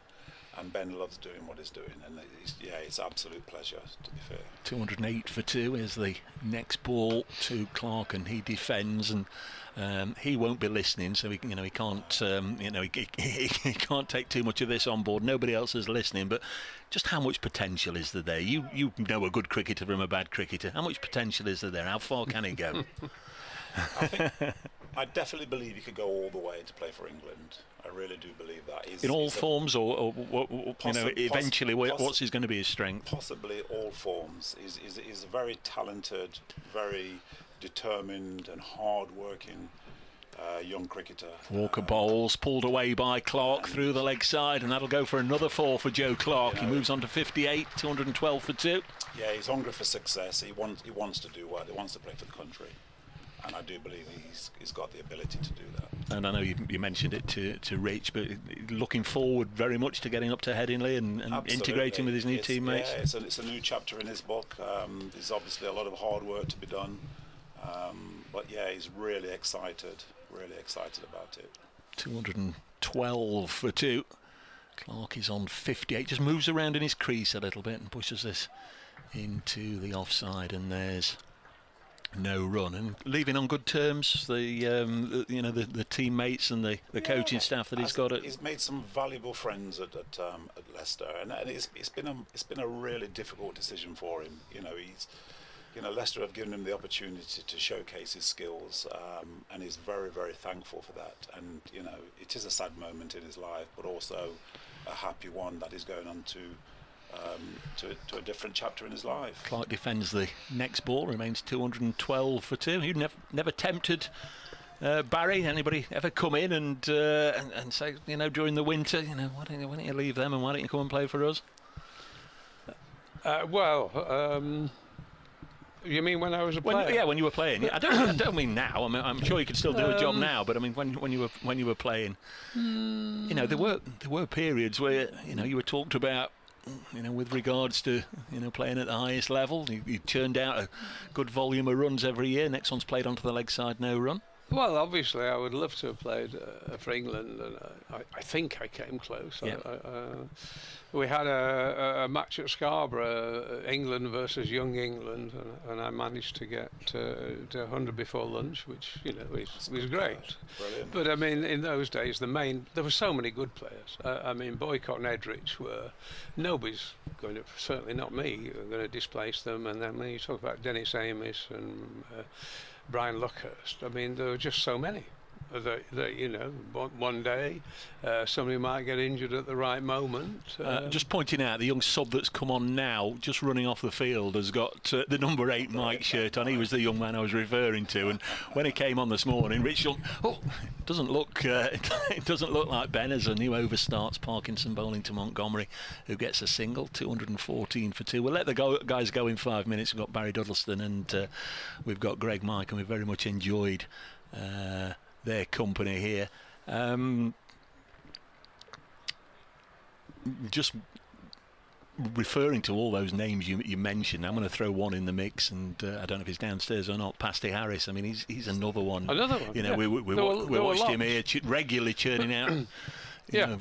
Centuries after centuries. There was, of course, the year he got 9 first-class hundreds. This one's down the leg side, and in this day and age, they'd be knocking the door down. Who would say, I'm sure, the same thing. That he might, and had he done it, he would probably have done very well. I mean, there were uncovered wickets as well, so there had to be a basic technique there. This next one's defended, and you've got the new ball, and lots of good players, and of course with overseas players, a lot of them were fast bowlers. So he had to have a certain something, and there was an awful lot of players that had.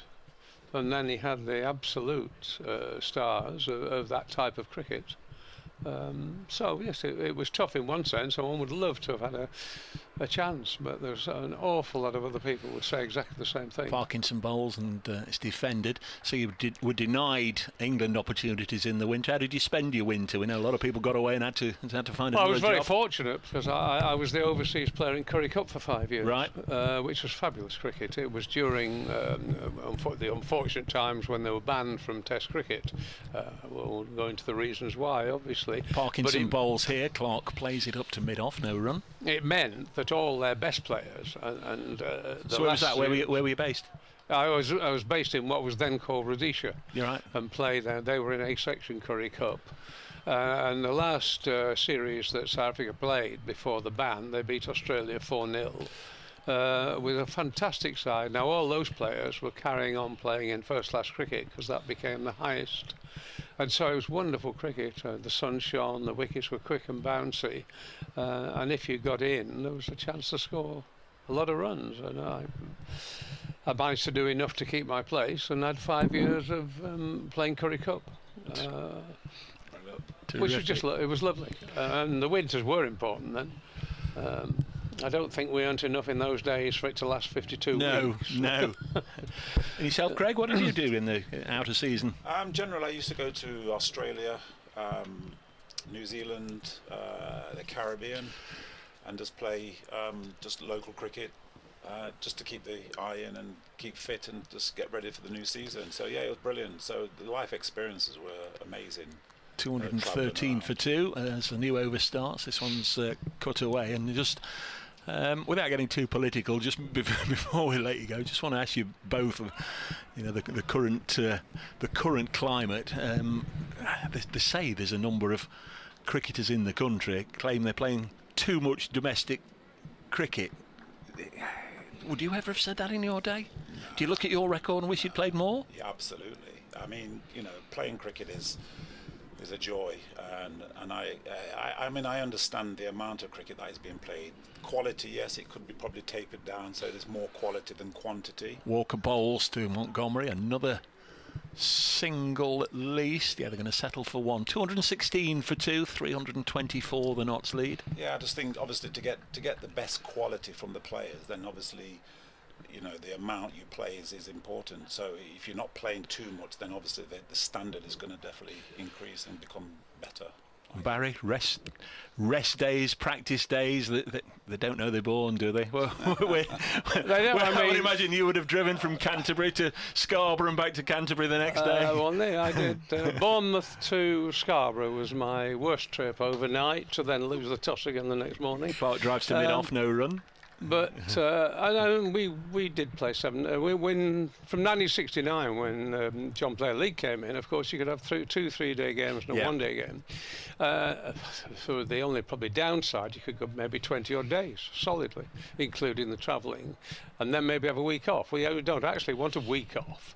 So I don't think they're worse off today. I think they probably play less cricket. With the problem they have is they play a lot of different types of cricket.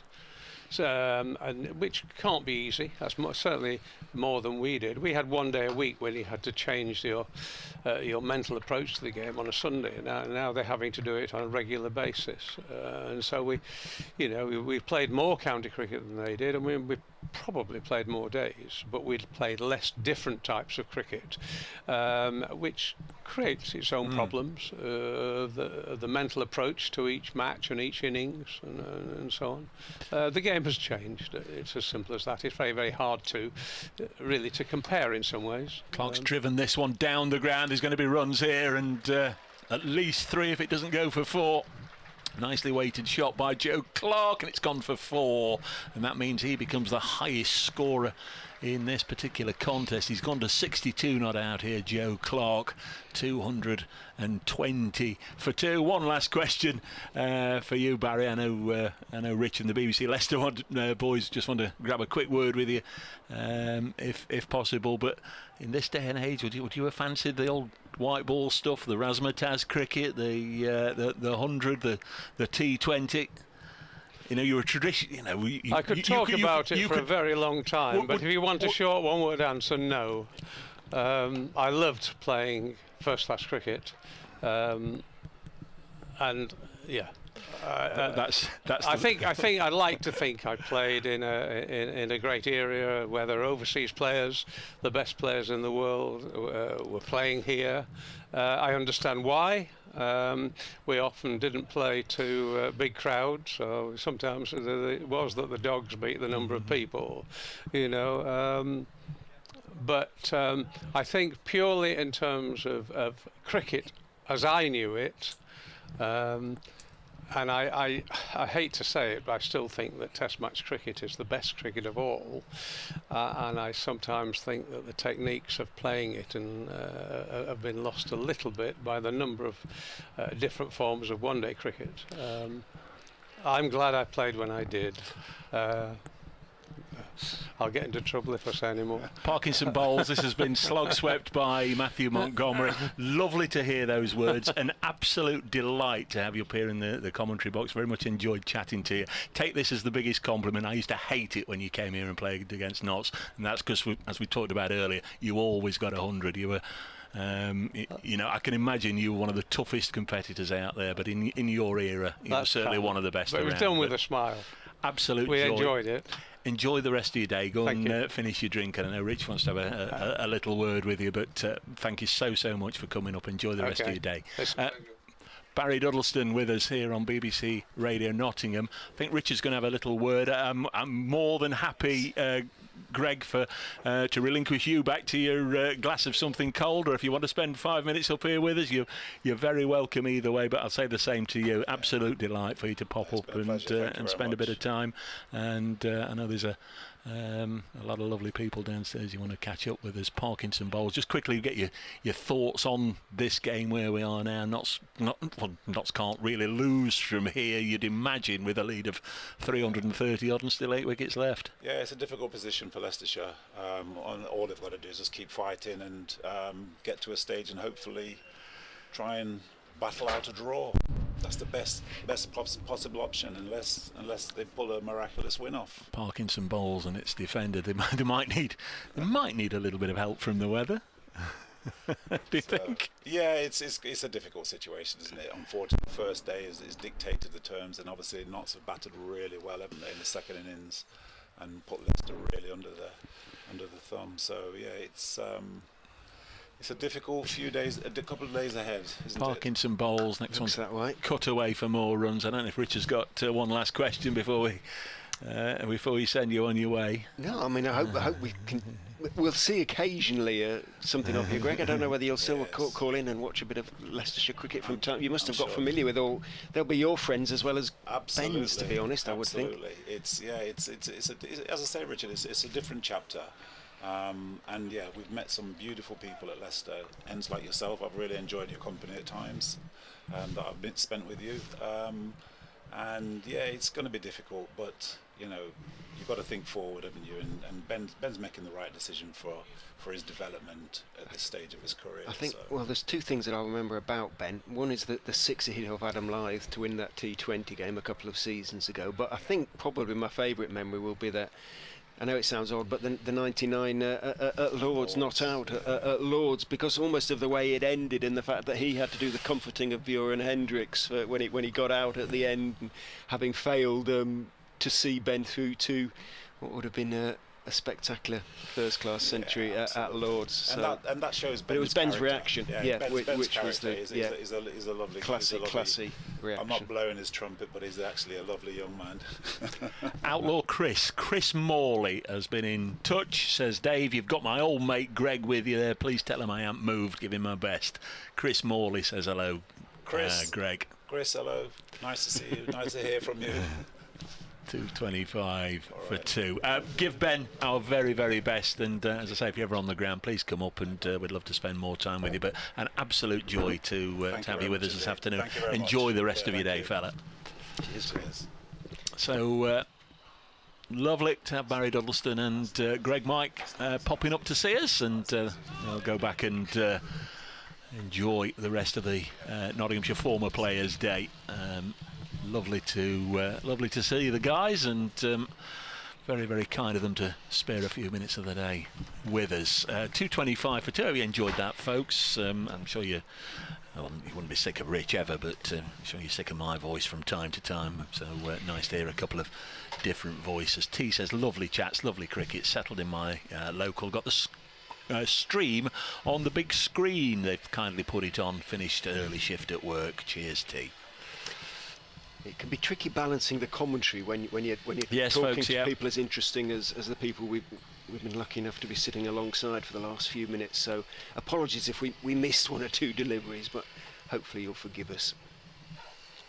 Finan is in, and he's cut away for 4 by Montgomery down to the third man boundary, and we're getting to the point at which Leicestershire is sometimes referred to as chasing leather, isn't it? And that is the century partnership for the third wicket, and he's come up in very, very good time as far as Nottinghamshire concerned. 101 from 112 balls, 31 runs made by Matthew Montgomery from 62 balls, 44 from 68 by Joe Clark, and that's indication of how many of those runs are extras as well. Plenty of no balls among them as well. I was just doing the maths there, thinking we're about 15, 20 short there, aren't we? And then I realised, yes, that's why.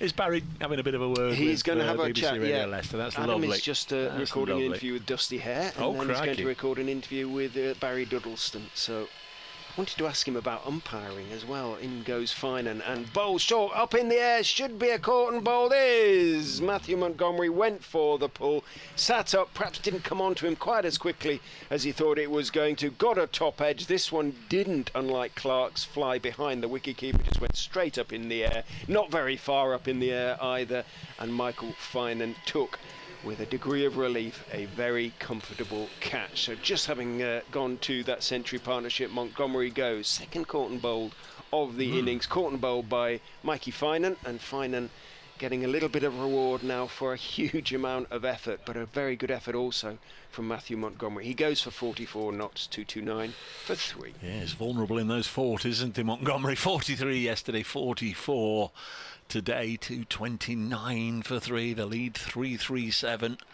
They've just gone through the gears this afternoon. Montgomery and Clark, they batted nicely together, complemented each other. They developed that relationship again today.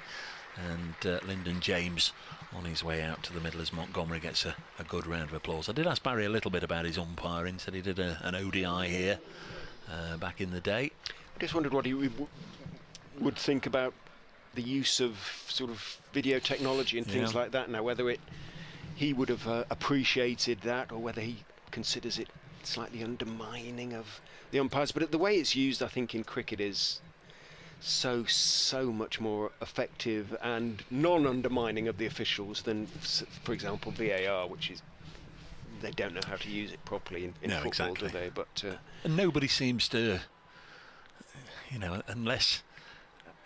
unless 6 or 7 times in a game, in a televised game, one particular umpire's decisions are overturned. I mean, once or twice we've seen that back in the past, but if it's just the odd one here and there, nobody seems to, well, he got that one wrong, because most times you will see so many umpires' decisions, won't you, where it's just so close to being out or not out. We're literally talking millimetres, but the technology's there. Sometimes you sort of wonder, well, how do they know it's going to bounce that high? But anyway, I think most people are fairly trusting in it. They seems to have got the right number of reviews, and I think the important thing was when you were able to keep a review as well for an umpire's call. Anyway, Lyndon James is the new man out there, with Notts leading by 337. Fine, and springing his step now, comes bounding in and bowls to James, slightly short of a length. It's straight, but James stays on the back foot, just deflects it down towards Roman Walker, who finds himself in the gully at the moment. So they've rung the changes in terms of the fielding positions to a certain extent, Leicestershire, with the exception of Messrs Kimber and Ackerman, who have pretty much throughout been at first and second slip. Well, actually Kimber's been at third occasionally, but Rishi Patel's struggles at first slip have seen him gradually moved away. Third slip gully, and now he's on the boundary as in goes Fine and bowls out. Oh, dropped by Walker. It would have been a heck of a catch, but it was a chance to his left. He went and for the forcing shot off the back foot, got a thick outside edge. It was about 2 or 3 feet off the ground to the left. It was travelling at a rate of knots. Walker went to his left, got 2 hands to it, top of the fingers though, burst through the hands and has run down to the third man boundary for 4. But that's the sort of thing that Leicestershire desperately need to stick, and it didn't. Maybe he was blinded by the sunshine. Crikey, look at the weather. It wasn't, the sun's behind him, but it's unbelievable weather, isn't it, compared to this morning and what we were expecting. Terrific to see blue sky for the first time today, really. Fine, and another catch goes down off his bowling, goes in and bowls and surprises James with a short ball that rises up towards him, takes his bottom hand off the bat, manages to keep it away. He may have just clipped his fingers actually, which is why he took the bottom hand off the bat. It rose up towards him, but Finan being asked to play, as Dave said, the sort of enforcer role, he's doing it with a degree of enthusiasm which just startled 1 or 2 of the Nottinghamshire batters. Just swapping these 2 over, aren't they? Well, He's actually going back down. Yeah, well, they've taken him out of gully, really, for Clark, who's playing very well. He's gone down to third man, Walker, as Finan is in. Clark on off stump. Oh, another no ball. Just, if there has been one thing that has sullied his efforts somewhat, required him to bowl an awful lot more deliveries as he charges in, it's been the bowling of no balls, and that's another one for Mikey Finan. In fact, it is number 7 to go with the 7 in his first innings, so 14 no balls Finan has bowled. You've got to bat well, haven't you, to get to get yourself back in credit. You bowled 14 no balls. My word. Yes, I hope you've enjoyed just the guests casually popping in and us having a little bit of a natter today. Finan is in, short ball, maybe just have been the slower bouncer, but it's really well played by Clark, who waited for it and just paddled it cleverly, paddled it around the corner, didn't try and overhit it, made sure he got it in the gap, down at wide long leg stroke, deep backward square. Azad couldn't get there. Clark, who looks in the mood, is on 66 now, and well, Dave, you've talked about he's getting close to a century this season. And I know he's got a bit to do, but he looks in the sort of mood and form that it might not take very long, frankly. Yes. 66 off 70. Yeah, it's a very good strike rate for Joe Clark, just given the innings, the fillip, the boost that probably Notts were looking for. It's all very well saying there's still 2.5 days to go, but you want to rattle on, don't you? Get yourself into as strong a position as early as possible. Going to be Parkinson. Slow left arm around the wicket to Lyndon James, and James happy to just block this back to the bowler, beginning his 9th over. None for 31, his figures. Knocking on the door of the 3 o'clock news on BBC Radio Nottingham, BBC Radio Leicester. This one down the leg side, it would have drifted had Lyndon James not got his bat there, angled it away for a single. 243 for 3.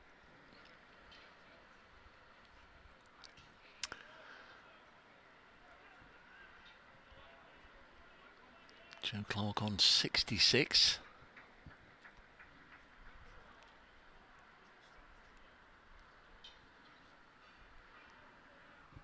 Parkinson just, as you'd expect, being very deliberate with his field settings. 2 out on the leg side. Chris Wright at long on as well. And Clark steers it into the offside. Will be just a single, forcing it through point. 244 for 3. Leicestershire's over 8 still showing us -3. This innings isn't going to be ending any time soon, but going to have to work on that.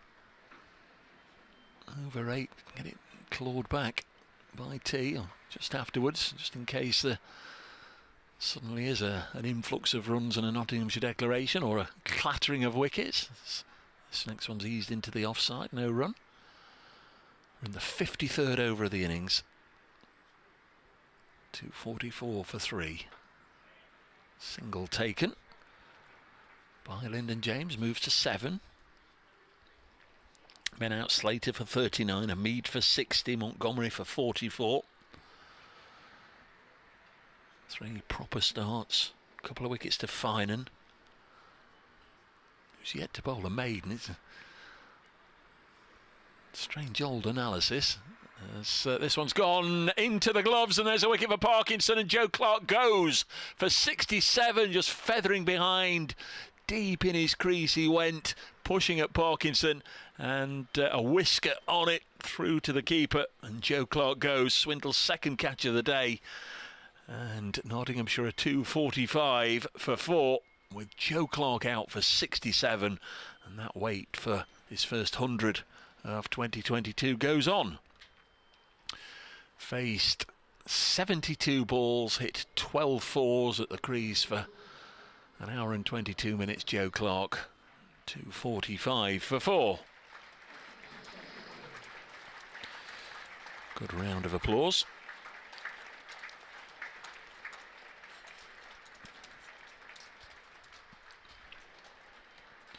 be Stephen Mullaney, the not skipper, who will be next at the crease. Here he comes. A couple of left-handers due in after him in Tom Moores and Liam Patterson-White. Yesterday, Stephen Mullaney made 21, giving out LBW to Ed Barnes. Lyndon James, who's his batting partner, he was caught by Ackerman at slip off the bowling of Wright for 16. Notts lead by 353. There are still 13 overs to go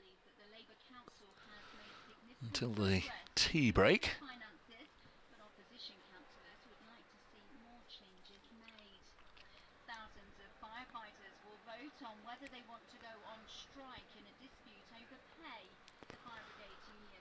So it's still going to be Finan. They'll be bowling to Lyndon James.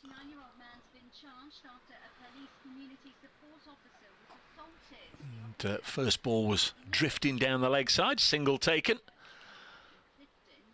246 for 4.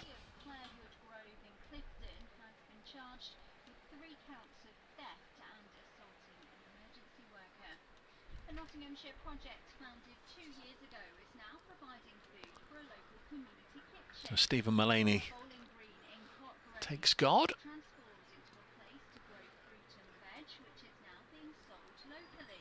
One of the volunteers is Fiona. And then prepares to face his first delivery from Finan. Round the wicket, bowls down the leg side. Now, did he get anything on it? It's gone for 4. Let's have a look. Yes, a little tickle away for Mullaney, so a boundary from his first delivery. And that takes Notts to 250, just a tickle out of the reach of the diving Swindles. And there's an update then for Radio Nottingham. And Nottinghamshire continue to strengthen what's already a strong position. They're 250 for 4. They have just lost Joe Clark, whose wait for a maiden 100 in 2022 goes on. Out for 67, really did play nicely today. Faced just 72 deliveries. He was caught behind off the spinner Parkinson.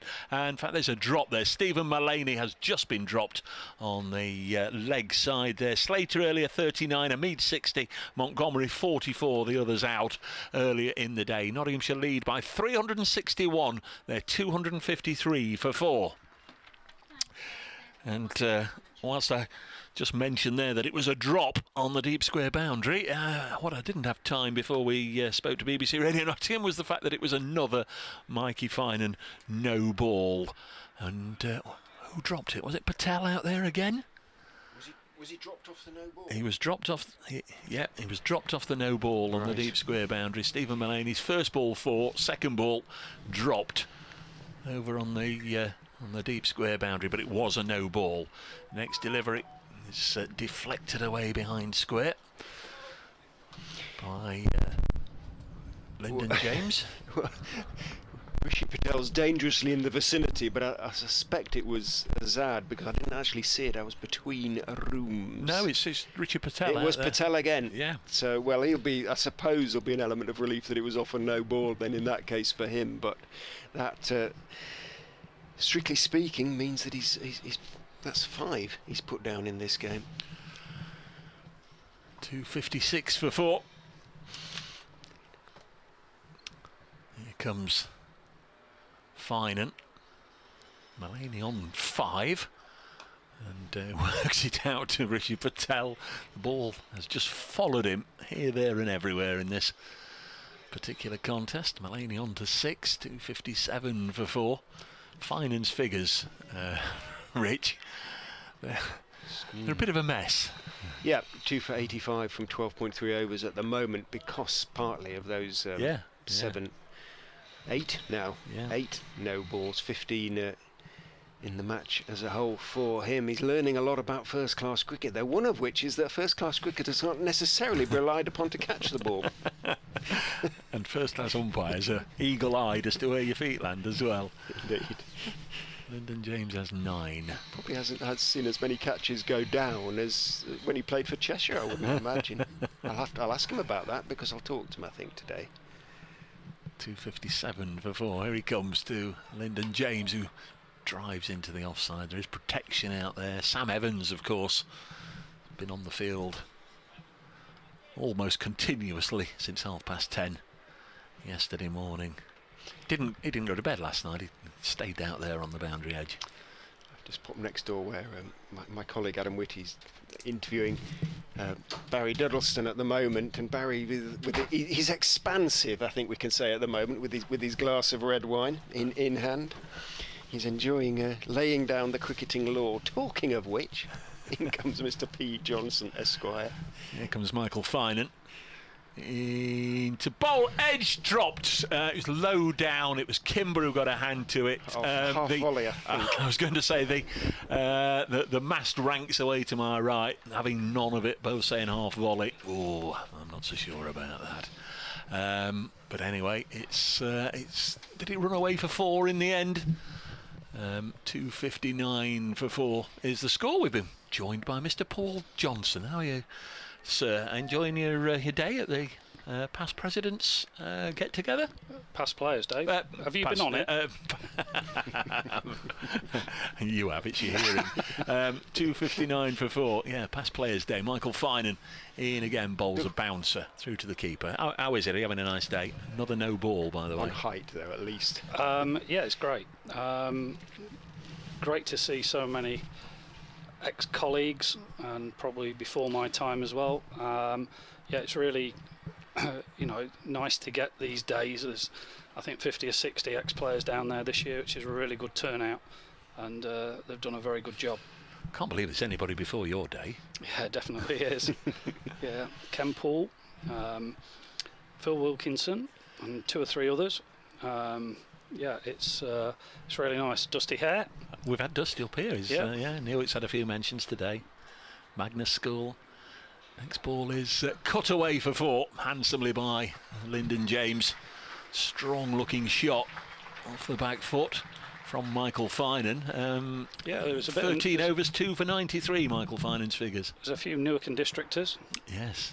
Chris Scott, Paul Todd. Todd is here, is he? It's, another local one. Yeah, good to see. How are you? Yeah, I'm good. Could do with the game. At the minute, the lads are all taking the mickey downstairs, but I'm in Switzerland today. I'm a neutral, a foot in each camp. But no, I think the game's moving forward very quickly, and it's going to be very difficult for the Foxes to turn this around. Weather's a blessing, isn't it? We did have a look yesterday, and it just seemed as if it was going to be horrible all day. It depends where you're from, Dave. Well, the weather. Yeah, I know what the weather is. Where one's sympathies lie, cricketing sympathies lie, I think is the implication. From the a little bit southeast of here, we'd probably like it to be raining a little bit further north. Parkinson has one turned to mid-wicket by Stephen Mullaney. You've turned, you have. I've got every now and again, Dave, I keep telling you it's nice to have a new coat on. Yeah, you've turned. You'll be turning up in a Derby County coat one of these days. No, I definitely won't. In goes Parkinson and bowls. Back goes Mullaney, just pokes it rather, pushes it out into the offside. They've asked plenty of Mikey Finan in this game, Leicestershire. What do you make of him? He's put in a lot of effort, hasn't he, as Parkinson is turned off his legs by Mullaney for a single. Well, they probably need to find out, don't they? Yeah. Unfortunately, this is the first time I've seen him in action. Sort of drafted him very quickly into the Royal London game, and I think I was against Notts as well. Yeah. And got put to the sword a little bit, and he's had a sort of a difficult initiation into first-class cricket as well. Parkinson is in, nice delivery on the off stump. James reaches forward a little bit, drives it slightly loose-handedly along the ground all the way though into the gap in the covers, picks up a single, moves on to 15. I think what you've got though in Nottinghamshire is you've probably got an indication of playing against the better teams in the first division. They shouldn't be in this division really, with the quality that they've got, and they're showing that at the minute.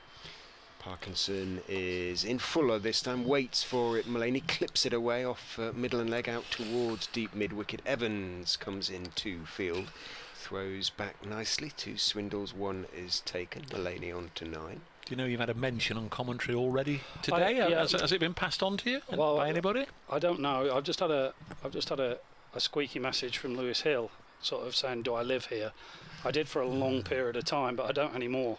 Parkinson is in full, blocked firmly out through mid-on, wide mid-on, down to Chris Wright for a single. Probably tell him that he's in the game of cricket, not boxing, and he should hit the ball, not punch it. But it was in relation to on this day in 1995, Tetley Bitter Festival. Yes.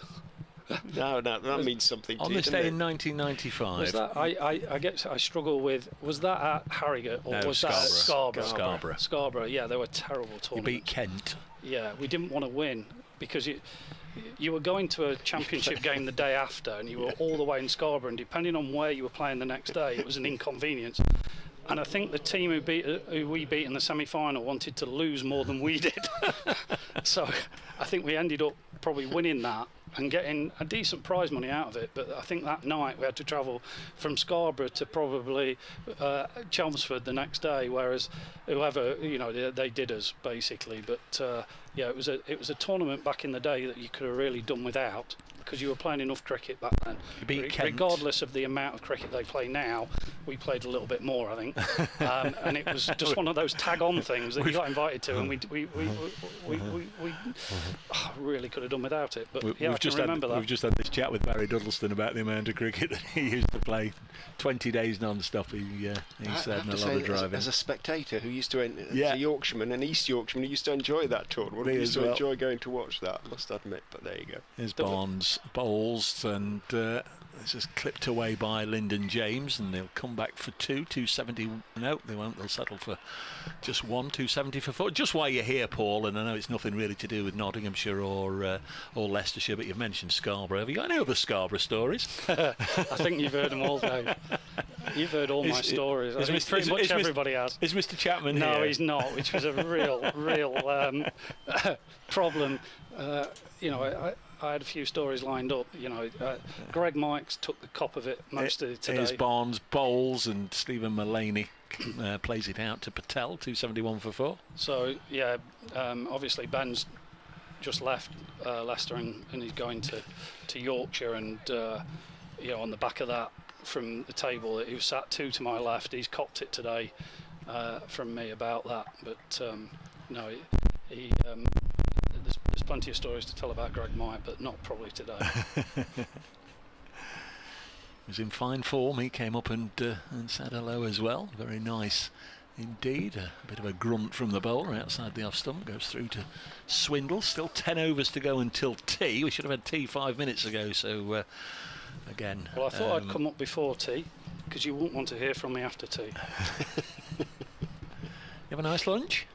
Yes, it was very nice. It was, it wouldn't have filled most people, but it was fine. It was all right for you, was it? Yeah, absolutely. 271 for 4. I just wonder what happens at these sorts of things as Lyndon James cuts it into the offside for his 18th run, 272 for 4. Is it just a group of you getting round the table sharing anecdotes, or are there speeches? No, there's no speeches. I actually would have loved today. I think there was about 7 tables of 8 or 10. I'd have liked them stealthily to have given one person on each table the job of standing up for 5 minutes and telling a story about their table. That would have been very amusing, but that didn't happen. But it's time for you to suggest it. There's just a load of rubbish being talked, which is fantastic, because that's all we did really. Barnes bowls Mulaney. That got big on him a little bit, and he played it very nicely off his nose. He was cramped for room, crouched back, and in fact he almost limboed back before guiding it down to third man, and they come back for 3, 275 for 4. I know there was talk earlier in the week that potentially, if the weather held, might get you out for a photograph at tea. Is that well, there's 1 or 2 disappeared. Unbelievably, there's 1 or 2 of the age where they're on the school run, so they've had to disappear to do the pickup. But I think if they didn't allow us to do it last year for the 1981 reunion, so whether they will today I'm not sure, but it'd be nice to get a picture of everyone that is here. 275 for 4. Next delivery on its way. This is clipped onto the leg side. There's no run. We understand they're retirement apartments that are going up to our right. Well, I was just going to say, I presume you got your name down for one. No. No. It's going to obscure our view a little bit. We've been watching it today going up, and well, I regard that as Chippers' weather window. Because he always used to look over there we can and just about see the tower. Yeah, over at the power station. The Jake Bug Tower. That's it. Yes, 275 for 4. So your season presumably coming towards an end, or a winter of coaching in the indoor nets lies ahead? Yeah, looking forward to that.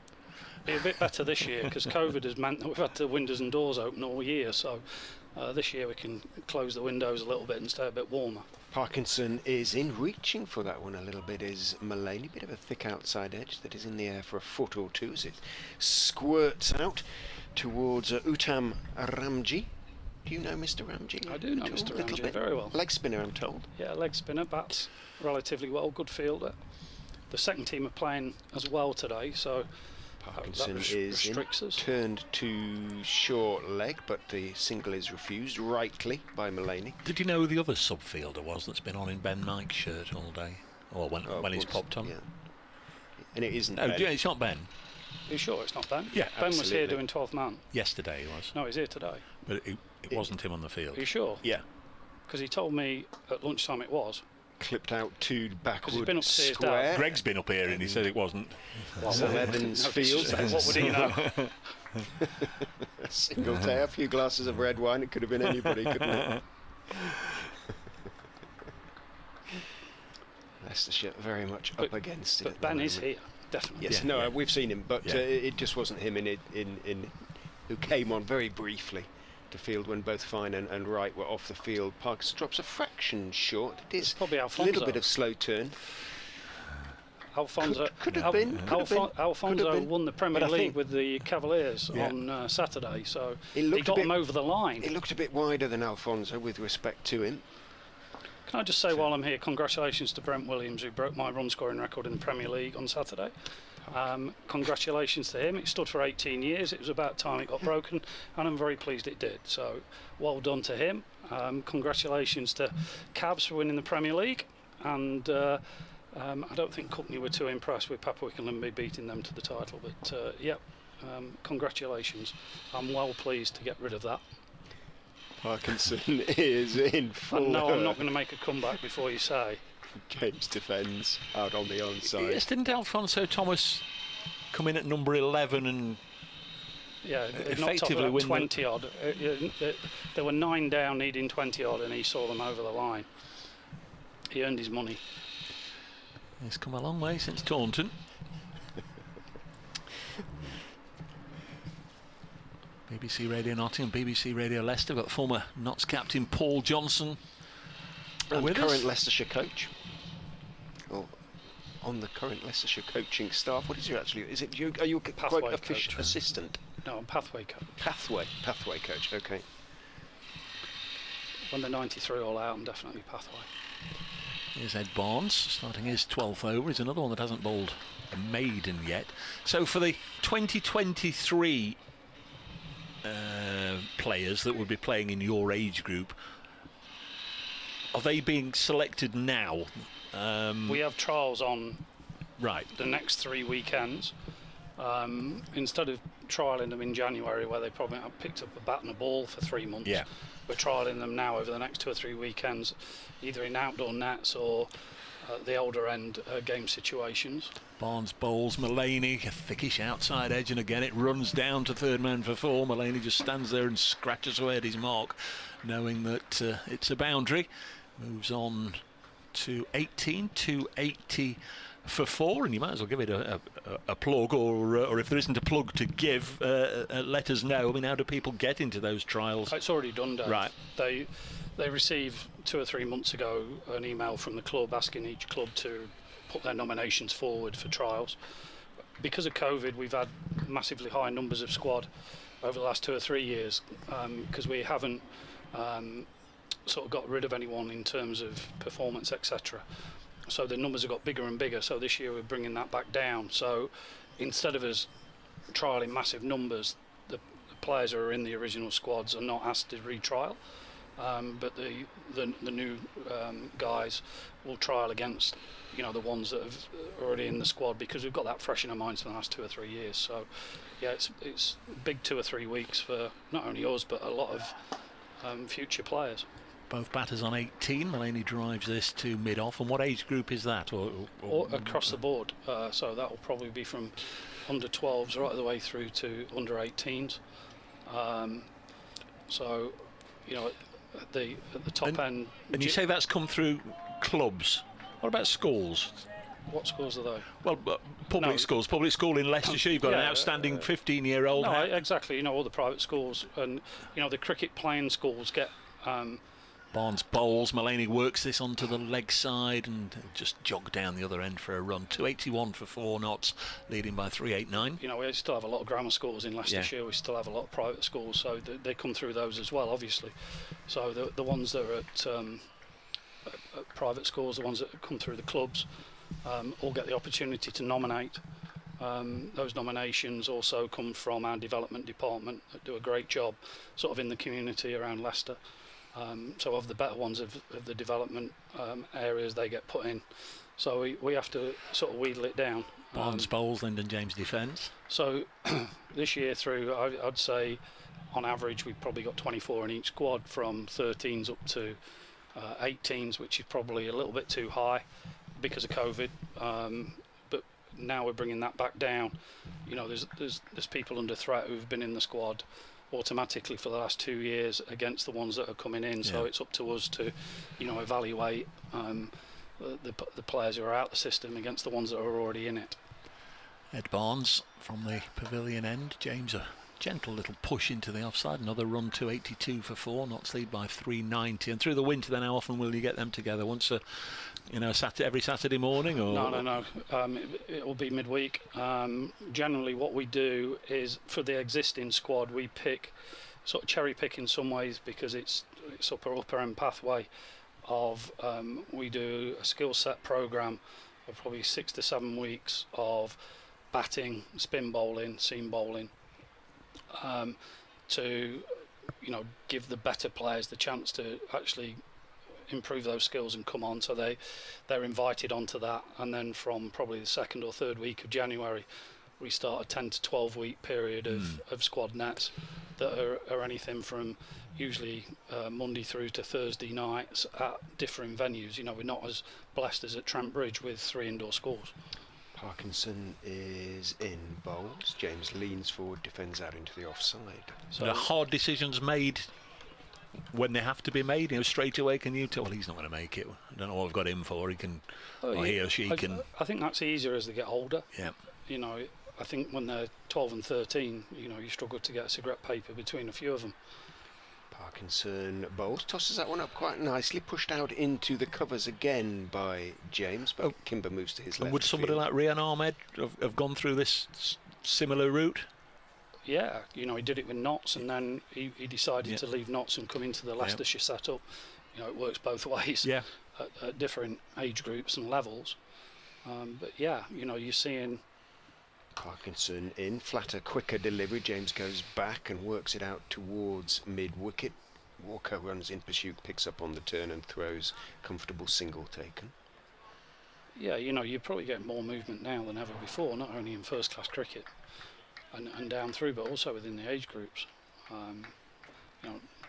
Players who can't make it at certain counties will ask for trials with you. Parkinson is in, tosses it up. He's getting into his rhythm now, Parkinson, blocked back down the pitch to him by Mulaney. Which is contentious, They don't necessarily fulfil too much criteria, but you don't want to stop them playing, and you always want to improve what you've got. But it's tough. I don't like it necessarily. Parkinson bowls again, tosses it up nicely. Mulaney is forward, defending, not quite getting to the pitch of it, pushing it out to Kimber. No great turn though for Parkinson. So it's not a great time of year. Certain people are being let down. Certain people are happy that they've come on. I don't like this time of year because I'm having to write player reviews, which I like coaching. I don't like writing reviews and forms and filling out emails and bits and pieces. And Parkinson bowls, tosses it up again. Mullaney again just leans forward and defends end of the over. And you have to field so many questions these days off parents, etc. You know, they all want feedback, which is absolutely fine. You know, we go about it in the right way. Hopefully we give them some constructive things to work on one way or the other. But you know, it's not easy. You know, you can make someone's dreams and you can destroy them at the same time. So, you know, I understand. I've been around a long time, and you know, it doesn't become any easier. That is for sure. Just look away to the right, gents. It seems to be chucking it down with rain just to our right, but not on the ground. Yeah, it is. It's throwing it down on the Bridgewood Road side of the ground. And yet it's bright sunshine over there as well. I played a game of cricket for my local club side, Dave, who you know. Boldo. And I got absolutely drenched at third man, asking why we're on the field, and no one else got wet. Lyndon James is on strike. Ed Barnes to bowl to him. James, a little bunt up to mid-on, takes a single. It's not particularly heavy, but it's gone now. Just very it's strange. Evaporated. Yeah. Strange old thing. 3:30. Rich is just updating listeners to BBC Radio Leicester. We'll let Paul disappear when he well, stay as long as you want, obviously, but I'm sure there's a nice tea laid out for you, and maybe they do want to get a photograph or two. I think that was the intention, as this is pushed up to mid-on. 284 for 4. There's a lot of runs and wickets down there, Dave. I can imagine. Chris Scott's here, I understand. Yeah, it was hilarious because Richard Hadley sent a really nice email over, and it was read out, and you know, Frenchie got loads of chat about his wicket keeping, and Scotty was sat at the side of him. So thanks very much. 284 for 4. Next ball is I think that's the best phrase for it. So played on the leg side by Stephen Mullaney. I think we've got an update for Radio Nottingham imminent. Don't forget as well, before at 4 o'clock today, Katia will be back with her second clue for Schools Out. This is the 60th over. Mullaney has 19, Lyndon James 21. They've added 39. Here's Barnes to bowl to the not skipper, who again leaves it alone. Goes through to Swindles, who's bagged a couple of catches today. Hamid, who made 60. Clark, who made 67. A couple of wickets to Michael Finan, one to Ed Barnes and one to Callum Patterson. Still waiting for the cue to speak to Radio Nottingham listeners. Some of the ground staff just getting a little itchy. They've moved across to the hover cover just in case some of those spots of rain fall on the ground. Single take.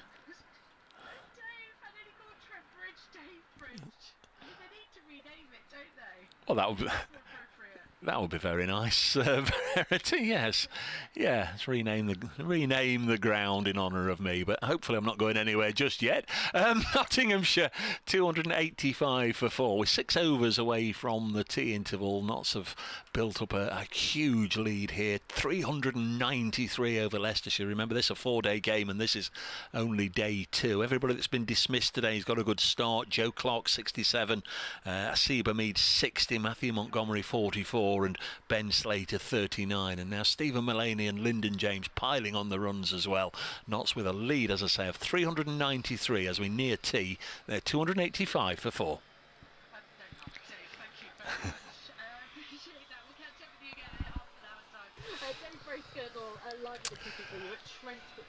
I'm sure Verity's losing it. Afternoon presenter on BBC Radio Nottingham. Over to Dave Bridge at yeah, Trent last Bridge. time I spoke to Verity, she was getting hecklers for calling Forest Notts Forest. Yes, she did. Yes, yeah. yes. Which I put her right on. She didn't forgive me. She's left the music on, so we'll give her 5 seconds, and then we'll have to ring the studio. 285 for 4. We're going to get a bowling change here, and the second row forward, that is Louis Kimber, is going to have a bowl. saying yesterday, Paul, I went down for the toss and found myself stood beside him, and he's an absolute giant of a man, isn't he? Yeah, he's about 6'5", 6'6". Gentle giant though, not a bad bone in his body, and bowls gentle off spin.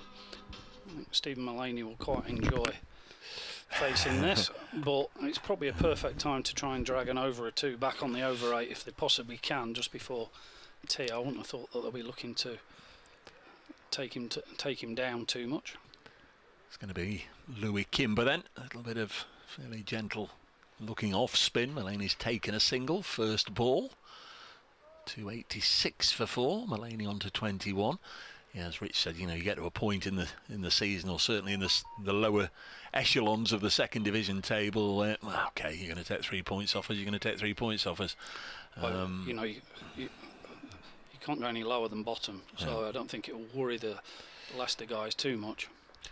There's Kimber bowling, and this is dropped away on the leg side. 287 for 4. We've got 6 overs to go until the tea break, and we've just been joined by BBC 5 Sports Extra. Lovely to welcome you along to Trent Bridge. Dave Bracegirdle here alongside Paul Johnson at the moment, the former Nottinghamshire captain, who very often joins me on commentary for the white ball matches as this is pushed into the offside. But you've managed to pop up and say hello today because it's the Nottinghamshire Past Players Day downstairs. Yeah, great day. A lot of old friends, a lot of wickets, a lot of runs down there, so it's excellent. Good turnout today, 60 or 70 of us. A lot of anecdotes as well, I would imagine, as Kimber bowls to Stephen Mullaney, the Notts captain. Helps it away on the leg side. Well, Notts are almost in an impregnable position, if that's the word, as they near a lead of 400, 396 in front. 288 for 4 in their second innings. An astonishing day yesterday when 20 wickets fell. Nottinghamshire 201 all out, Leicestershire 93 all out. And today Notts have just piled on the agony, building on that first innings advantage of 108.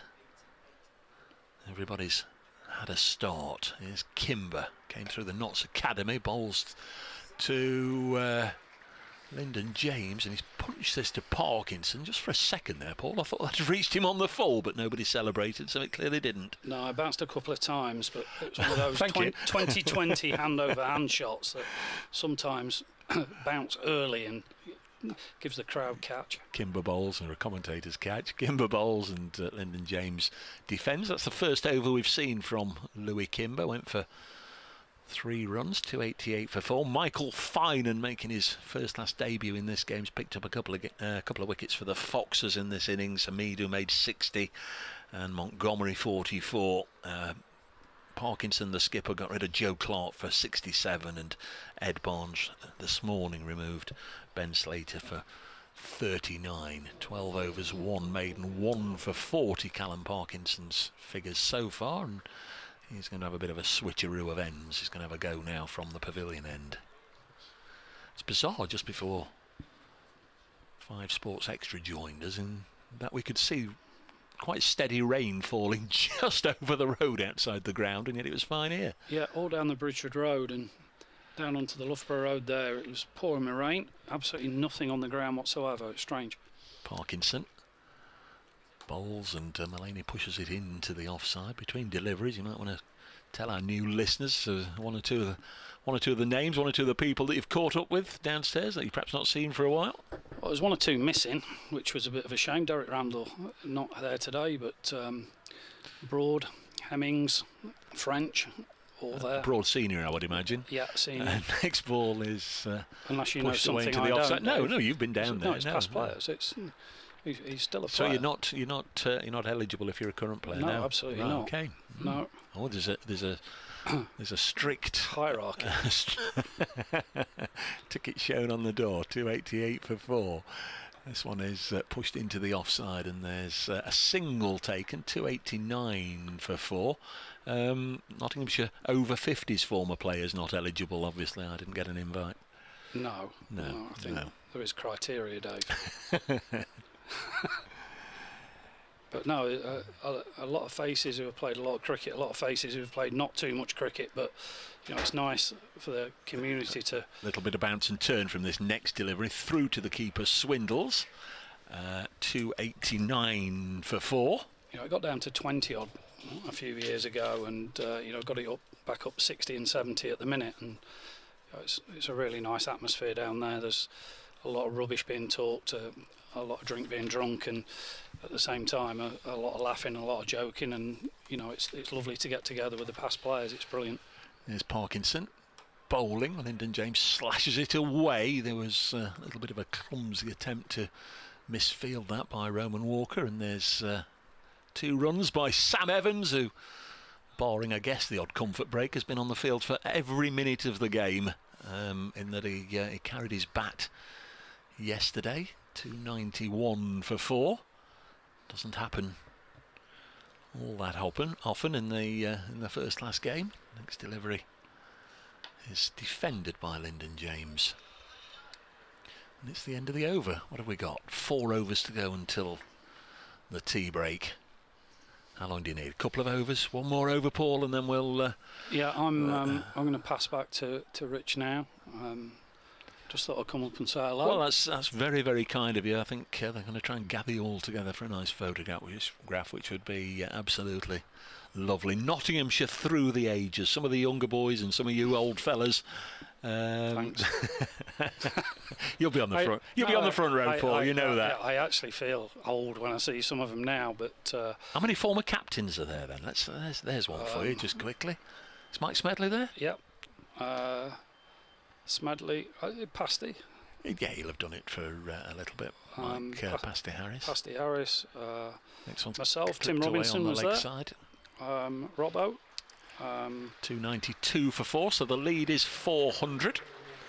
You know, to be fair, you know, the big man's missing, isn't he? And it's so sad. You know, we had a toast to absent friends, and I think that most people would have had Ricey in their minds. Yeah. You know, he's a magnificent captain, magnificent player for us for so many years. You know, after that, obviously Robbo took over. Then myself, Gal's not around, but there's 1 or 2 people I think that would have filled in and been captains. Done it occasionally, yeah. Yeah, but no, to be fair, I think as a county we didn't have that many Kimber's captains. bowled this next delivery. It's dropped on the leg side, fielded by Walker. There's no run. 292 for 4. I know you're itching to get away. We'll just see the end of this over whilst you're thinking of former captains that are downstairs amongst the 50 or 60 people. Kimber bowls again, steered into the offside. Oh, crikey, there's a real fielding error there by Finan, who's at times been a little unlucky and has been a little bit let down by his teammates in terms of drops off his bowling. Now he's not contributed to the feel-good factor with a misfield. This is probably the longest he's been on a field for...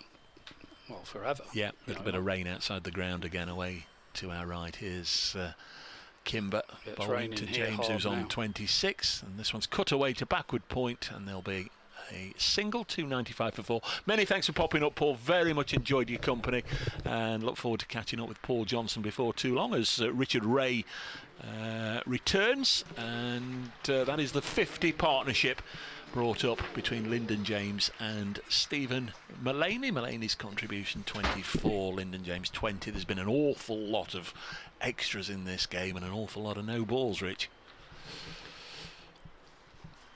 There has. There's Kimber bowling to Mullaney. Edge caught! Wicket for Kimber. Mullaney's gone. A catch at slip. And Stephen Mullaney departs with the lead, having just gone past 400, 403. Louis Kimber doesn't get too many opportunities with the ball there. Was on Nottinghamshire's books as a youngster, went through the academy and has come here and dismissed the club skipper at Trent Bridge, Colin Ackerman, with a sharp catch at slip. And Mullaney's gone for 24 and not so 295 for 5. He has a knack of picking up wickets, though, Mr. Kimber. He hasn't, as you've been saying since you laid eyes on him, he's big and tall, and he's got quite a nice action, and he gets sometimes a little bit of extra bounce, and did so on that occasion. Mullaney looking to be positive, as all the Notts players have looked to be positive. Went back, tried to cut it, little edge, and nice neat catch by Ackerman at slip. So match moves on again. Yeah, a couple of overs to Stop go training. and, until tea. I was just going to say, and hopefully we'll get through. We went off for about Well, we went off, we think, for about 10 minutes this morning, and then absolutely bizarre. The umpires waved the players back on. Leicestershire came out onto the boundary edge and decided then, they, having had 10 minutes or so in the dressing room, they'd have a huddle. Skipper Callum Parkinson getting them together. Then they got out to the middle, and we were still about another 5 minutes actually waiting for a Seba Mead. We could see Ben Slater there hovering and looking and wondering, but the 10 minutes that they were off for rain, I beg your pardon, for bad light, it was almost 20 minutes before they started playing again, wasn't it? It was quite bizarre. 2.95 for 5. We've not lost any time. I can't believe we're still in the same session. We seem to have been talking to everybody, and it's been really fun, actually, the last couple of hours. Yeah, past Players' Day, we've had Dusty Hare, who's here. He did play for Nottinghamshire. A lot of people know him, of course, as an England and Lions Rugby Union international. Here's Kimber to conclude this over, and it's defended. End of the over, 2.95 for 5. Peter Hacker, former Nottinghamshire player, has been on the committee here for many years, came up, and one of the things he told us, he made his second 11 debut for Notts. He was sort of told to get up to Bramall Lane to play for the seconds against Yorkshire on his debut. Bring your own kit. The only bat he'd got, he'd won a fortnight earlier in a raffle. It had got Nottinghamshire and Yorkshire first team autographs on it. So yeah, you can imagine the reception he got when he got up there to play at Bramall Lane against Yorkshire seconds, marched out to the middle at number 11, and David Bairstow was keeping wicket. And so you've got my signature on that bat, and they took the mickey out of him. So we had some fun with him. We've heard from Greg Mike, Ben's father, telling us all about Ben's decision to move to Yorkshire, which he's looking forward to. And we've had Barry Duddleston, who's an interloper here, of course played for Leicestershire, but he's a guest of the club today. Parkinson is in from the pavilion end to Lyndon James, who strokes the delivery off stump out as far as Kimber, who's at shortish extra cover. So 5 guests, all within the session. So far, yes, there's power to add, as they say. It's 2.95 for 5. Lead by over 403 runs, and I wouldn't be absolutely surprised as Parkinson comes in and bowls. Back goes James and cuts the delivery out to Sam Evans on the deep point boundary. Well, obviously it's on the boundary if it's a deep point, and takes a single. James moves on to 28, brings Tom Moores down on strike. Well, just to finish the point I was going to say was that I wouldn't be entirely surprised to see Leicestershire batting before the day is out, just because of the way Notts continued to be so positive with the bat. In goes Parkinson over the wicket. Moores leans forward and defends out into the offside. May just be for a few overs towards the end of the day, weather permitting, but at the moment, touch wood, that little sort of shower, or the threat of a shower, seems to have blown over us again, and I think we've got every chance of getting the best part of a full day's play. Parkinson is in, leans forward, Moores, and defends again down the pitch on the onside. 2 overs to go after this one until tea, which is going to be much delayed. Should have had it at what, 3:10? Yeah. Theoretically, it's now coming up to 3:45. Parkinson is in, tosses it up a little bit. Moores leans forward, just turns his wrist on it, pushes the ball out to Kimber at short mid-wicket. Mid-wicket because, of course, Moores is a left-hander. Parkinson jogs in, bowls down the wicket. In defensive terms goes Tom Moores, blocks it out into the offside, and there is no run. End of the over, just the single from it that was cut away by James Moores. I think has his eyes on tea, doesn't want to give it away before he has a chance to get in. Good partnerships throughout the innings for Notts, 87, 41, 101, 16, 50. The partnerships thus far. This one is just beginning, it's only worth the single. Yeah, different sort of day, different sort of feel to yesterday. Matthew Montgomery with 43, top scored in Nottinghamshire's first innings yesterday, and by tea Notts had been bowled out for 201, but between tea and the close, Leicestershire lost all 10 wickets as they were bowled out for 93. Here's Louis Kimber bowling to the right-handed Lyndon James, who deflects this off his hip to square leg. There's no run. 2.96 for 5. Lovely to hear from, as I say, Dusty Hare this morning. This one again is worked onto the leg side, as Rich sort of said to me off mic once he'd gone back down to join the players. Looks no different from when we used to see him on our television screens kicking penalties for England at Twickenham in front of 80,000 people. Talked about the pressure of doing that. This one's drilled into the offside, fielded by Michael Finan. Played about 17 first-class games for Nottinghamshire. Skippered the seconds for about 4 years, Dusty, here before his rugby career really got hold. 296 for 5, and of course played for Leicester Tigers as well, didn't he? Apparently played 10 first-class games for Notts. Did he? And 7 list A, so 17 right, altogether. that's where I've got the 17 That's where your from. 17 is, yeah. Kimber bowls, and again drilled into the offside, fielded by Finan. He's not afraid to give it some air, Louis Kimber. Picked up 4 wickets in the List A game, the Royal London Cup game at Bristol against Gloucestershire. Does give it, as you say, plenty of flight. Rolls his wrist round it, gives it a bit of a rip. Lyndon James clips it to mid-wicket, end of the over, and there's 6 deliveries, or a maximum of 6 legal deliveries separating us from the tea interval at 296 for 5. Notts lead by 404. We talked earlier in the day about, expecting the storms to come in, and well, today they'll just surely get as far as they can and then pick up tomorrow. But I guess we are sort of going to have to start thinking about, would Stephen Mullaney be contemplating a declaration after tea, and if so, at what stage? A lead of 404 over a side they bowled out yesterday for 93. Yeah, I mean the pitch has settled down a little bit. It obviously was in the sun for most of the day yesterday, and it's been exposed today as well. Parkinson then, to finish the session, is in over the wicket to Moores, who just defends, wants to see his side through to the interval, where no doubt matters will be discussed. Mick Newell, of course, downstairs, obviously huge part of Nottinghamshire over recent years.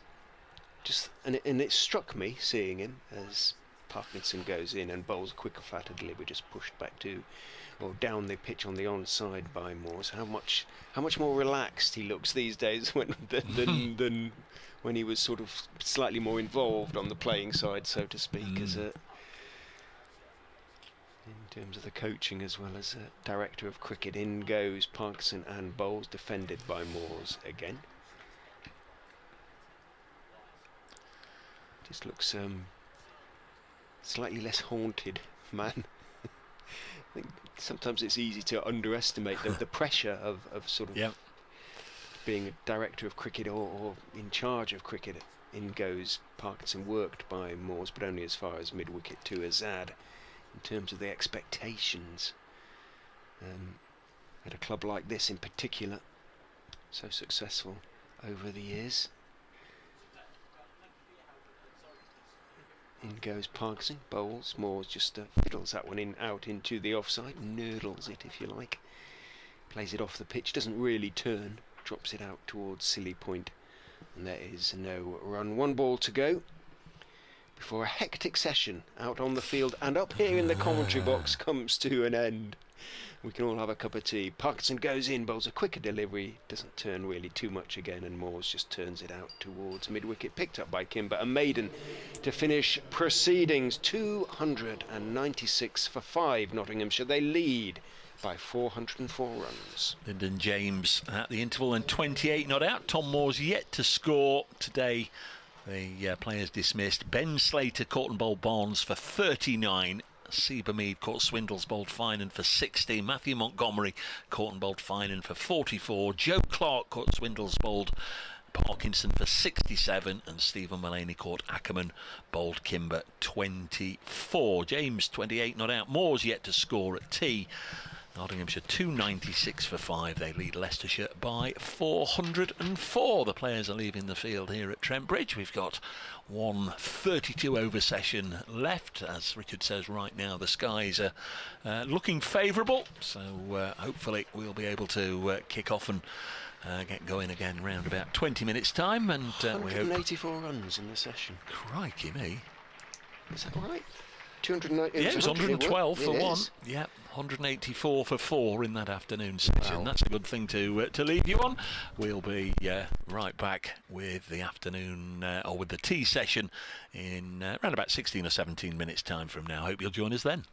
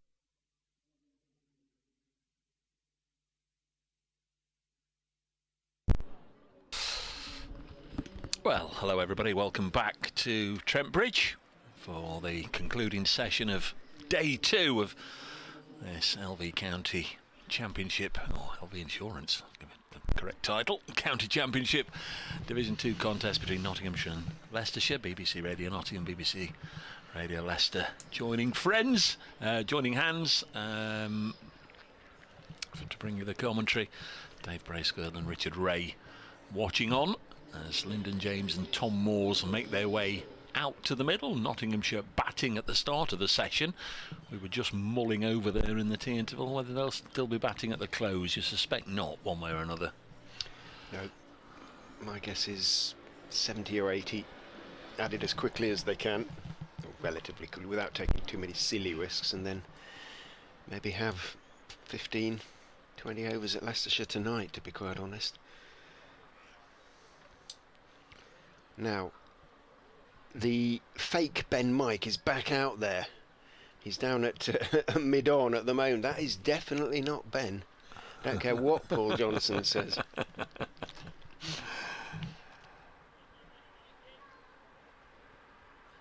Oh, that might be actually. It is now. Yes, that definitely is. So well, that has now been. No, it isn't. That's those binoculars. It's going to be Louis Kimber to bowl anyway, the real Louis Kimber. Will the real Ben Mike please stand up, please stand up. There's Louis Kimber. Was that M&M? Next one, or the first ball after tea, in fact, is getting an extra little bit of bounce outside the off stump. Lyndon James tries to cut it away, gets nothing on it, and Swindles takes it, put his right shoulder. Good bounce from the off spinner, he's in again, and now Lyndon James helps it onto the leg side for a single. What do you think? Yeah, it is. That is Ben now. I'm certain it wasn't previously. 297 for 5. Nottinghamshire lead by 405. Tom Moores has faced 11 balls yet to get off the mark. Just pushed back the last over of that he faced from Kimber. He was in again now and bowls, and Moore's happy to just drop a bat on it. The things that impresses me about Louis' occasional off spin is, and it's famous last words, but he doesn't often bowl sort of a full toss or a long hop. He's in now, bowls, and Tom Moores tries to cut it away and he misses it. Everybody that's got in has had a start. Scores are 39, 60, 44, 67, 24. Lyndon James got 29. Tom Moores hoping to join them, and he'll get his first run here. It's fielded at backward point, but they'll take the run nonetheless, despite Ed Barnes' sprawling stop. Not inching closer to 300. You're not sure, are you? No. He could have had a hair. He does like a haircut. Ben keeps it short. Nottinghamshire lead by 406. Next ball tossed up and driven away, and a misfield by the skipper, and it's gone for 4. So that will take them up to and beyond 300. Nice attacking drive from Lyndon James, takes him into the 30s as well. He's on 33, and that's a disappointing end to the over for Louis Kimber. Second time that Parkinson has misfielded, which is most unlike him, really. Yeah, the one before he just seemed to take his eye off it, and it was through him in a flash. At least he saw that one and dived for it, but dived over it. He's going to bowl now, the skipper. Need to have a little look as well, Rich, when the board reverts to the score, what the over rate is as well, because yeah, it's -1 now.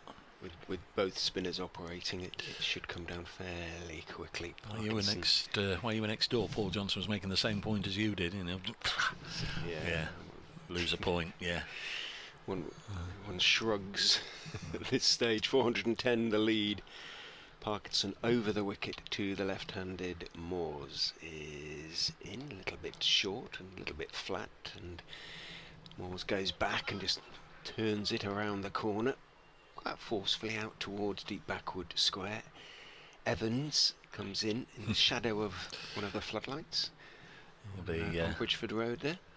He'll be required to go out and set stall again.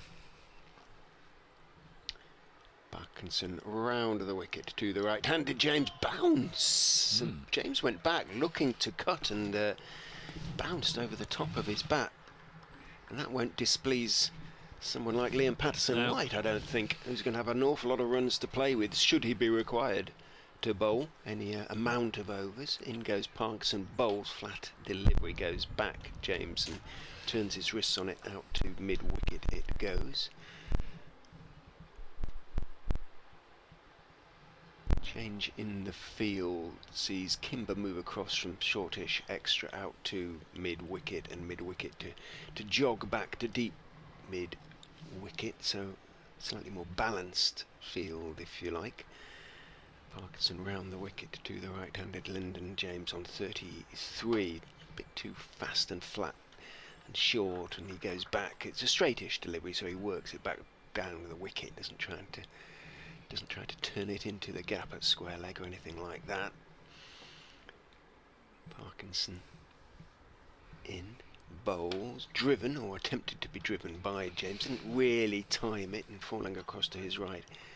Azad makes the stop. Straightish extra cover. Barnes is being sent back from mid-off to almost long off. Parkinson is in. James goes back, forces out into the offside. Azad does reasonably well, falling to his left to make the clean stop. Just the single, I think it was, from the over. Parkinson, 16 overs to his name, now 1 for 45, 303 for 5. The lead at 108 is 411. Yeah, spinners on at both ends, and seems to be a bit of a determined effort between overs as well to rush to your next fielding position. Leicestershire eager to get rid of that -1 on the scoreboard against their over rate. Despite what we were saying in the last over, they do seem to be doing something about it as Kimber bowls to Tom Moores. A little push and run up to Ben Mike at mid-off. They take the single. I think they're just trying to get through to the new ball as much as anything. Yeah. I think they know the game has drifted rather away. Well, not so much drifted as proceeded at a rate of knots away from them today. Yeah, 12 overs away though. Yeah. 4 or 5 and over, and Notts might not need, or might not think they don't need to face the new ball. As Kimber bowls, driven again by Lyndon James. There's always the tendency though, isn't there, by the batting side in these situations, just to be extra cautious, just to be overly cautious and go on a little longer than they need. You'd imagine right now an advantage of 413 might serve them well, but I still think Notts will be batting probably in 3/4 of an hour from now, as Tom Moores throws the bat at this one but completely cloths it out onto the offside to Roman Walker. No run. Moores on 3 from 17 balls. Kimber floats one up, and Moores again a little push and run to Ben Mike. This time a clean pick up and a throw down to the far end, and by which time the long legs of Lyndon James have comfortably seen him home. Elsewhere, at the Ageas Bowl, Hampshire declared on 400 for 9 in their first innings. Northants 31 without loss. As Kimber bowls, dropped on the leg side, no run. At Canterbury, Kent 40 for 2, replying to Essex's whopping 573. At Old Trafford, Lancashire 276, Yorkshire 103 for 2. Playing in all 3 of those matches. Kimber bowls, and again a bunt down the ground to Mike, end of the over, 307 for 5 with that single. They're off for rain at Taunton, where Somerset 146 for 4, replying to Gloucestershire's 343.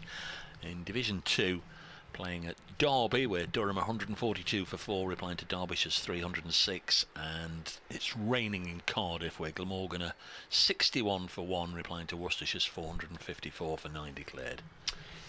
James and Moores involved in mid-pitch discussion, in which Moores, the much smaller of the two men, appeared to be doing most of the talking. And he's watching on now as Parkinson round the wicket to James, who drives firmly out to Barnes, who's at a deepish mid-off. Always going to be a single in those circumstances. And one is duly taken. James onto 36. Barnes heads off down to long on. Deep mid-wicket is out as well. Deep square 2, so 3 men on the boundary on the leg side. Leicestershire very much on the defensive. Parkinson over the wicket to Moores, who is driving.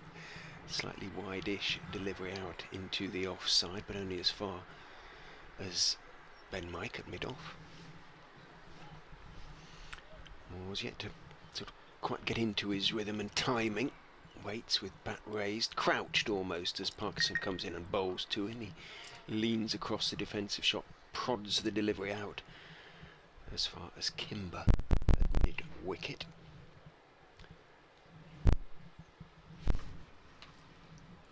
Parkinson casting quite a long shadow now, comes in and bowls. Moores blocks it back towards him. He advanced down the wicket.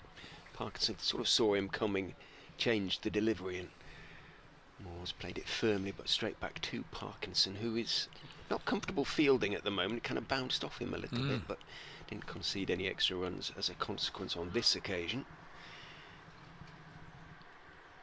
Jogs in and bowls. Moores waits for it, turns his wrists on it, but plays it only as far as Kimber at mid-wicket. Good over so far from Callum Parkinson. Just conceded the one run. Yeah, looks like they've just been sent out with the instructions, just play properly for half an hour or so. Parkinson, quicker, flatter delivery, really quite almost pacey, very straight as well. Moore just blocks it out towards extra cover, and that's the end of the over. 3:08 for 5, 4 off 23 for Tom Moores. But the run rate's still pretty spectacular. By county championship standards, it's 4.4. I wondered what you'd want to bowl yourself. Probably what, 14, 15 overs. You can get all 3 seamers involved in a 14, 15 over mini session. So perhaps I'll bat on for another 10 or so. Maybe they can up the ante, get whatever they require, whatever Stephen Mullaney's target is. First ball is a dot ball as Lyndon James just pushed it out to Walker on the leg side. Kimber bowls again. This time he backs away, cuts it to backward point. Is there enough on it to go? It's been fielded right on the rope out there by Rishi Patel, I think, and it's 2 runs. Should get to know Rishi Patel by now. He's featured in an awful lot of the incidents in this game so far. Makes a good stop. He's looking straight into the sunshine now, so that might be his next problem to deal with as James turns this square on the leg side. No run. 38 to Lyndon James without too much fuss, seemingly. Kimber to bowl to him. This time he bunts it out to deep mid-wicket. Typical Lyndon James innings this. You sort of don't have that many shots at the end of the day where you remember him smashing it here, there or everywhere. He's just ruthlessly efficient when he's in his stride. We'll put the good balls for 1, the bad balls for 2 or 4. Tom Moores misses out on this one as it goes through to the keeper. 311 for 5. Lead of 419. That's Louis Kimber to his 6th over. Bowls, and Moores again tries to get it through the offside and will take a single after Roman Walker can't gather it entirely cleanly. And the lead is up to 420 at 312 for 5. 71 overs gone in this second innings. 6 overs, 1 for 21 for Louis Kimber, which, considering the time at which he's bowling, is a pretty decent effort on his part.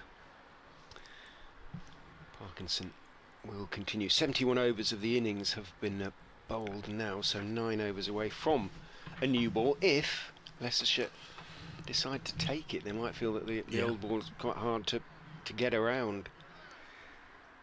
There isn't much to be gained by taking it.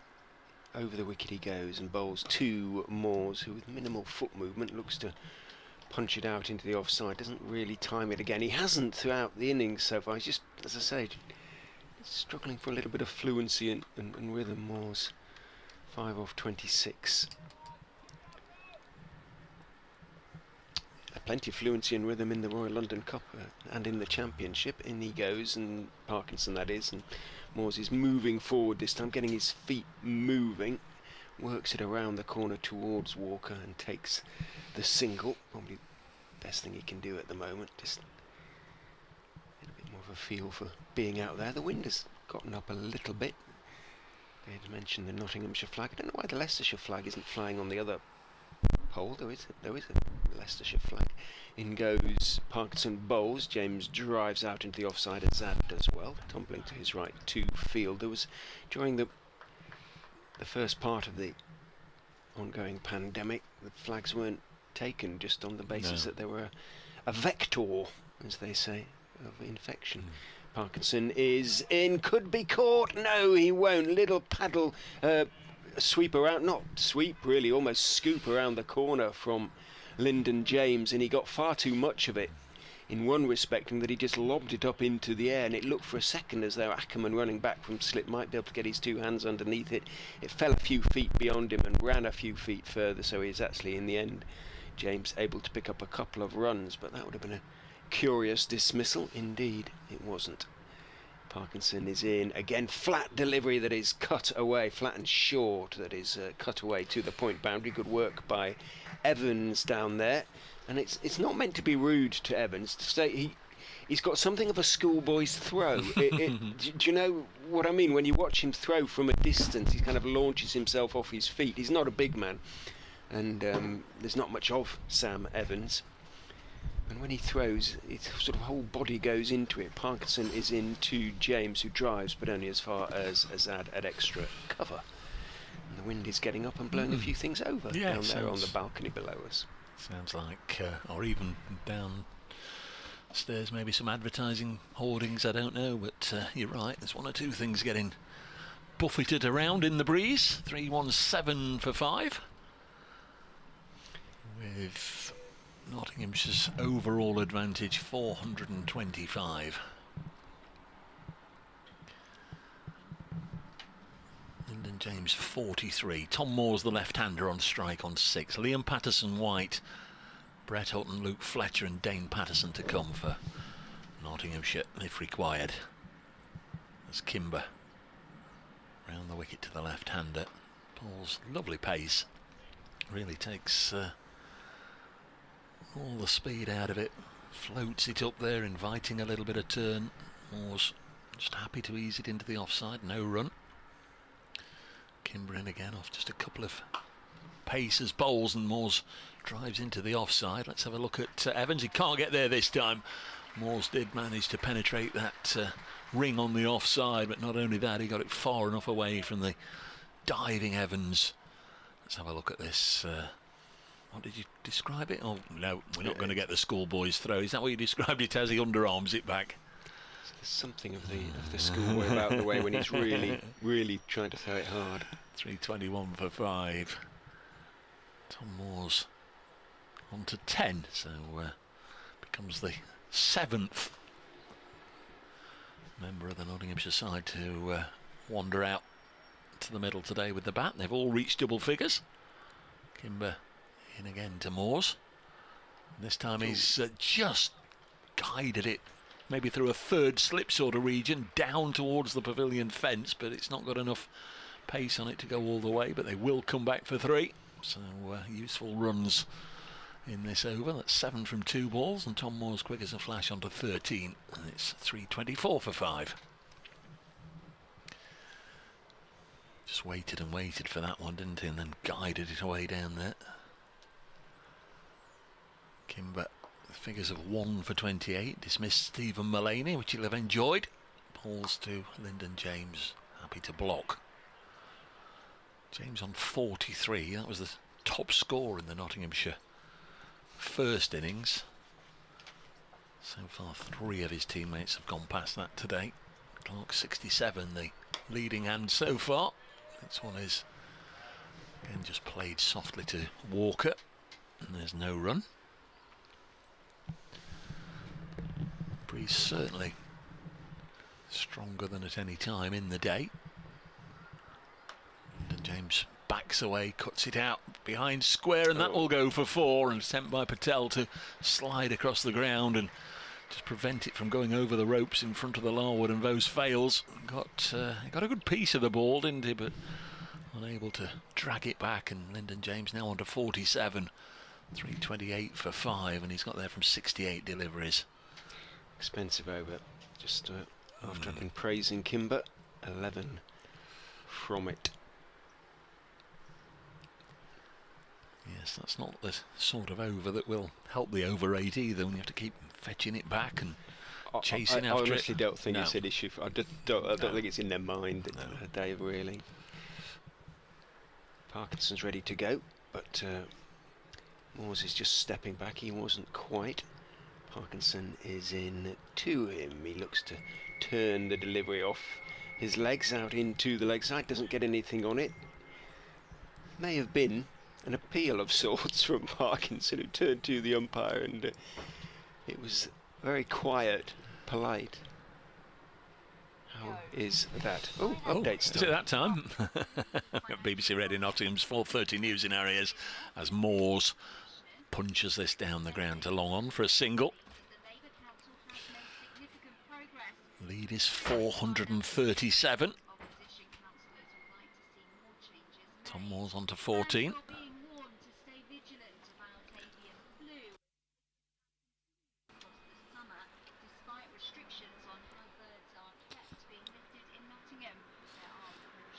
Parkinson to Lyndon James. Now, is that going to be the 50? It is indeed. Nice looking shot.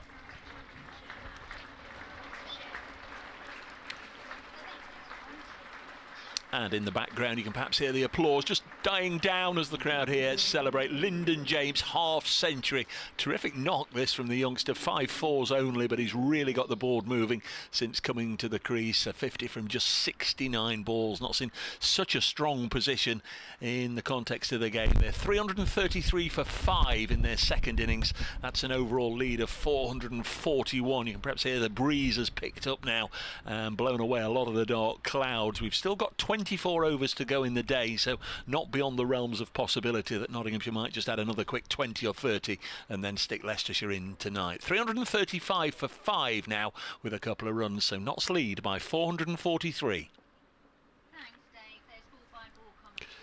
There's Parkinson bowling. Lyndon James will take another single, and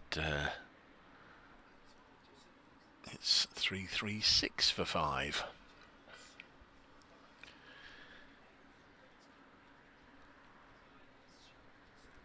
Lyndon James, 2 centuries and now 5 50s this season, as Moores plays it on the leg side. Went into this game averaging just a whisker under 50, so this innings will hopefully take him beyond that mark by the end of the game. What did he get in the first innings? Played yesterday, got 16.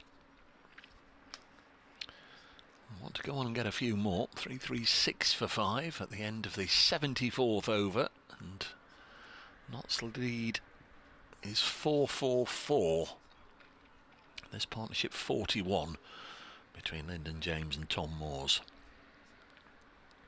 Going to be a bowling change.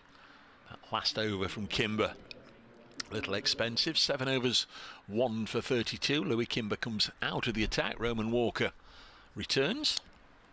9 overs, none for 34 today for Roman Walker. Picked up a couple of wickets in the first innings yesterday. So a different feel, and obviously a different field setting for the seamer. Keeper's gone back, 1 slip. Let's have a look. We've got a I was going to say a deep backward point, but he's now been moved round to third man in front of the Hound Road stand. There is a deep point, There's a long leg and there's a deep square leg, and the other 5 are saving a single as Roman Walker comes in to bowl down the leg side, taken by Swindles. 3-3-6 for 5. The lead is all the 4s. 4-4-4, Mr. A.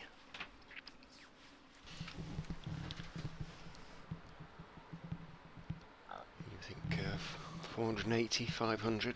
Well, call it a day at that, or just number of overs left, perhaps. Yeah, I've no idea. 23.5. In goes Walker and bowls down the leg side again. Flicked on its way very neatly by Lyndon James indeed. I don't know whether it was a deliberate attempt to spear the ball down the leg side from Roman Walker, but James just clipped it neatly on its way through sort of the leg slip area down to the fine leg boundary for 4. The runs coming at a rate now that has taken the overall run rate for the innings to almost 6, now 340 for 5. James on to 58.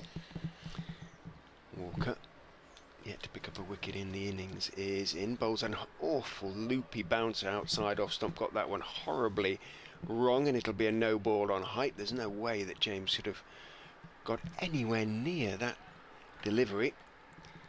Now, what is umpire Illingworth doing? He was just checking the bails. Yeah, He didn't. yeah. I don't know really. I don't think he's he no wandered balled up it, to has he? yes, he did. He put out his he left did, hand, okay. and yeah, he couldn't get anywhere near that. So No. I'm sure he no balled it. He sort put of out his left hand. Half doing, yeah, must have done. Walker is in onto the legs of James, who goes back, turns it through mid-wicket out towards Evans, who comes jogging in. Scorers aren't so sure, you know, because it's. He put out his left hand. I mean, there's no way that James could have got anywhere near it. Yeah, I think it's gone on. It's gone on. Yeah, because the lead is now 450. Yeah. 44. Yeah, there's 3 have gone on. Yeah, with that single as well. So 451 now. The lead. Darker cloud comes overhead, but plenty of blue and sunlight behind it as Walker is into the left-handed Moors, who leaves outside off stumper. Momentary return to normality of sorts.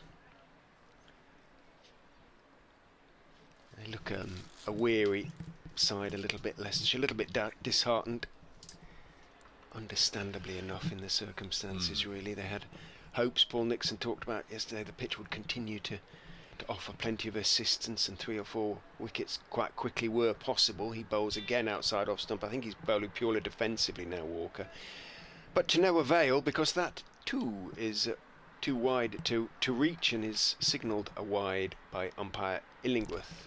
Go bowl it again, Mr. Walker. 344 for 5, the lead 4-5-2.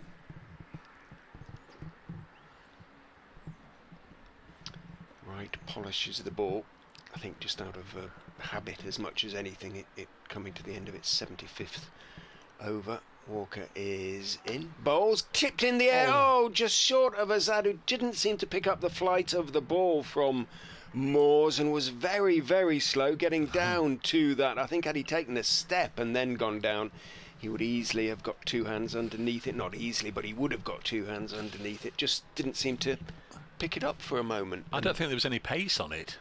I think he just sort of checked his drive, Tom Moores, and so there was no pace on it. And lobbed up, and I think he could have got there, Azad. I'm sure he could. In goes Walker, bowls with a little bit more zip, but again it's a little bit too wide, and Moores lets it go through. End of the over. 344 for 5.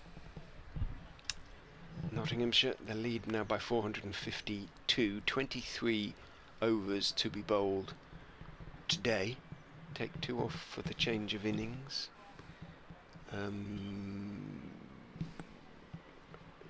Could have another 5 or 6. Well, I mean, they could go to the end of the day, and you know, who knows? But surely already have enough. And with an iffy forecast, we've been lucky today. It might not be tomorrow. It's Parkinson from the pavilion end, bowling to Lyndon James. Pushes it back to the bowler. Of course, Lyndon James has 2 good overs and suddenly leaps from 59 to 80, and then there's a temptation. Well, should we let him have another 2 or 3 to see if he can get there. And, it just sort of becomes a case of batting on and on and on and on, doesn't it, as Lyndon James takes a single. If a side chases down 454, as Leicestershire would require right now, if the declaration came now, you'd have to say, well done to them. What are they clapping? That's a 50 partnership from 77 balls. Another one. Nigel has been in touch as Moores drops it on the leg side. It says, Dave, hope that Notts have seen the forecast for the next 2 days. It's not brilliant. Well, I had a It wasn't brilliant today, though, Nigel. No, I had a look, and it didn't appear to be as bad tomorrow as it did for today. It seemed to be okay, relatively speaking. Down on one knee is Tom Moores, and he swept it, but didn't get much of a connection, so the ball didn't, as a consequence, go very far, so they only get a single. 3:46 for 5. So you've got a cricket show on BBC Radio Leicester tonight, Yep, Rich, starting at 6 o'clock. We'll play the interviews. Next delivery pushed into the offside. There's no run. With Barry Duddleston, that is, and probably a little bit of dusty hair in that it was more related, I suspect, to rugby than cricket, with the Leicester connection being what it is. Next delivery driven down the ground by Lyndon James for a single. 3:47 for 5. Yeah, when I knew Dusty was coming today, I asked if we could entice him up here. From the Kingdom of Newark, of course, so always going to be interested in talking to one of the finest sports people from Newark. Paul Johnson, another coincidentally, who came up and joined us, but obviously well aware of the Leicester connection with Dusty here, and there's an awful lot of boxes to tick there with Dusty, isn't there? There's the Notts cricket aspect, there's the rugby union as well, the Leicester connection. 3:47 for 5, and on top of that, as somebody said earlier, just a smashing bloke, as they all have been the guests we've had today. Walker is in, bowls to James, who defends the delivery off. Stump just drops it out into the offside. No run. Parkinson is going to have a word with Swindles. What about, one wonders. I suspect it's just about slowing things down, to be quite honest. But they do have the minimum number of overs. They have to bowl their overs, whatever. And Swindles is perhaps waving for. Well, no, there is a helmet out there. So yeah. If he wanted to stand up to Walker, who's taking the pace off it, he could. So I don't know what that's about. We'll find out, I'm sure. Walker is in and bowls. Implication from James as he goes back and defends that one is that it stayed a little bit low. If so, it's the first one that has done so. I'm not sure it did stay too much low, but James wants to get it into the mind of the Leicestershire batsman that there's still plenty in the pitch for the seamers. Barnes is going back to get something from. Yeah, there's a bit of a relaying of messages, isn't there? Well, as you say, to pass on a message. Leicester physio.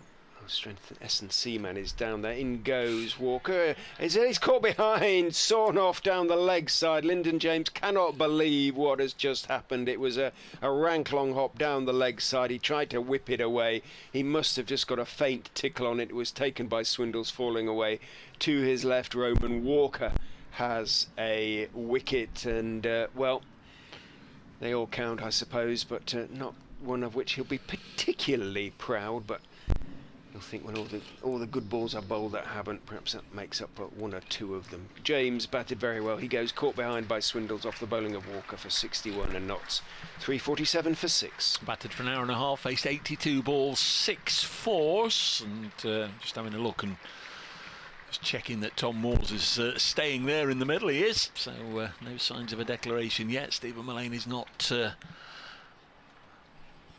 satisfied that Notts have got enough yet. Here comes Liam Patterson-White out to join his fellow left-hander. 3:47 for 6 is the score here down the leg side. He went to pull it away. Obviously got a thin tickle through to the keeper.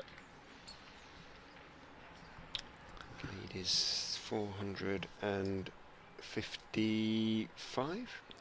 It is indeed, yeah. Third one of the day, third batter of the day to get out in the 60s. Clark 67, Siebermead 60, and now Lyndon James 61.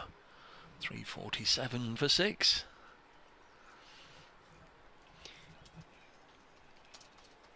Caution, if caution is what it is, seems a little overdone. I think if Leicestershire were to get 456 to win the game, with the batting lineup they have against the not seamers on a pitch that is still a little bit helpful, well, you have to say, well done really, them in the circumstances. I can't imagine that Notts would be denied by the weather, but you never quite know. No. Nope. There you go. I think one thing we can say, if it's going to rain here for 2 days, it'll pretty much rain everywhere else, won't it? So a wicket for Roman Walker, his first of the Nottinghamshire second innings, his third of the match. This is the 77th over as Liam Patterson-White comes to the crease. Can't even remember this morning, let alone yesterday. Liam Patterson-White caught and bowled Roman Walker for 17 yesterday, so as he is bunny. Walker is in, goes past the outside edge. If perhaps he thinks the same. It was a decent delivery from Walker. Patterson-White went back and might just have left him a fraction of what is left of the seam, if there is any seam left on the ball after 76.4 overs. Walker boosted by that wicket. Perhaps put a little bit extra in, and Azad is being summoned from deepish backward point 2. Maybe being sent down to long leg, and Louis Kimber's going to come in at first slip with Ackerman at second. Maybe the relaying of messages was about the over rate, because it's just changed from -1 to 0. So Leicestershire have got it back.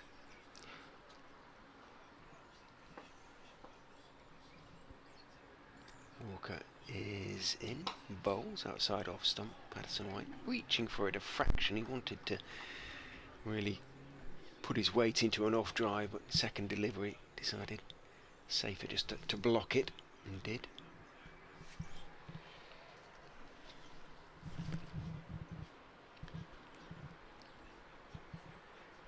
Still 21 overs to go after this one, after this delivery. In goes Walker, bowls, and Patterson-White is off the mark, steering that one from outside off stump down to Ed Barnes on the third man boundary, or coming in from the third man boundary, and he's going to keep this strike. Patterson-White with that single. 348 for 6, the lead up to 4-5-6 now. At least Tom Moores will have had some thoughts from the dressing room passed out to him by Liam Patterson-White's arrival there, the new man. Will have been sent out to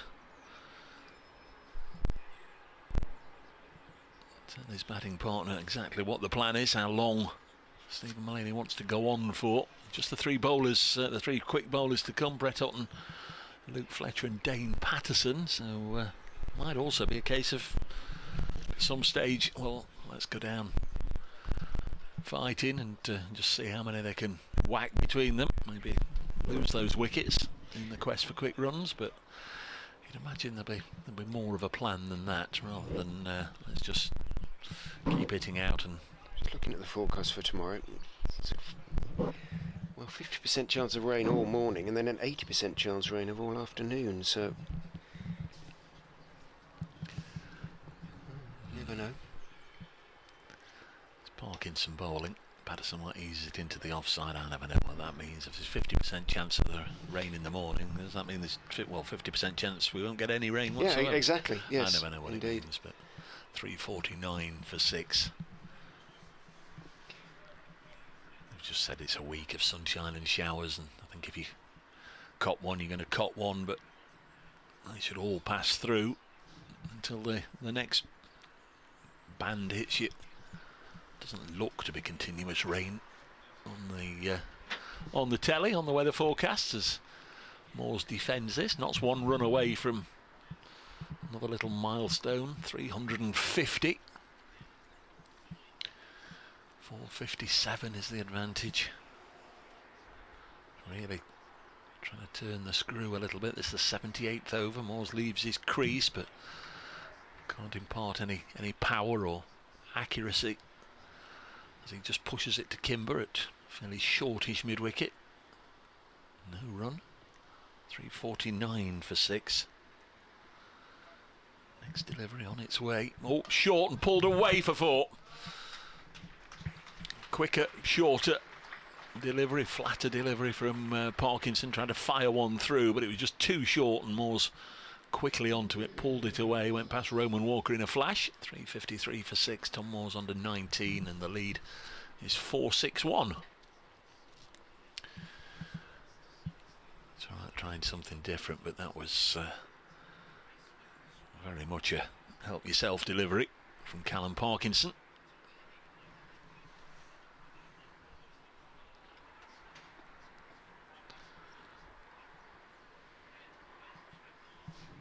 Two balls left in this over. The spinner's got it in his hands again. Slower delivery, tossed up there, and they take a single.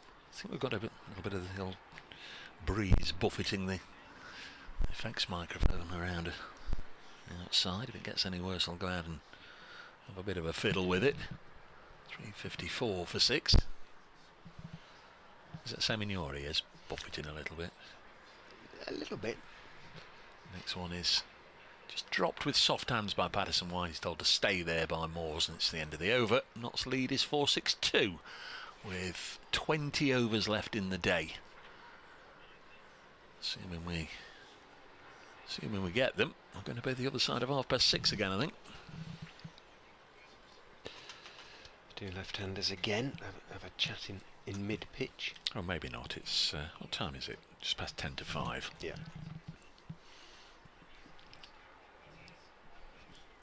Two balls away from a new ball being available, but not necessarily a new ball being taken. Walker runs in and bowls outside off stump. A little fiddle from Moores, a flat-footed attempt just to cut it down towards third man, doesn't get anything on it, goes through low to Harry Swindles, and minimal reaction from Walker or Swindles or any of the Leicestershire players. There's a weariness about them at the moment, which sort of adds to the conviction that it wouldn't be a bad time to get them out batting as well. As Walker bowls outside off stump, steered by Moores, the half volley out to Evans at deep point. One is taken. No great urgency being shown by these two at the moment. 355 for 6, 463 the lead. I am hearing a sort of another station or something. Well, I wondered if it it's, could be next door. Yeah. Could be. I will check when I go through in a few minutes' time. Walker is in bowls and driven by Patterson White, but no big follow through. Made sure he got to the pitch of it, got over the ball along the ground all the way out to Evans, who for the left-hander moved a little wider out to the cover boundary. 3 to PW. 21 to Moores. Walker turns.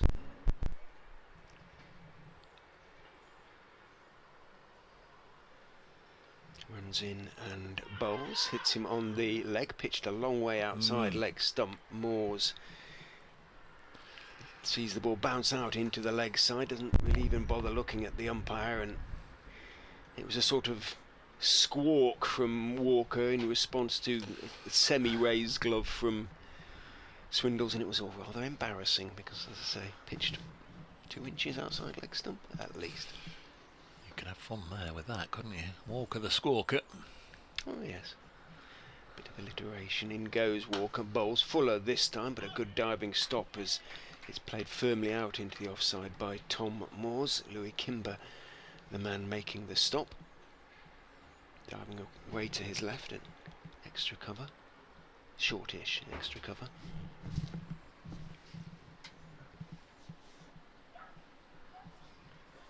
Game drifting a little bit at the moment. Goodness me, there's plenty of time. Knots won't be in the slightest bit worried in that respect as Walker is in. Played firmly but straight back down the pitch to him by Tom Moores. He stops it rather than peels it cleanly in his follow through.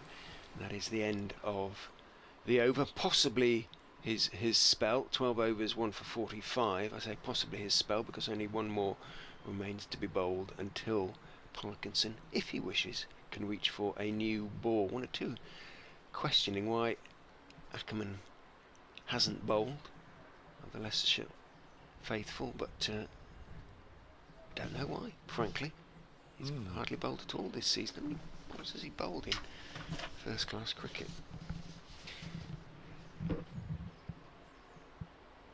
134 overs, 5 wickets at 91. Perhaps that's the answer. Just trying to pry with the binoculars towards the Notts dressing room. A mixture there of white and training gear. It doesn't look collectively as if they're getting themselves ready for action anytime soon. Louis Kimber's changing ends, so it's not Ackerman, but it is a return to right arm off spin from the pavilion end. Liam Patterson-Wide on strike, has 3 out of this partnership of 9. Bowls and Patterson-White opens his shoulders and pummels this through the offside for 4. 360 for 6, the lead 468. That was a loose-ish return to the bowling crease delivery from Louis Kimber, his first from the pavilion end. Hammered away for 4. Patterson-White on to 7 this time. He's just played it with soft hands. Backward point, no run. Fielded by Walker.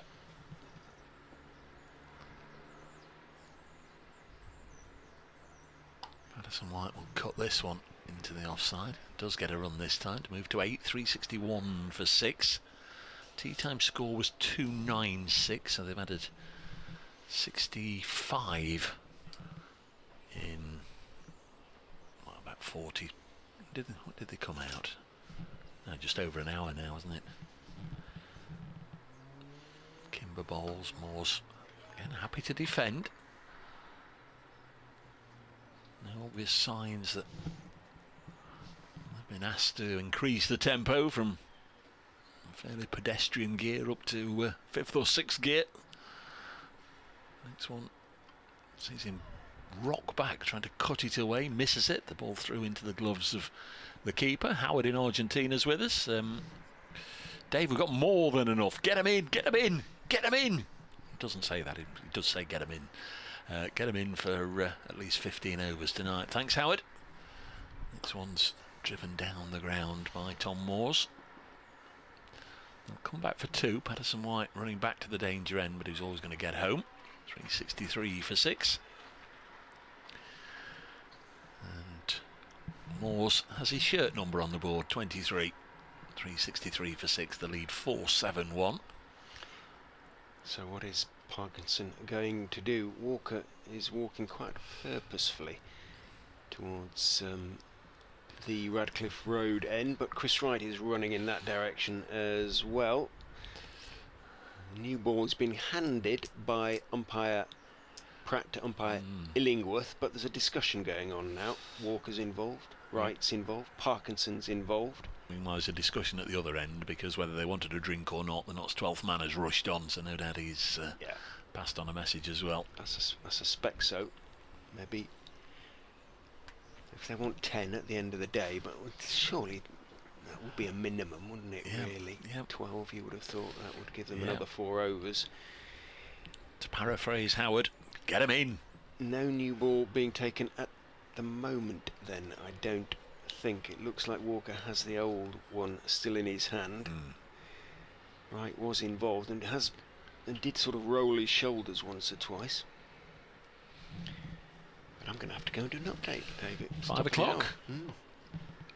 Getting through the day one way or another. 363 for 6. Roman Walker with the old ball. Bowls and mightily struck down the ground for 6 by Liam Patterson-White. Came from nowhere, so whether that was a result of the little chat they've had or it was just on impulse, having seen the length of the delivery. Liam Patterson-White has struck the second 6 of the game. The first one was Dane Patterson yesterday. That was as clean a hit as you could wish to see. And Patterson-White on to 14. And the new ball after that one delivery has been taken. So the loosener delivery, if you like, for Roman Walker. Maybe the chatting was all around. Let's keep the soft ball, it'll be harder to hit, and Liam Patterson-White has quickly dispelled that theory. 369 for 6. Crikey, gave that a mighty wallop. So here's Walker, armed with the new cherry, right up in the block hole, and Patterson-White has dug it out onto the leg side. The field set deep. It's fine and doing the fielding, but a run is taken. 370 for 6. The lead 478. Get him in. Morse 23. Back on strike.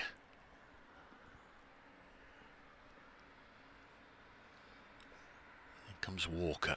Bowls again. Short, and Tom Moore's down the leg side. Went to pull it away. Got nothing on it. A good diving stop from Harry Swindles. 370 for 6.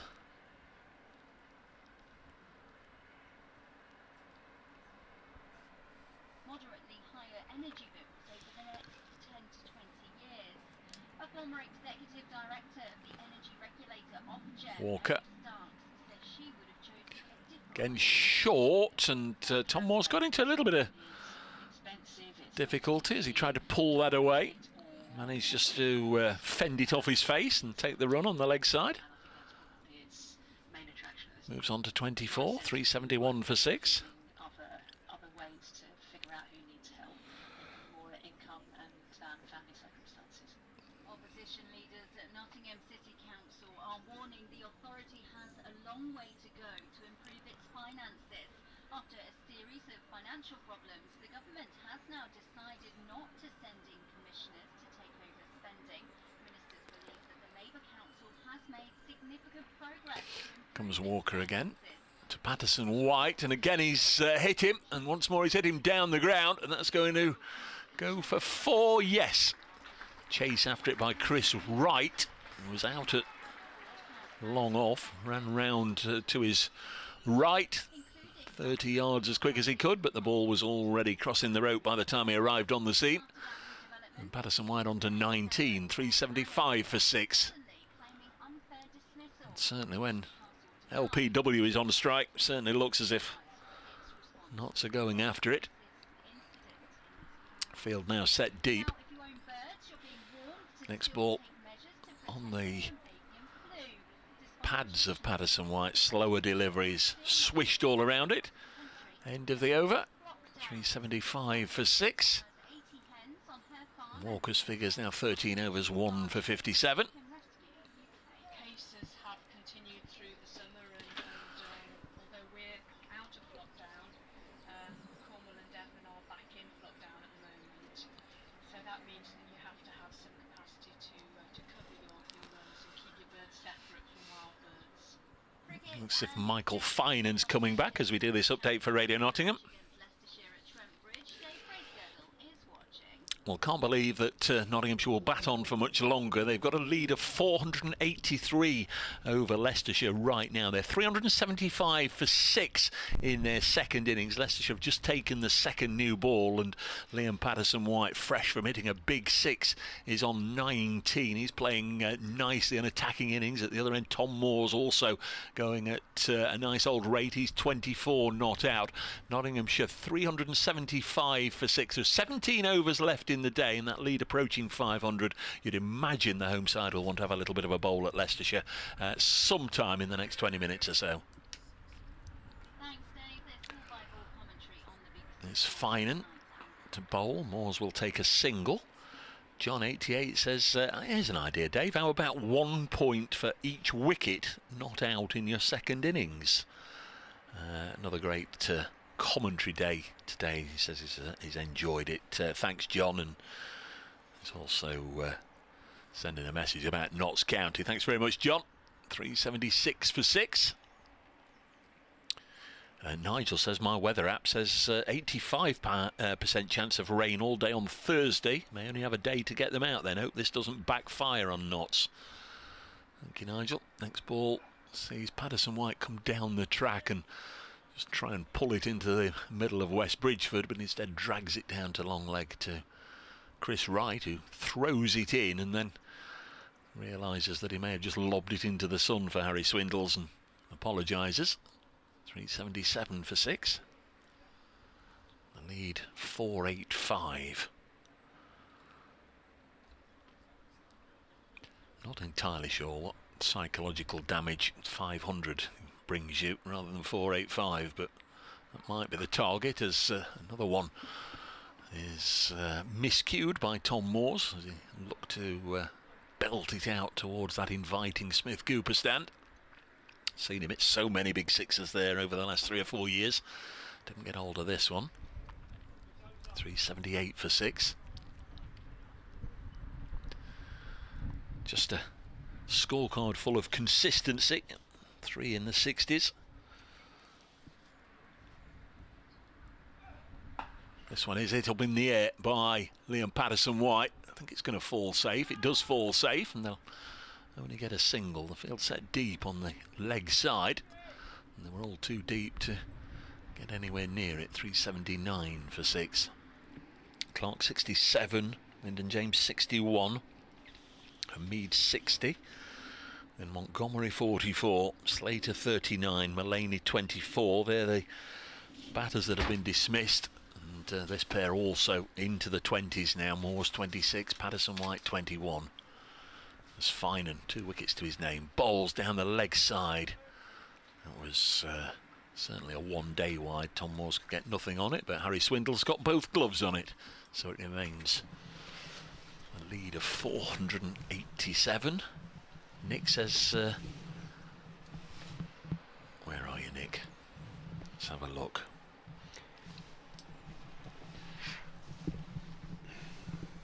Here comes Finan into bowl, cut away by Moores, down to third man. We'll get a single. 380 for 6. Peter Hacker was with us this morning. Nickname's Des. Damien says, I remember facing Des when he played for Notts Forest back in the day. Very dark, but fortunately he bowled in the corridor and we weren't good enough to get an edge. Yes, he was a left arm quick. And Nick says, yes, guess who had to go in at 11 that day? I squirted 2 to the rope through the gully before his mate Bernie bowled a straight one. Thanks very much to Damien and to Nick, and yeah, thanks to Peter Hacker, Des, for popping up and joining us. Yeah, we had a William and a Peter in the commentary box this morning, but better known to those that know them well as a Dusty and a Des, as Ed Barnes comes back into the attack armed with a second new ball. Going after it a little bit now, Rich. You'd imagine it's going to be 500 and out. As armed, he probably feels like, what was it, Blackadder going into the trenches. Wouldn't like not to be having my shooting stick. Whatever. Around the wicket goes Barnes to Tom Moores, and it's flayed away out into the offside. Parkinson one of every other Leicestershire fielder out there on the boundary. Runs across to his right and fields, and 2 are taken. Moores moves on to 27. Little flock of, could they be starlings or swifts go to settle on one of the floodlight pylons? Very rarely see starlings these days. Certainly there used to be huge numbers, didn't they? Not anymore.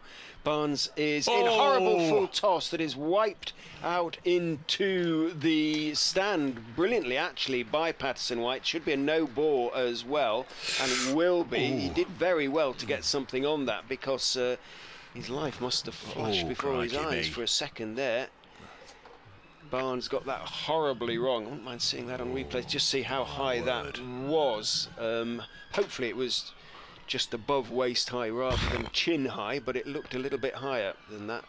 I'm not going to see a replay of that. But anyway, Patterson White managed to connect it and hit it into the stand on Fox Road. Stand outside off stump, thick inside edge. Could be a run out. There isn't a run out as it bounces down towards Swindles, and suddenly everything has gone completely frantic as Patterson White trying to hit every ball to the boundary. Thick inside edge. Swindles did well, diving away to his right to make the stop. Picked himself up, underarmed the ball at the stumps, but Moores had made his ground. The throw missed anyway. 390 for 6.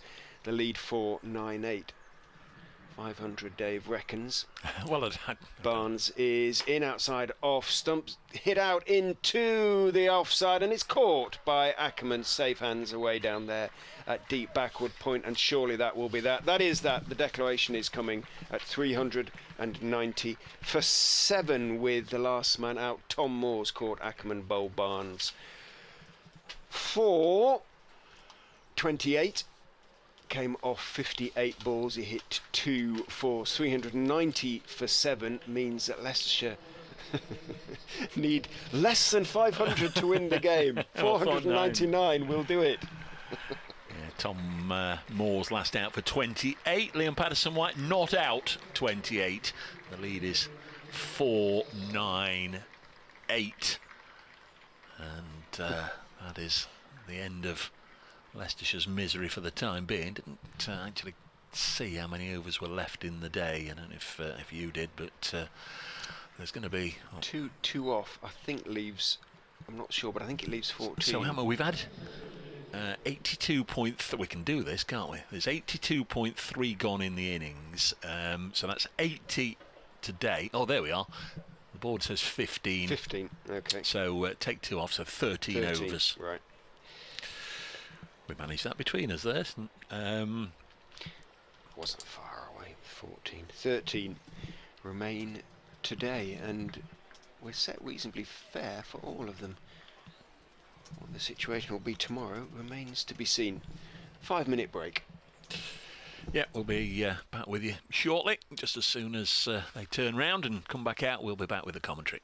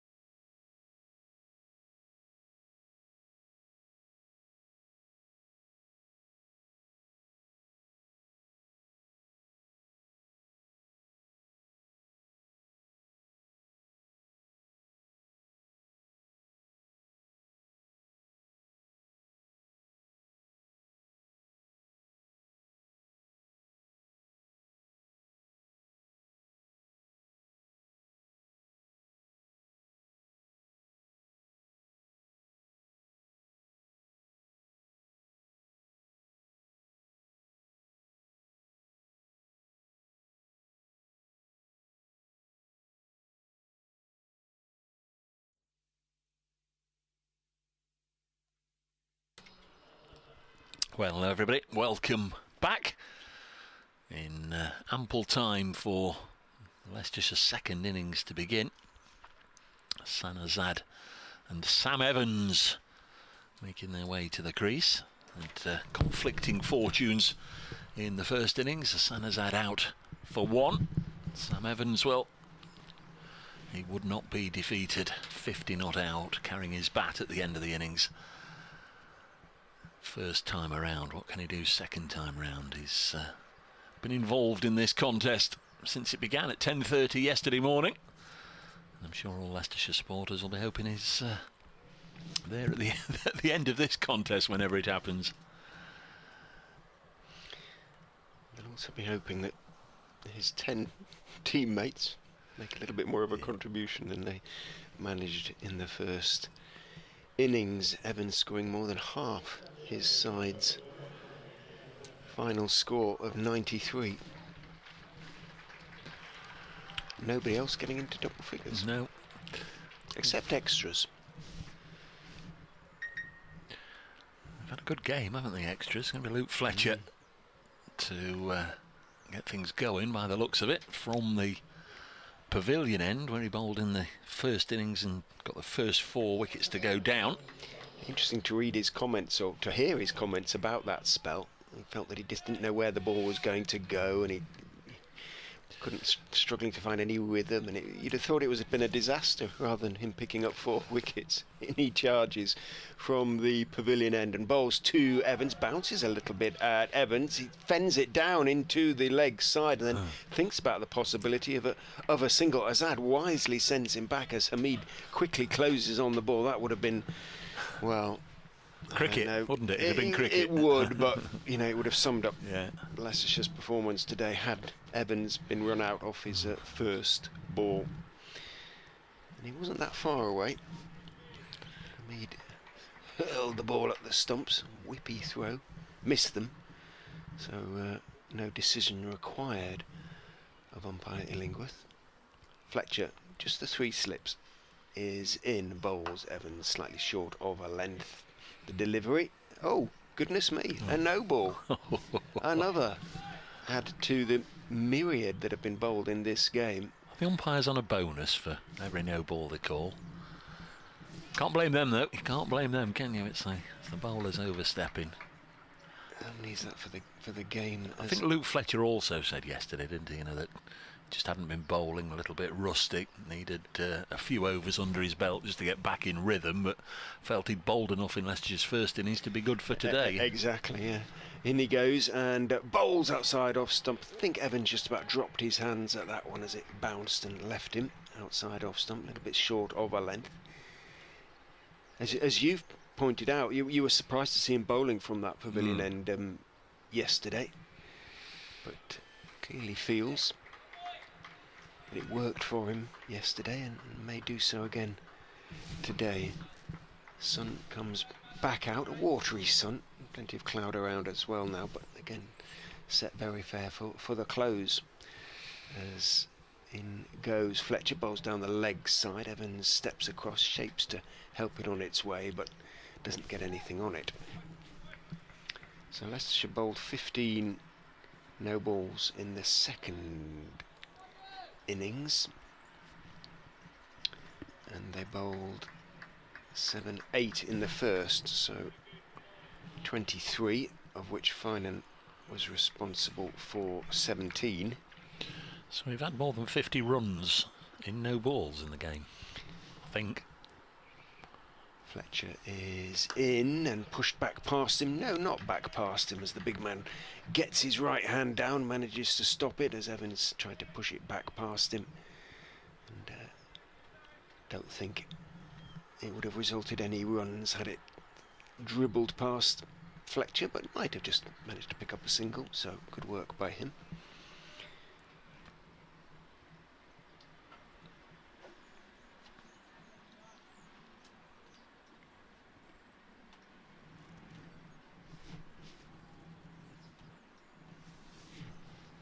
Fletcher runs in, bowls, Evans steps forward and leaves outside off a stump. Yeah, just the 2 in the bowled by Nottinghamshire in Leicestershire's first innings. There weren't that many overs. What was it, less than 30, weren't there? Fletcher bowled one and Patterson bowled one. But we've had 3. More than 25 in the game now, haven't we? Yeah. In total, so more than 50 runs. Just on the bowling, Barnes finished with 2 for 83, Finan 2 for 98, 1 wicket apiece for Walker, Parkinson and Kimber. Chris Wright didn't take a wicket, unusually. Fletcher in 2, Evans leaves outside off stump end of the over, successfully negotiated by Sam Evans without too many alarms, as Fletcher just starts to find his line and length and calls for a drink. Yeah, Barnes 13.3 overs, no maidens. Finan 14 overs, no maidens. Roman Walker 13 overs, no maidens. Just the lack of pressure, the build-up of pressure, really, wasn't it? It does look like he should be in a spaghetti western or something like that, shouldn't he? He's ready to take on Lee Van Cleef, someone like that. I don't know whether as a baddie or as a goodie. The newly crowned August Player of the Month for Nottinghamshire, Brett Hutton, received his award at lunchtime. Going to be bowling to the left-handed Hassan Azad. Wasn't with us for long in the first innings. Hutton bowls to him and gets bat on ball to run it into the offside, and LPW quickly in to do the fielding. He'll want it back straight away, despite him throwing it to Tom Moores. Gets it back and will start polishing on it as if it's 35 overs old, but then sends it on its way via Stephen Mullaney. I think the Leicestershire batsmen now simply have to ignore the scoreboard and just set their stalls out to bat, don't they, really? There's Hutton. Bowls to Azad. Clips it to mid-wicket. Yeah, I mean, we just can only imagine what it's like to go out with more than 2 days left and you've been sent to score 500. Games have been won from this situation, but not very often. Has a side scored 500 in the 4th innings? Oh, that's a good question. Yeah, I think it happened once against Notts, Middlesex, back in the 30s, but it doesn't happen very often, does it? Next delivery again worked to square leg to a Seba Mead. Interesting and understandable that umpire Pratt, standing at point at the far end of the ground rather than at square leg, got the setting sun behind him rather than in his eyes. Hutton turns 3 dot balls so far, right on the mark into Azad, and the ooh from Rich is because it was just in a really good area just outside the off stump, and maybe he didn't play at it, but maybe he was very, very tempted. Oh. Not even sure his nearest and dearest would definitely be certain he didn't play at that one. It's in a very good area. There's Hutton. In again, another one of those, please. Now it's on the pads, work to Hamid again, no run.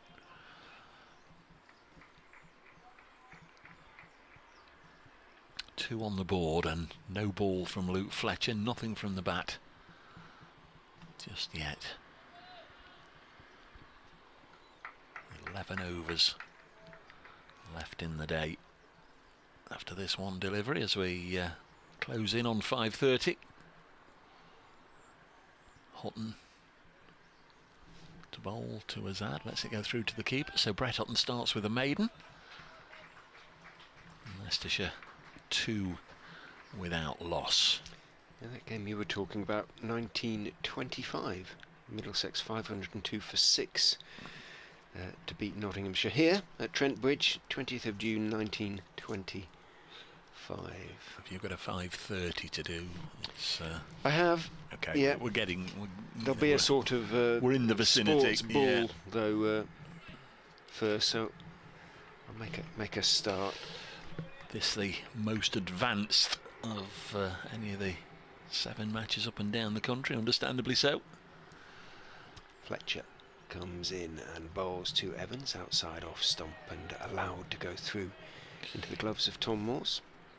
I'll give you the scores when we just pop next door, leaving me all on my own with nothing to talk about. That'll be in a moment or two.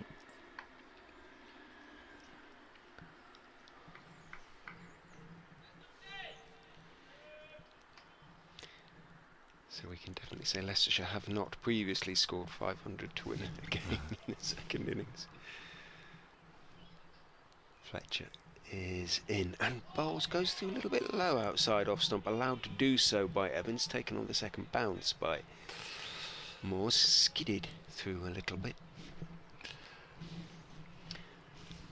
I don't know when a white pigeon becomes a dove, or if you have such things as white pigeons, but there's a number pecking away at Steve Burke's freshly laid grass seed on one of the practice wickets, and in the group is very much a white bird. It's not a swan, I can tell you that, but whether it's... Fletcher is in on off stump, Evans is forward blocking it out to mid off, and as Dave has previously advised, it is coming up to past. Yes, I'll have to do an update as well in a second. There's a white bird amongst the common and garden coloured pigeons out there on the edge of the square. I'll just get this update for Radio Nottingham out of the way, and then I'll talk you through the other scores up and down the country quickly as Luke Fletcher comes in from the pavilion end. This is eased into the offside. It's funny enough, the news bulletin, they're talking about avian flu. That's bird flu, isn't it? 2 without loss. Here is that update.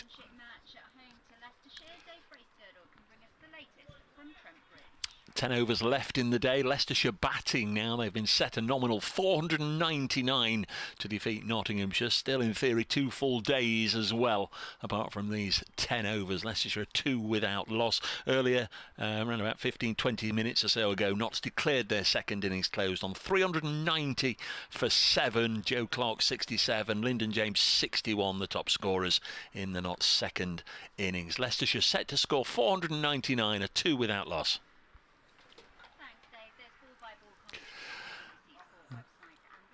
No runs added whilst we were doing that. A couple of dot balls. Division 1, I can tell. Oh, there's that pigeon. If it is a pigeon, assume it is. It's a white one anyway. Pecking away greedily. Good work by the camera crew. Fletcher, final ball of the third over. Incoming. Sam Evans still on 0. Defends end of the over. 2 without loss. Division 1, they've actually reached stumps, the close at Canterbury. Kent 74 for 4, replying to Essex's 573. Other games ongoing in Division 1. Hampshire 400 for 9 declared. Northants 77 for 1. Lancashire 276. Yorkshire 130 for 4, and that's just changed to off for bad light, so that might be finished for the day as well. Somerset 168 for 7 against bottom placed Gloucestershire 343. In Division 2, down the road, Derbyshire made 306. Durham 198 for 5 as Hutton starts a new over bowling to Azad outside the off stump. They're off for rain in Cardiff, where Glamorgan 79 for 1, replying to Worcestershire's 454 for 9 declared. So there you are. Carl suggests that, just paraphrasing, a generous declaration. I don't think we've got enough runs on the board, he says. Leicestershire 2 without loss. Here's Brett Hutton. Right arm over the wicket. Balls again just wide enough for Azad to let it go through to Tom Morse. 3 slips. Joe Clark at first. Matthew Montgomery at second. Lyndon James at third. Ben Slater's at backward point. Liam Patterson wide at extra cover. And the skipper, Stephen Mullaney, is... in fact, you'd say Mullaney's pushed more round to extra cover and Patterson White's in the covers. This one's just fiddled off the shoulder of the bat, but Slater prevents a run. Leg side, a long leg, a square leg. Fletcher at mid-wicket.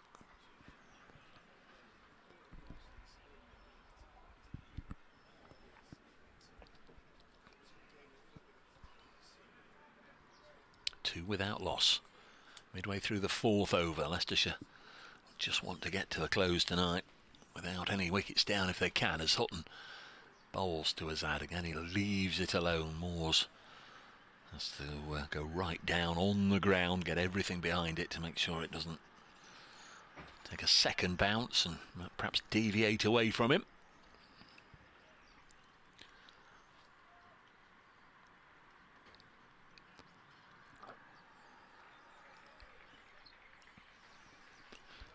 Sam Evans, the only Leicestershire player to reach double figures in the first innings. As Hutton bowls again to Azad. Nice to get bat on ball as he does there, push it back to the bowler. Still nothing from the bat as we come to the final ball of the 4th over. Few have drifted away, but not that many. It's been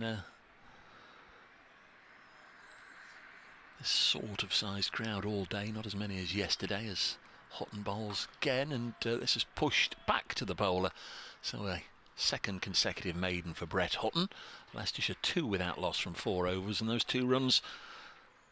It's been a bit of a feature of this game in the extras column. A no ball from Luke Fletcher, who's peeling off his sweater to prepare to bowl the 3rd over. Shot there of the ground. You can see the spectators liberally sprinkled around the ground.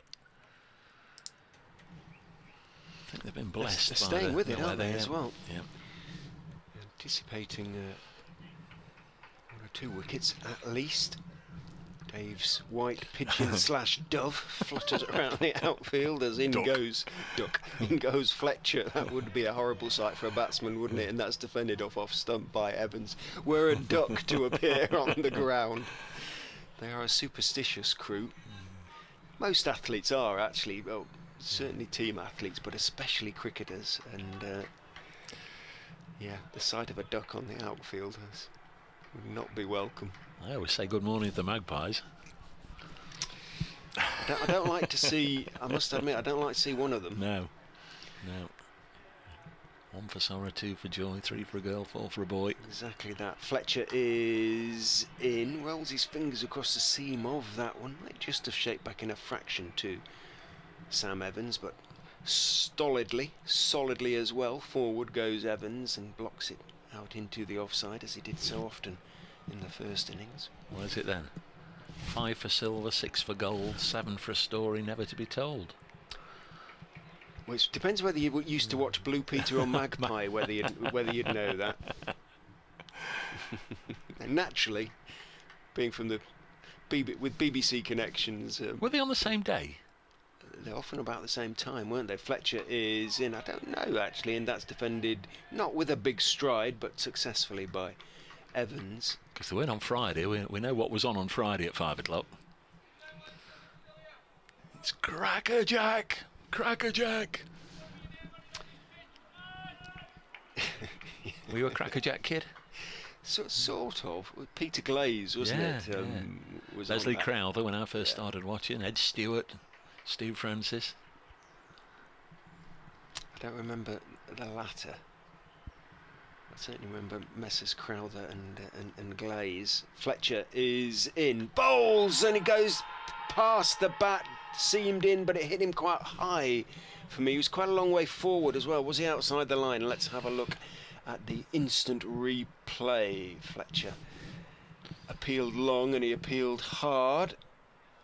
I think he hit him outside the line. Certainly looked it, and it almost also looked as if those behind the wicket joined in as an afterthought to support the big fella. They didn't want to be accused of not supporting the bowler. And it did seem as if they were a split second behind Fletcher. He was keen. Usually is.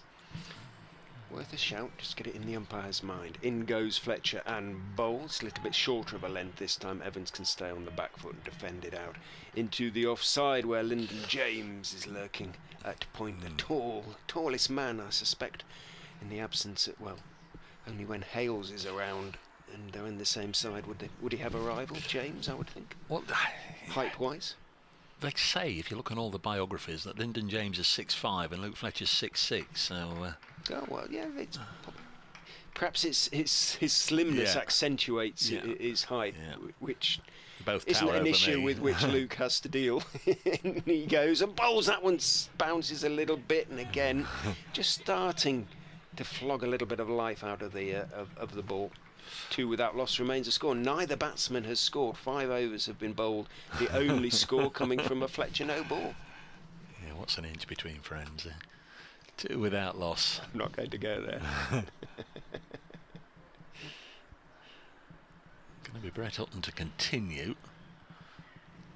Lots have got Dane Patterson, no doubt, chomping at the bit, waiting to have a go. He loves a bowl, but he likes to come on first change. It's a difficult one, isn't it? It's Hutton bowls, and there's going to be a run here, although Seabermead was shy at the stumps and narrowly missed, and they've got a run. Was it backed? I think it was. So Hassan Azad has matched his first innings score. But it's only 1. But from small acorns and all the rest of it, 3 without loss. And now they'll all swap over for the right-handed Sam Evans down to face Brett Hutton for the first time, whose figures have taken an absolute hammering with that single. He's 0 for 1. Like yesterday, pleasant evening, but an aeroplane that we can actually see rather than the clouds just come right over the ground. And Evans just pushes this to Fletcher in the offside. Spears it back into Tom Moore's gloves. 3 without loss.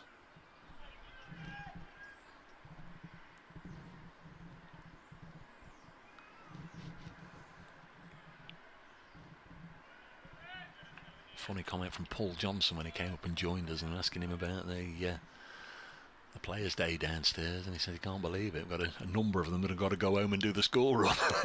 As Hutton bowls pushed into the offside, and there's no run. I guess that's it. You can go out for a nice lunch and have a nice day at the cricket, but make sure you're back with the score run. 3 without loss. Evans yet to get off the mark in the second innings. Notts made 390 for 7, began the day on 315, so we've once again had a plentiful day, but yesterday it was wickets, today runs.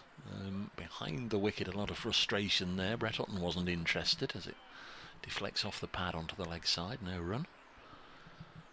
375 for 7, the Notts innings today.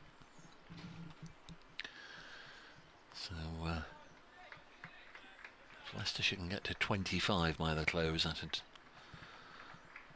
top the day's allocation up to 400, which is always pretty good going in Day of County Championship cricket. Next one is forced away, and there will be runs here. In fact, there'll only be 1 run because Seabermead has made a magnificent stop at backward point. He was never favourite to get to that one, but did. And Evans off the mark with 1, but could so easily have been 4. But for the sprightly Hamid, who played really nicely today, but very positive. Hit 3 boundaries inside the first 10 balls or so of the day this morning. Got Notts off to a rollicking start, and they didn't really look back. As Hutton now to Azad, plays it with a straight bat back to Brett Hutton, and we're through 6 overs of the 13 allocation here, and Leicestershire 4 without loss. Did lose a few minutes this morning, but no overs. Talked about it at length earlier. You've heard me a time or two if you've been with us all day. where they went off for bad light, and it really was dark and gloomy. Even though the floodlights had come on, it was very, very dark. But off they went for, seemed about, I think Rich said 8 or 10 minutes, and the umpires who'd stayed out throughout waved the players back on. Leicestershire trotted out, and took an age for the Nottinghamshire batters to get out there. Fletcher is in, Evans is forward. It may not be the last time we say that this evening, or potentially tomorrow. 4 without loss remains the score. Single each to Messrs Evans and Azad. Andy says, thanks Andy, the Magpies 70s theme was done by the Spencer Davis group. Didn't know that, but do remember them. After the first 7, which we all know, it goes 8 is a wish and 9's a kiss, 10 is a bird you must not miss, he says. And of course they had Jenny Hanley. Fletcher is in, a little bit short. Evans can stay on the back foot and defend the delivery as it comes back in towards him. Out into the offside it goes. Liam Patterson-White, as I say, likes to pull down his right sleeve and do a little bit of polishing on the sort of wristband of the sleeve. There in the covers. There we are. Thanks for that, Andy. Remember Jenny Hanley? Is it Tony? I do, yeah. Tony Susan Bastable? Stranks. Susan Stranks, There yeah. you go.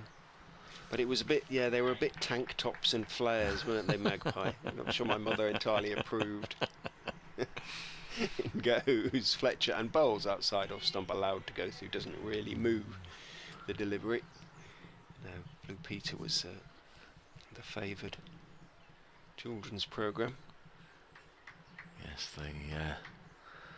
the famous 3 when I was a young'un. John Noakes with Shep, of course, Peter Purvis and Valerie Singleton.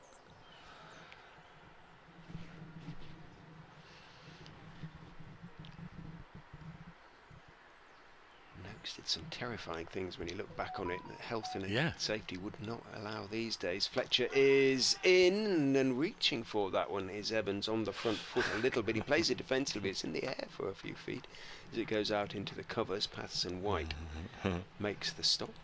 I know that Andy that had sent that in, and yeah, I can understand why he said this. Absolutely nothing wrong with tank tops and flares. He's no stranger to tank tops and flares, is Andy. Thanks very much for that. Yeah. Yeah, it was.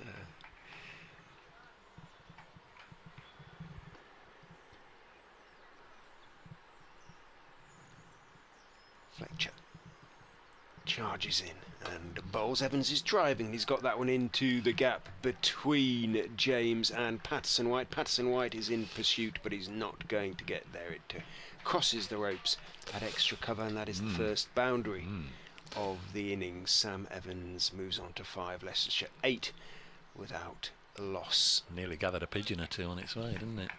It was highly prized and much sought after. Little memento, wasn't it? A Blue Peter badge. Yes. It used to get you free entry into certain things. Something like, was it the National Trust properties or probably something like that. Fletcher is in and bowls, and Evans goes forward defending on off stump with a slightly angled bat, playing it out to Slater at backward point. That is the end of the over. 8 without loss. We have had 7 overs, so slow going for Leicestershire, but time is not a factor. 6 remain today. Never quite sure where the day's going to lead us, do we, when we start in the morning, or what might happen, what guests we might have, what conversations we might have. Many thanks to everybody that's taken the trouble today to get in touch, and we'll say a big thanks to Richard Stevenson for helping set up the guests that we've had today, and especially to those that did come up and give her their time and share 1 or 2 memories. Very nice indeed. Got Grace Ballinger with us tomorrow as Brett Hutton comes in to bowl. This one goes through to the keeper. 8 without loss. Grace, who plays for Lightning, you probably know them better. In previous years they were called Loughborough Lightning, so it's the local women's team, but she's been away with Lords as her home base. Nice swanky hotel in the middle of London. Lords as her home base, and she's been playing in the 100 for whatever the team is London Spirit. So we'll get a little bit of a feel of how it's been for Grace as Hutton bowls to Hassan Azad, 8 without loss.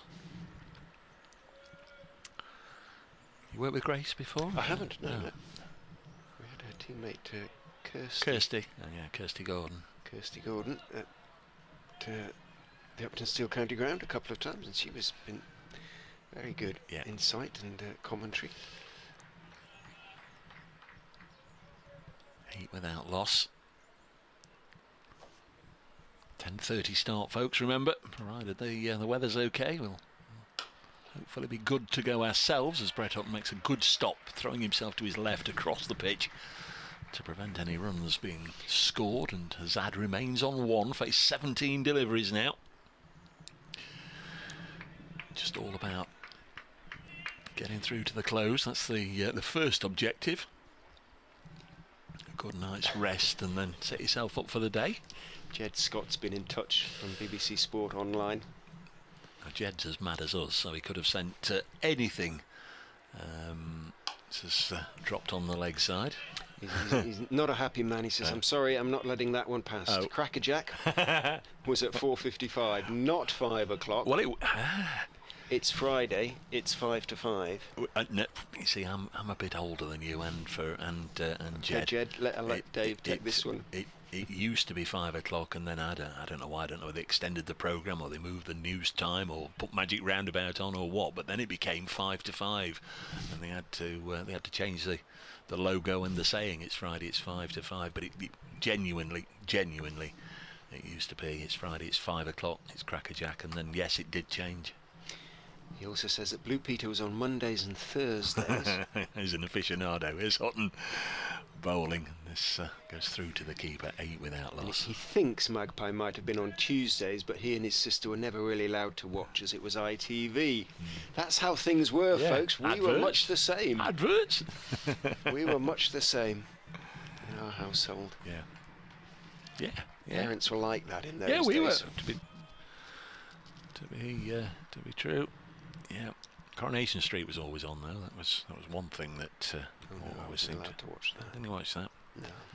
Next ball on its way through to the keeper. Azad just flirted with having a little bit of a swish at that one, I think, but common sense prevailed. Goes through to the keeper, 8 without loss. Glad you've got nothing else to do, Jed. Bar listen to where would we be without our listeners? We'll be grateful from them all, but yeah, genuinely, it was originally Crackerjack at 5 o'clock on a Friday, and then they did change it to 5 to 5. 5 overs left. Who'll be padded up should anybody be required, Rich, do you think? As a night watchman, or would number 3 come out? Fletcher is in, bowls. Evans is driving, not getting it all though, and Patterson White is able to scramble across to his left to make the stop. I would think at this stage, how long have we got? 4.5 overs. It'll still be the number 3, you would have thought, in the circumstances. I don't think there's much really, with 2 days left. We never quite know. You don't think Rishi will be sticking his hand up, or do you? He'd drop it if he did, but in goes Fletcher and bowls and does go past the outside edge on that occasion. Evans was jumping up on his feet. He wasn't quite sure. It was the ideal length, really. He didn't. Should I go back? Should I go forward? He stayed on the back foot, and it did just enough to leave him. Well, Patel, Walker and Wright would all be on a pair.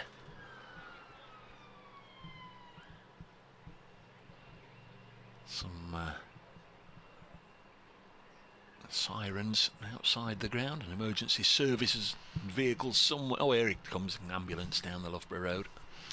As Fletcher goes in and bowls to Evans, who's getting that one through the covers on that occasion. James dived away to his right. Patterson White isn't going to cut it off. He put in the long stride. It was one of those that just kept him interested all the way, and he had to sprint all the way, and he did sprint the way, but the ball just trickled over the line.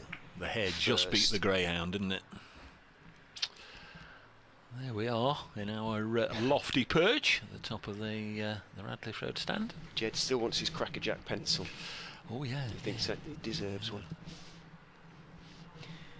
Crackerjack. Great prizes they were in those days, folks. A pencil. Who's Fletcher bowls to Evans, who defends on off stump, and there is no run. I think at the end of the programme you could take home what you could carry, wasn't it? There was a cabbage, but there was also lots of... There was a what? I think there was a... I always think it was a cabbage, yeah. You know, because they wanted to bulk up towards the end. At the end of the... Did you have to take the cabbage then? Well, yeah, at the end of the show, right. What you were physically holding, you could take home as a prize. But, you know, they weren't going to let you hold just, you know, £40 toys or whatever. So, you know, you did always plonk a big cabbage in your hand first. So, you know, to make it more difficult to hold other things. Fletcher is in and bowls short. It's in the air. It's going to be bouncing short of Hasib Ahmed. He came running in from deep backward square on the boundary. He got to within about a foot perhaps of the ball as it bounced, and then sort of hit him on the shins. It stayed a bit low and he wasn't sure where it had gone. He was looking into the sun as well, which can't have been easy. And he got away with it there, Evans. But again, as in the first innings, you would have thought that, well, it's a different sort of pitch, but I think that he might get one or two more of those shorter balls. They didn't need to bowl too many short balls in the first innings, the Notts bowlers, but again, Evans not entirely convincing as he played that one. Moves on to 10, picks up 1. Azad on 1, Leicestershire 15 without loss. Round the wicket comes Luke Fletcher.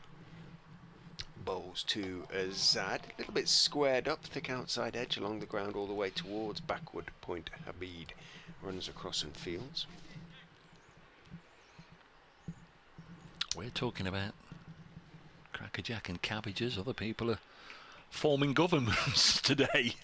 And others have been, well, one of those people, but yeah, there's been a little bit of a carbon footprint left between London and Balmoral today, hasn't there, with both the ex and the current Prime Minister having to fly up to Balmoral today. One trusts they travelled on the same. Well, no, don't think they did. Oh, goodness. In goes Fletcher and bowls, very straight, and Azad, everything behind it, is not particularly elegantly, but extremely solidly pushes the ball out towards mid-on. End of Fletcher's 5th over, none for 13. His figures 9 overs have been bowled in Leicestershire's second innings. 15 without losses. The score 4 remain to be bowled today. I hate links, but I might open this one because I know Malk, and he says, here's all the info you need, read crackerjack start times. How on earth, though, did we end up here today? You're spot on. Eamon Andrews, of course, the first presenter, began in 1955. Crackerjack began in 55. Let's have a look. When children first sat down to watch crackerjack, it was 5:15 on Wednesday the 14th of September 1955. So the famous rallying cry, it's Friday, it's 5 to 5, it's crackerjack, wasn't from the original programme as Hutton bowls, and it's gone through to the keeper. Don't worry, I'm watching the cricket as well. Hasn't. Didn't he let go of it? Oh, right. I'm trying to read my screen, watch the monitor, and read about crackerjack. So on here they're saying it was 5:15 on a Wednesday, and then it became 5 to 5. Apologies, Jed, I'm convinced it was 5 o'clock. I'm watching. Brett Hutton comes in, bowls. This one's gone through to the keeper. Well, that was it. That was just a ball ahead. Lucky winners were given a crackerjack pencil. When the Queen visited the production team in 1961, she was presented with a crackerjack pencil for her children. It featured a host of presenters. Leslie Crowther followed Eamon Andrews, then Michael Aspel, Ed Stewart and Stu Francis. The comedy support came from Peter Glaze, Don McLean, Jack Douglas and the Crankies, amongst others. This one pushed back to the bowler. The programme featured the quiz game Double or Drop, which was devised by Eamon Andrews. It survived until 1984. Thank you. Thanks very much, Malk, for sending that through. It's proved me wrong if they say it was 5 to 5 rather than 5 o'clock, but I didn't realise it started on a Wednesday, but I had forgotten Eamon Andrews had done it. Simon Trafford says it's a blankety blank chequebook and pen. More I'll read it in a second. Next one through to the keeper.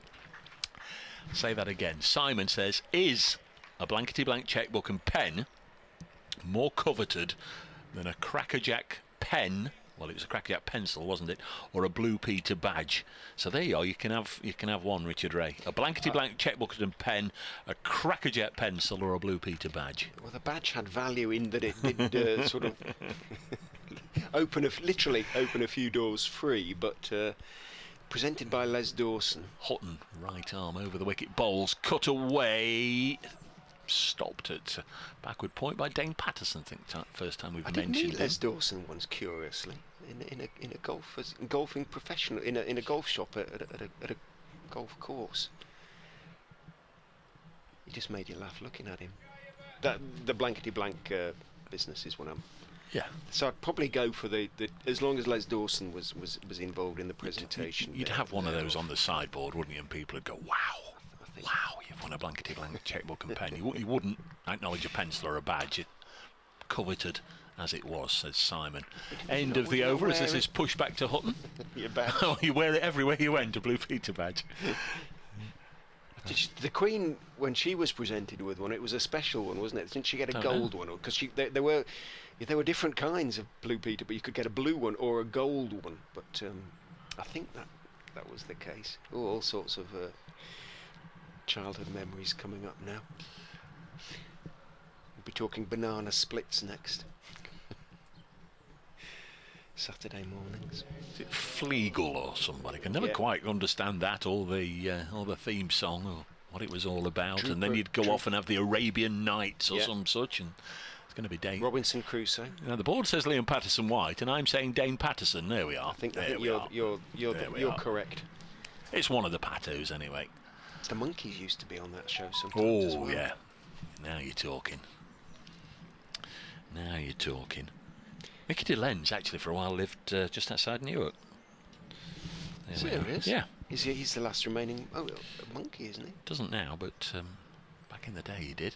Dane Patterson is in around the wicket to Hassan Azad, who is squared up. And is he dropped? He is dropped, I think, at third slip. Diving across to his right. Hutton's looking a little accusingly at second slip. Let's just see if it carried. Patterson is in squared. Yeah, he got his right hand to it. I think it was Hutton's catch. It looped, as so many of the slip catches have, and it was Patterson's first ball. Hutton got a good right hand to it. It would have been a super catch. He was diving across in front of second slip. It wouldn't have carried to second slip, so it was the right decision to go for it. Patterson is in again. It's defended by Azad. So first chance of the innings is spilled. A difficult chance, but it was a chance.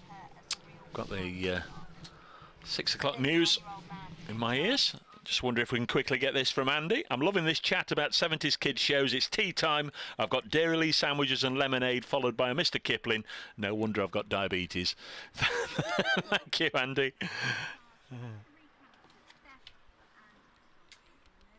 Dane Patterson bowls to Azad. Fell for one in the first innings.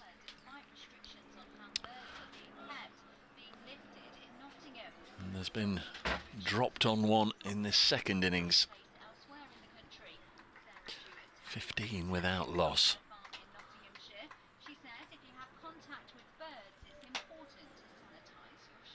You know, if you went to walk in an area where there's wild birds, say Attenborough Nature Reserve or somewhere like that, then you know you need to dip your Here comes Patterson. Bright sunshine. clean those in a disinfectant that will kill bird flu. Bathing down on Trent Bridge. Here is that update.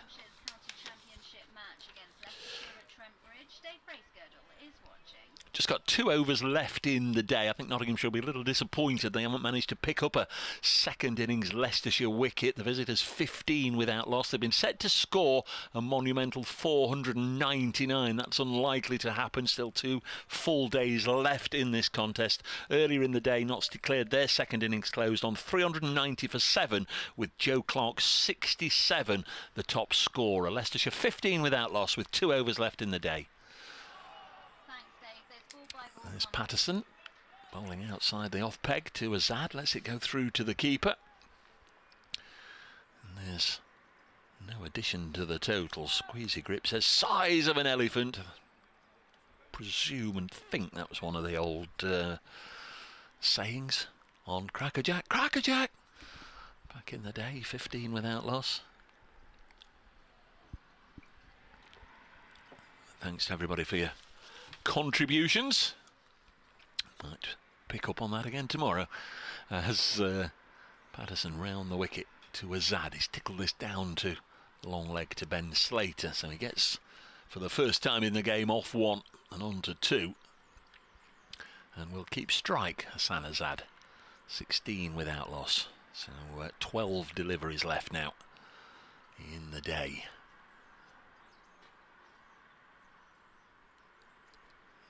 Is it going to be Brett Hutton to continue? Let's have a look. Yeah, I think it is. So Hutton 5 overs, 4 maidens, none for 2. Put the ball in good areas as you'd expect from him. Ask questions of the batters as you'd expect from him. Going around the wicket again to the left-handed Azad. There's 3 slips in there. Lyndon James comes in at 3rd, inches a little bit closer. And Azad lets it go through to the keeper. They'll be ticking them off now. 11 balls left in the day. 16 without loss. If you're just joining us, Notts began the day 15 without loss in their second innings. They lost 1 wicket before lunch, which was taken on 112 for 1. That was Ben Slater, who gave back a return catch, well taken low down by Ed Barnes for 39 as Hutton bowls on the pads of Azad, and he's just worked it away for his 3rd run, 17 without loss. The openers put on 87. We did have a 10-minute stoppage, which almost dragged on for about 20 minutes by the time they'd got them back out there this morning. But 112 for 1 at lunch became 296 for 5 at tea after a very profitable afternoon session. Hamid out for 60, Montgomery for 44, and Joe Clark for 67. What's the other one to fall? Stephen Mullaney for 24 as Hutton bowls. Evans plays into the offside, and after tea, the other 2 wickets that fell were Lyndon James for 61 and Tom Moores for 28. The declaration came with Liam Patterson-White 28 not out, 390 for 7, setting Leicestershire 499. 13 overs to bat today, and they've got through 11 and a half of them, 17 without loss. Here's Hutton bowling again, left alone by Evans. Yeah, Squeezy Grip, thank you very much. Size of an elephant, yeah, was from the Arabian Nights, he says. Thank you very much, as I say, for the reminder.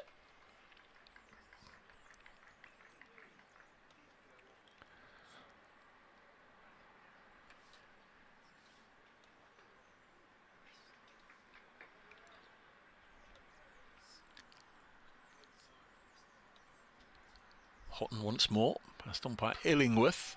Nice shape on that delivery. It was just gently swinging it back in to Evans and got behind it, pushed it back to the bowler. Evans remains on 10. Reaching double figures has been his sole domain in this match. Only a Leicestershire player to reach double figures in the first innings, and he's got there again second time around. Final ball of this over.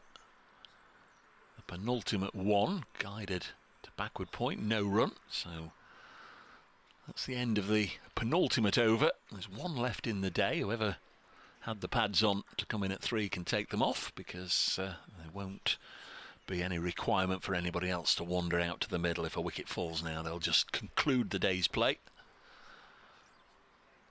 Luke Fletcher and Richard Illingworth, a couple of wags out there, sharing an anecdote of some sort. So 1 over left. Dane Patterson, who yesterday picked up a couple of wickets to go to 100 first-class wickets for Nottinghamshire in just 22 matches. We'll bowl this final over, asking Stephen Mullaney for an adjustment to the field. Azad is on strike. Now they've got a long leg in Ben Slater and Lyndon James at backward square, sort of halfway back. There's Patterson, bowls to Azad, leaves with a flourish.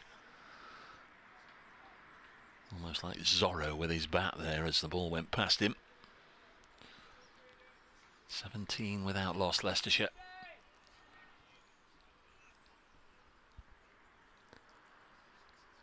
Board says they require 482 more. Well, time's not an issue, but really is something that has only been done once in a blue moon since this fine game of cricket began, as Azad solidly behind it and defends. And I wouldn't have thought it had been done by a side that had been bowled out for less than 3 figures, as Leicestershire were yesterday, bowled out for 93 in the first innings, so very much up against it. The forecast might help them in terms of a bit of rain expected over the next 2 days, but we were also expecting rain yesterday and today, and we've got through both days without losing any time whatsoever from the allocation. Still, most people are sat in their seats. This one is cut away behind square. Hamid will slide and make the stop at deepish backward point, but they take a run. 18 without loss. Azad down to the safe end with 3 balls left. Evans back on strike on 10. Would give Notts a lift if they could just nick him out before the close.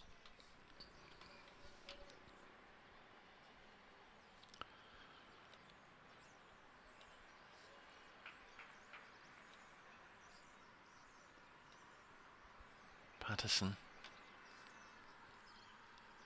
into bowl to Evans. Again, he leaves it alone. Happy there not to play this late in the day. Don't want to get drawn into something stupid. So 2 balls left in the day. Thank you very much, everybody, for your company. Huge thanks to our guests for popping up today. This morning we had Peter Hacker, former Notts player, as was Dusty Hare, the former England international rugby fullback, came and joined us this afternoon. Greg Mike, who played for Notts, dad of Ben, pushed away by Evans for no run. Barry Duddleston, former Leicestershire player and then a very fine umpire. And Peter John, beg your pardon, he'll thank me for that. Paul Johnson, the Notts skipper, also came and said hello. So we've had a full and varied day. Try and bring you something similar tomorrow.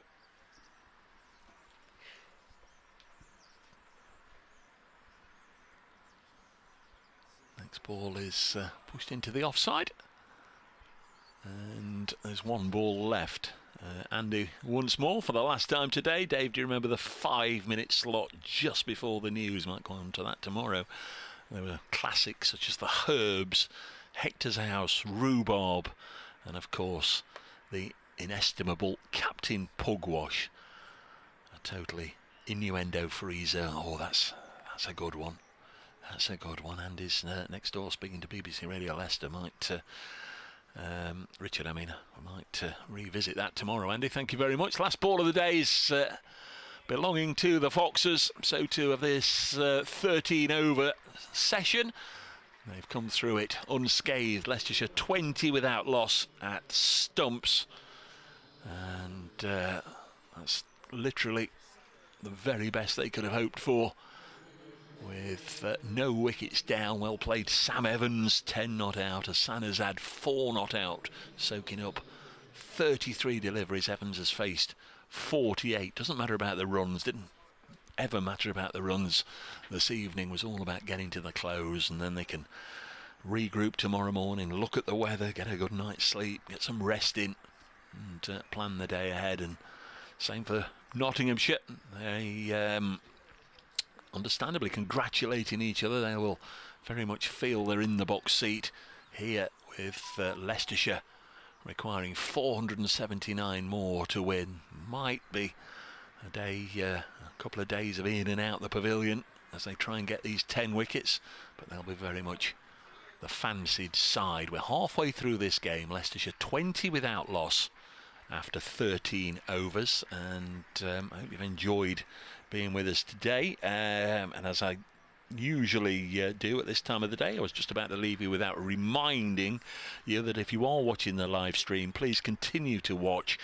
We only do this for really for your entertainment, and we're very grateful for both Aaron for being down on the boundary edge, and for the players and the coaching staff to come out and share their thoughts on the day. But if you please stay watching, you will be able to hear Aaron and just whoever he can get to have a bit of a chat. Understand Joe Clark is lined up to come and talk about his innings today, so that'll be something for you just to look out for in a couple of minutes. Aaron is on the boundary edge. Thanks to Richard Ray, he's next door speaking to BBC Radio Leicester listeners.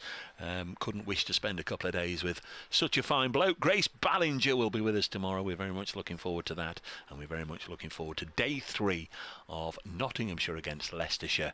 And the Foxes will resume on 20 without loss. From the entire team, and big thanks to the production crew and to the camera boys and girls around the ground. Many thanks from us all at Trent Bridge. Wish you all a very good night.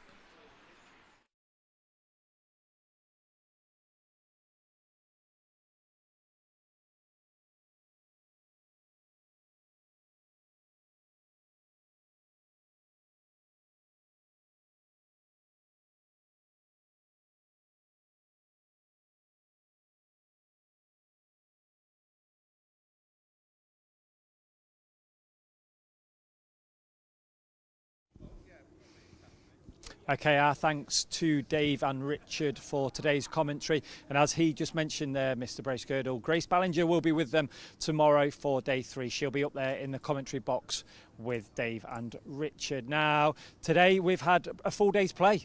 It's amazing, really. This morning we thought it was going to rain and we might be off by lunchtime, but we've actually had a full day's play because we've had sunshine and we've had cloud, but we have had a lot of cricket. And it's been a day where Notts have spent most of that day out there in the middle.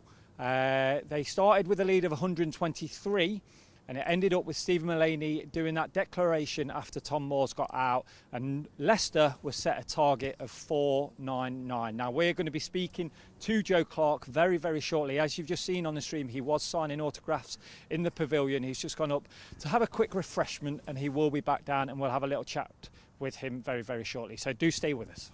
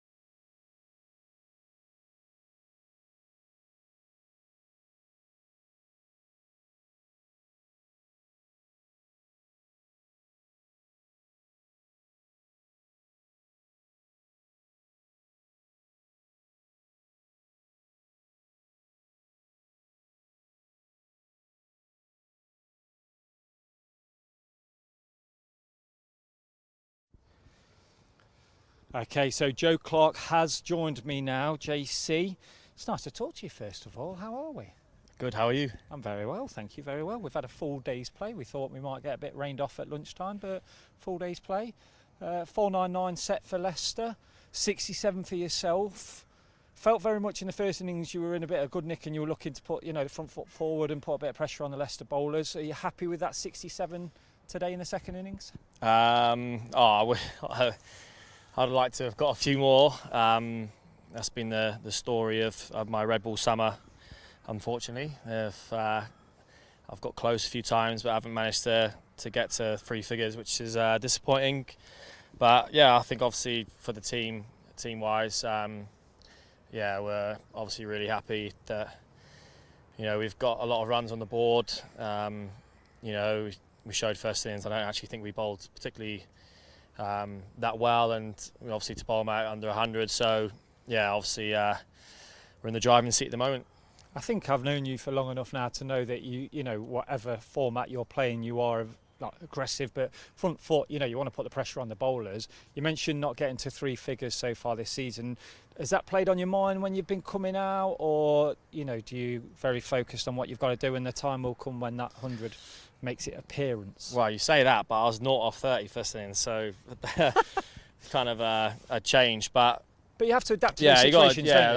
I think first morning, obviously getting put in, the wicket was definitely doing more than it's probably doing now. So I felt like just batting time and spending a bit of time out there and letting the ball get a little bit older was my plan. And me and Monty managed to put on a 50 yard, and we felt like we had a good partnership. And obviously we'd like some more runs first innings, but I think obviously you want to contribute as many times as you can for the team, and I think I'm the only one in that top 6 who hasn't got 100 this year. So obviously it does play on the mind a little bit, but obviously there's 2 more games after this that hopefully I can contribute, and they can be contributions that help us win games. That's the main thing.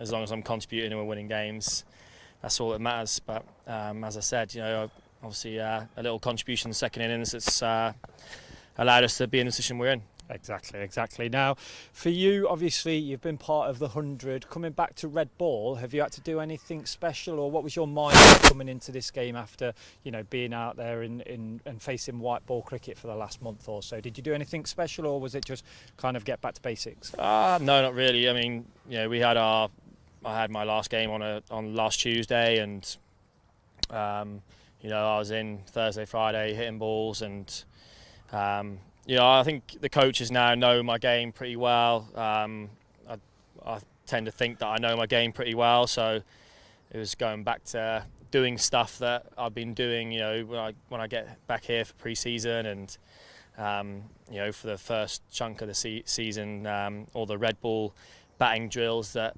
I do. So it's just about doing that, and I think I actually feel for the lads who are playing for the Rockets, to be honest, because they haven't had a couple of days training, so they've come, straight from Lords, the highs of winning that, into, pitching up 24 hours later and playing a game. So I think it's acceptable. There might be a little bit of rustiness from some of our boys, but as I said, we'll take, going in tomorrow with them needing 479 to win.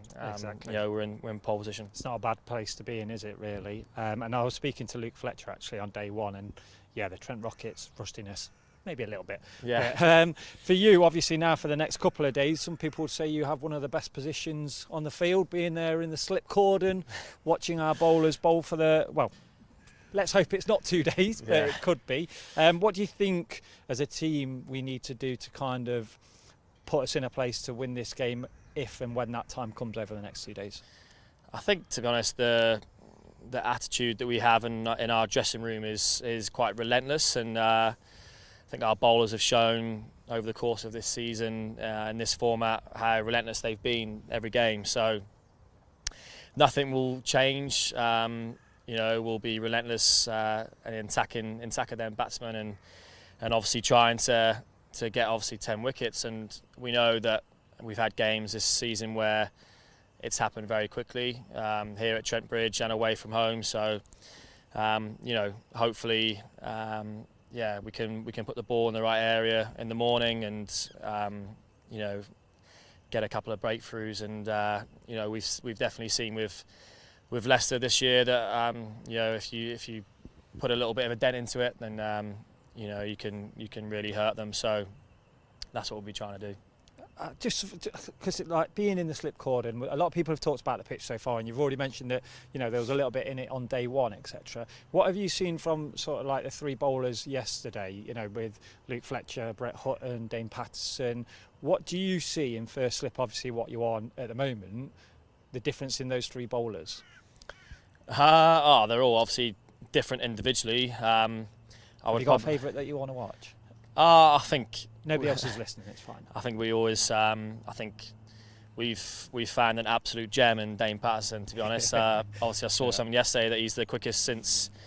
You said Franklin, this, was it you Franklin said Stevenson? This stat to me in the pavilion, didn't you, last night? Yeah. Since 19, so 100 wickets. Yes. You know, and he 22 matches. I think, to be honest, we get a little bit with him, because every time he comes onto bowl, I think everyone thinks he's going to take a wicket. So I think we're sort of getting used to that. So almost when he doesn't do that, we're all like, oh, what's going on? But you know, he he's get one brilliant. tonight. I mean, what's he been doing?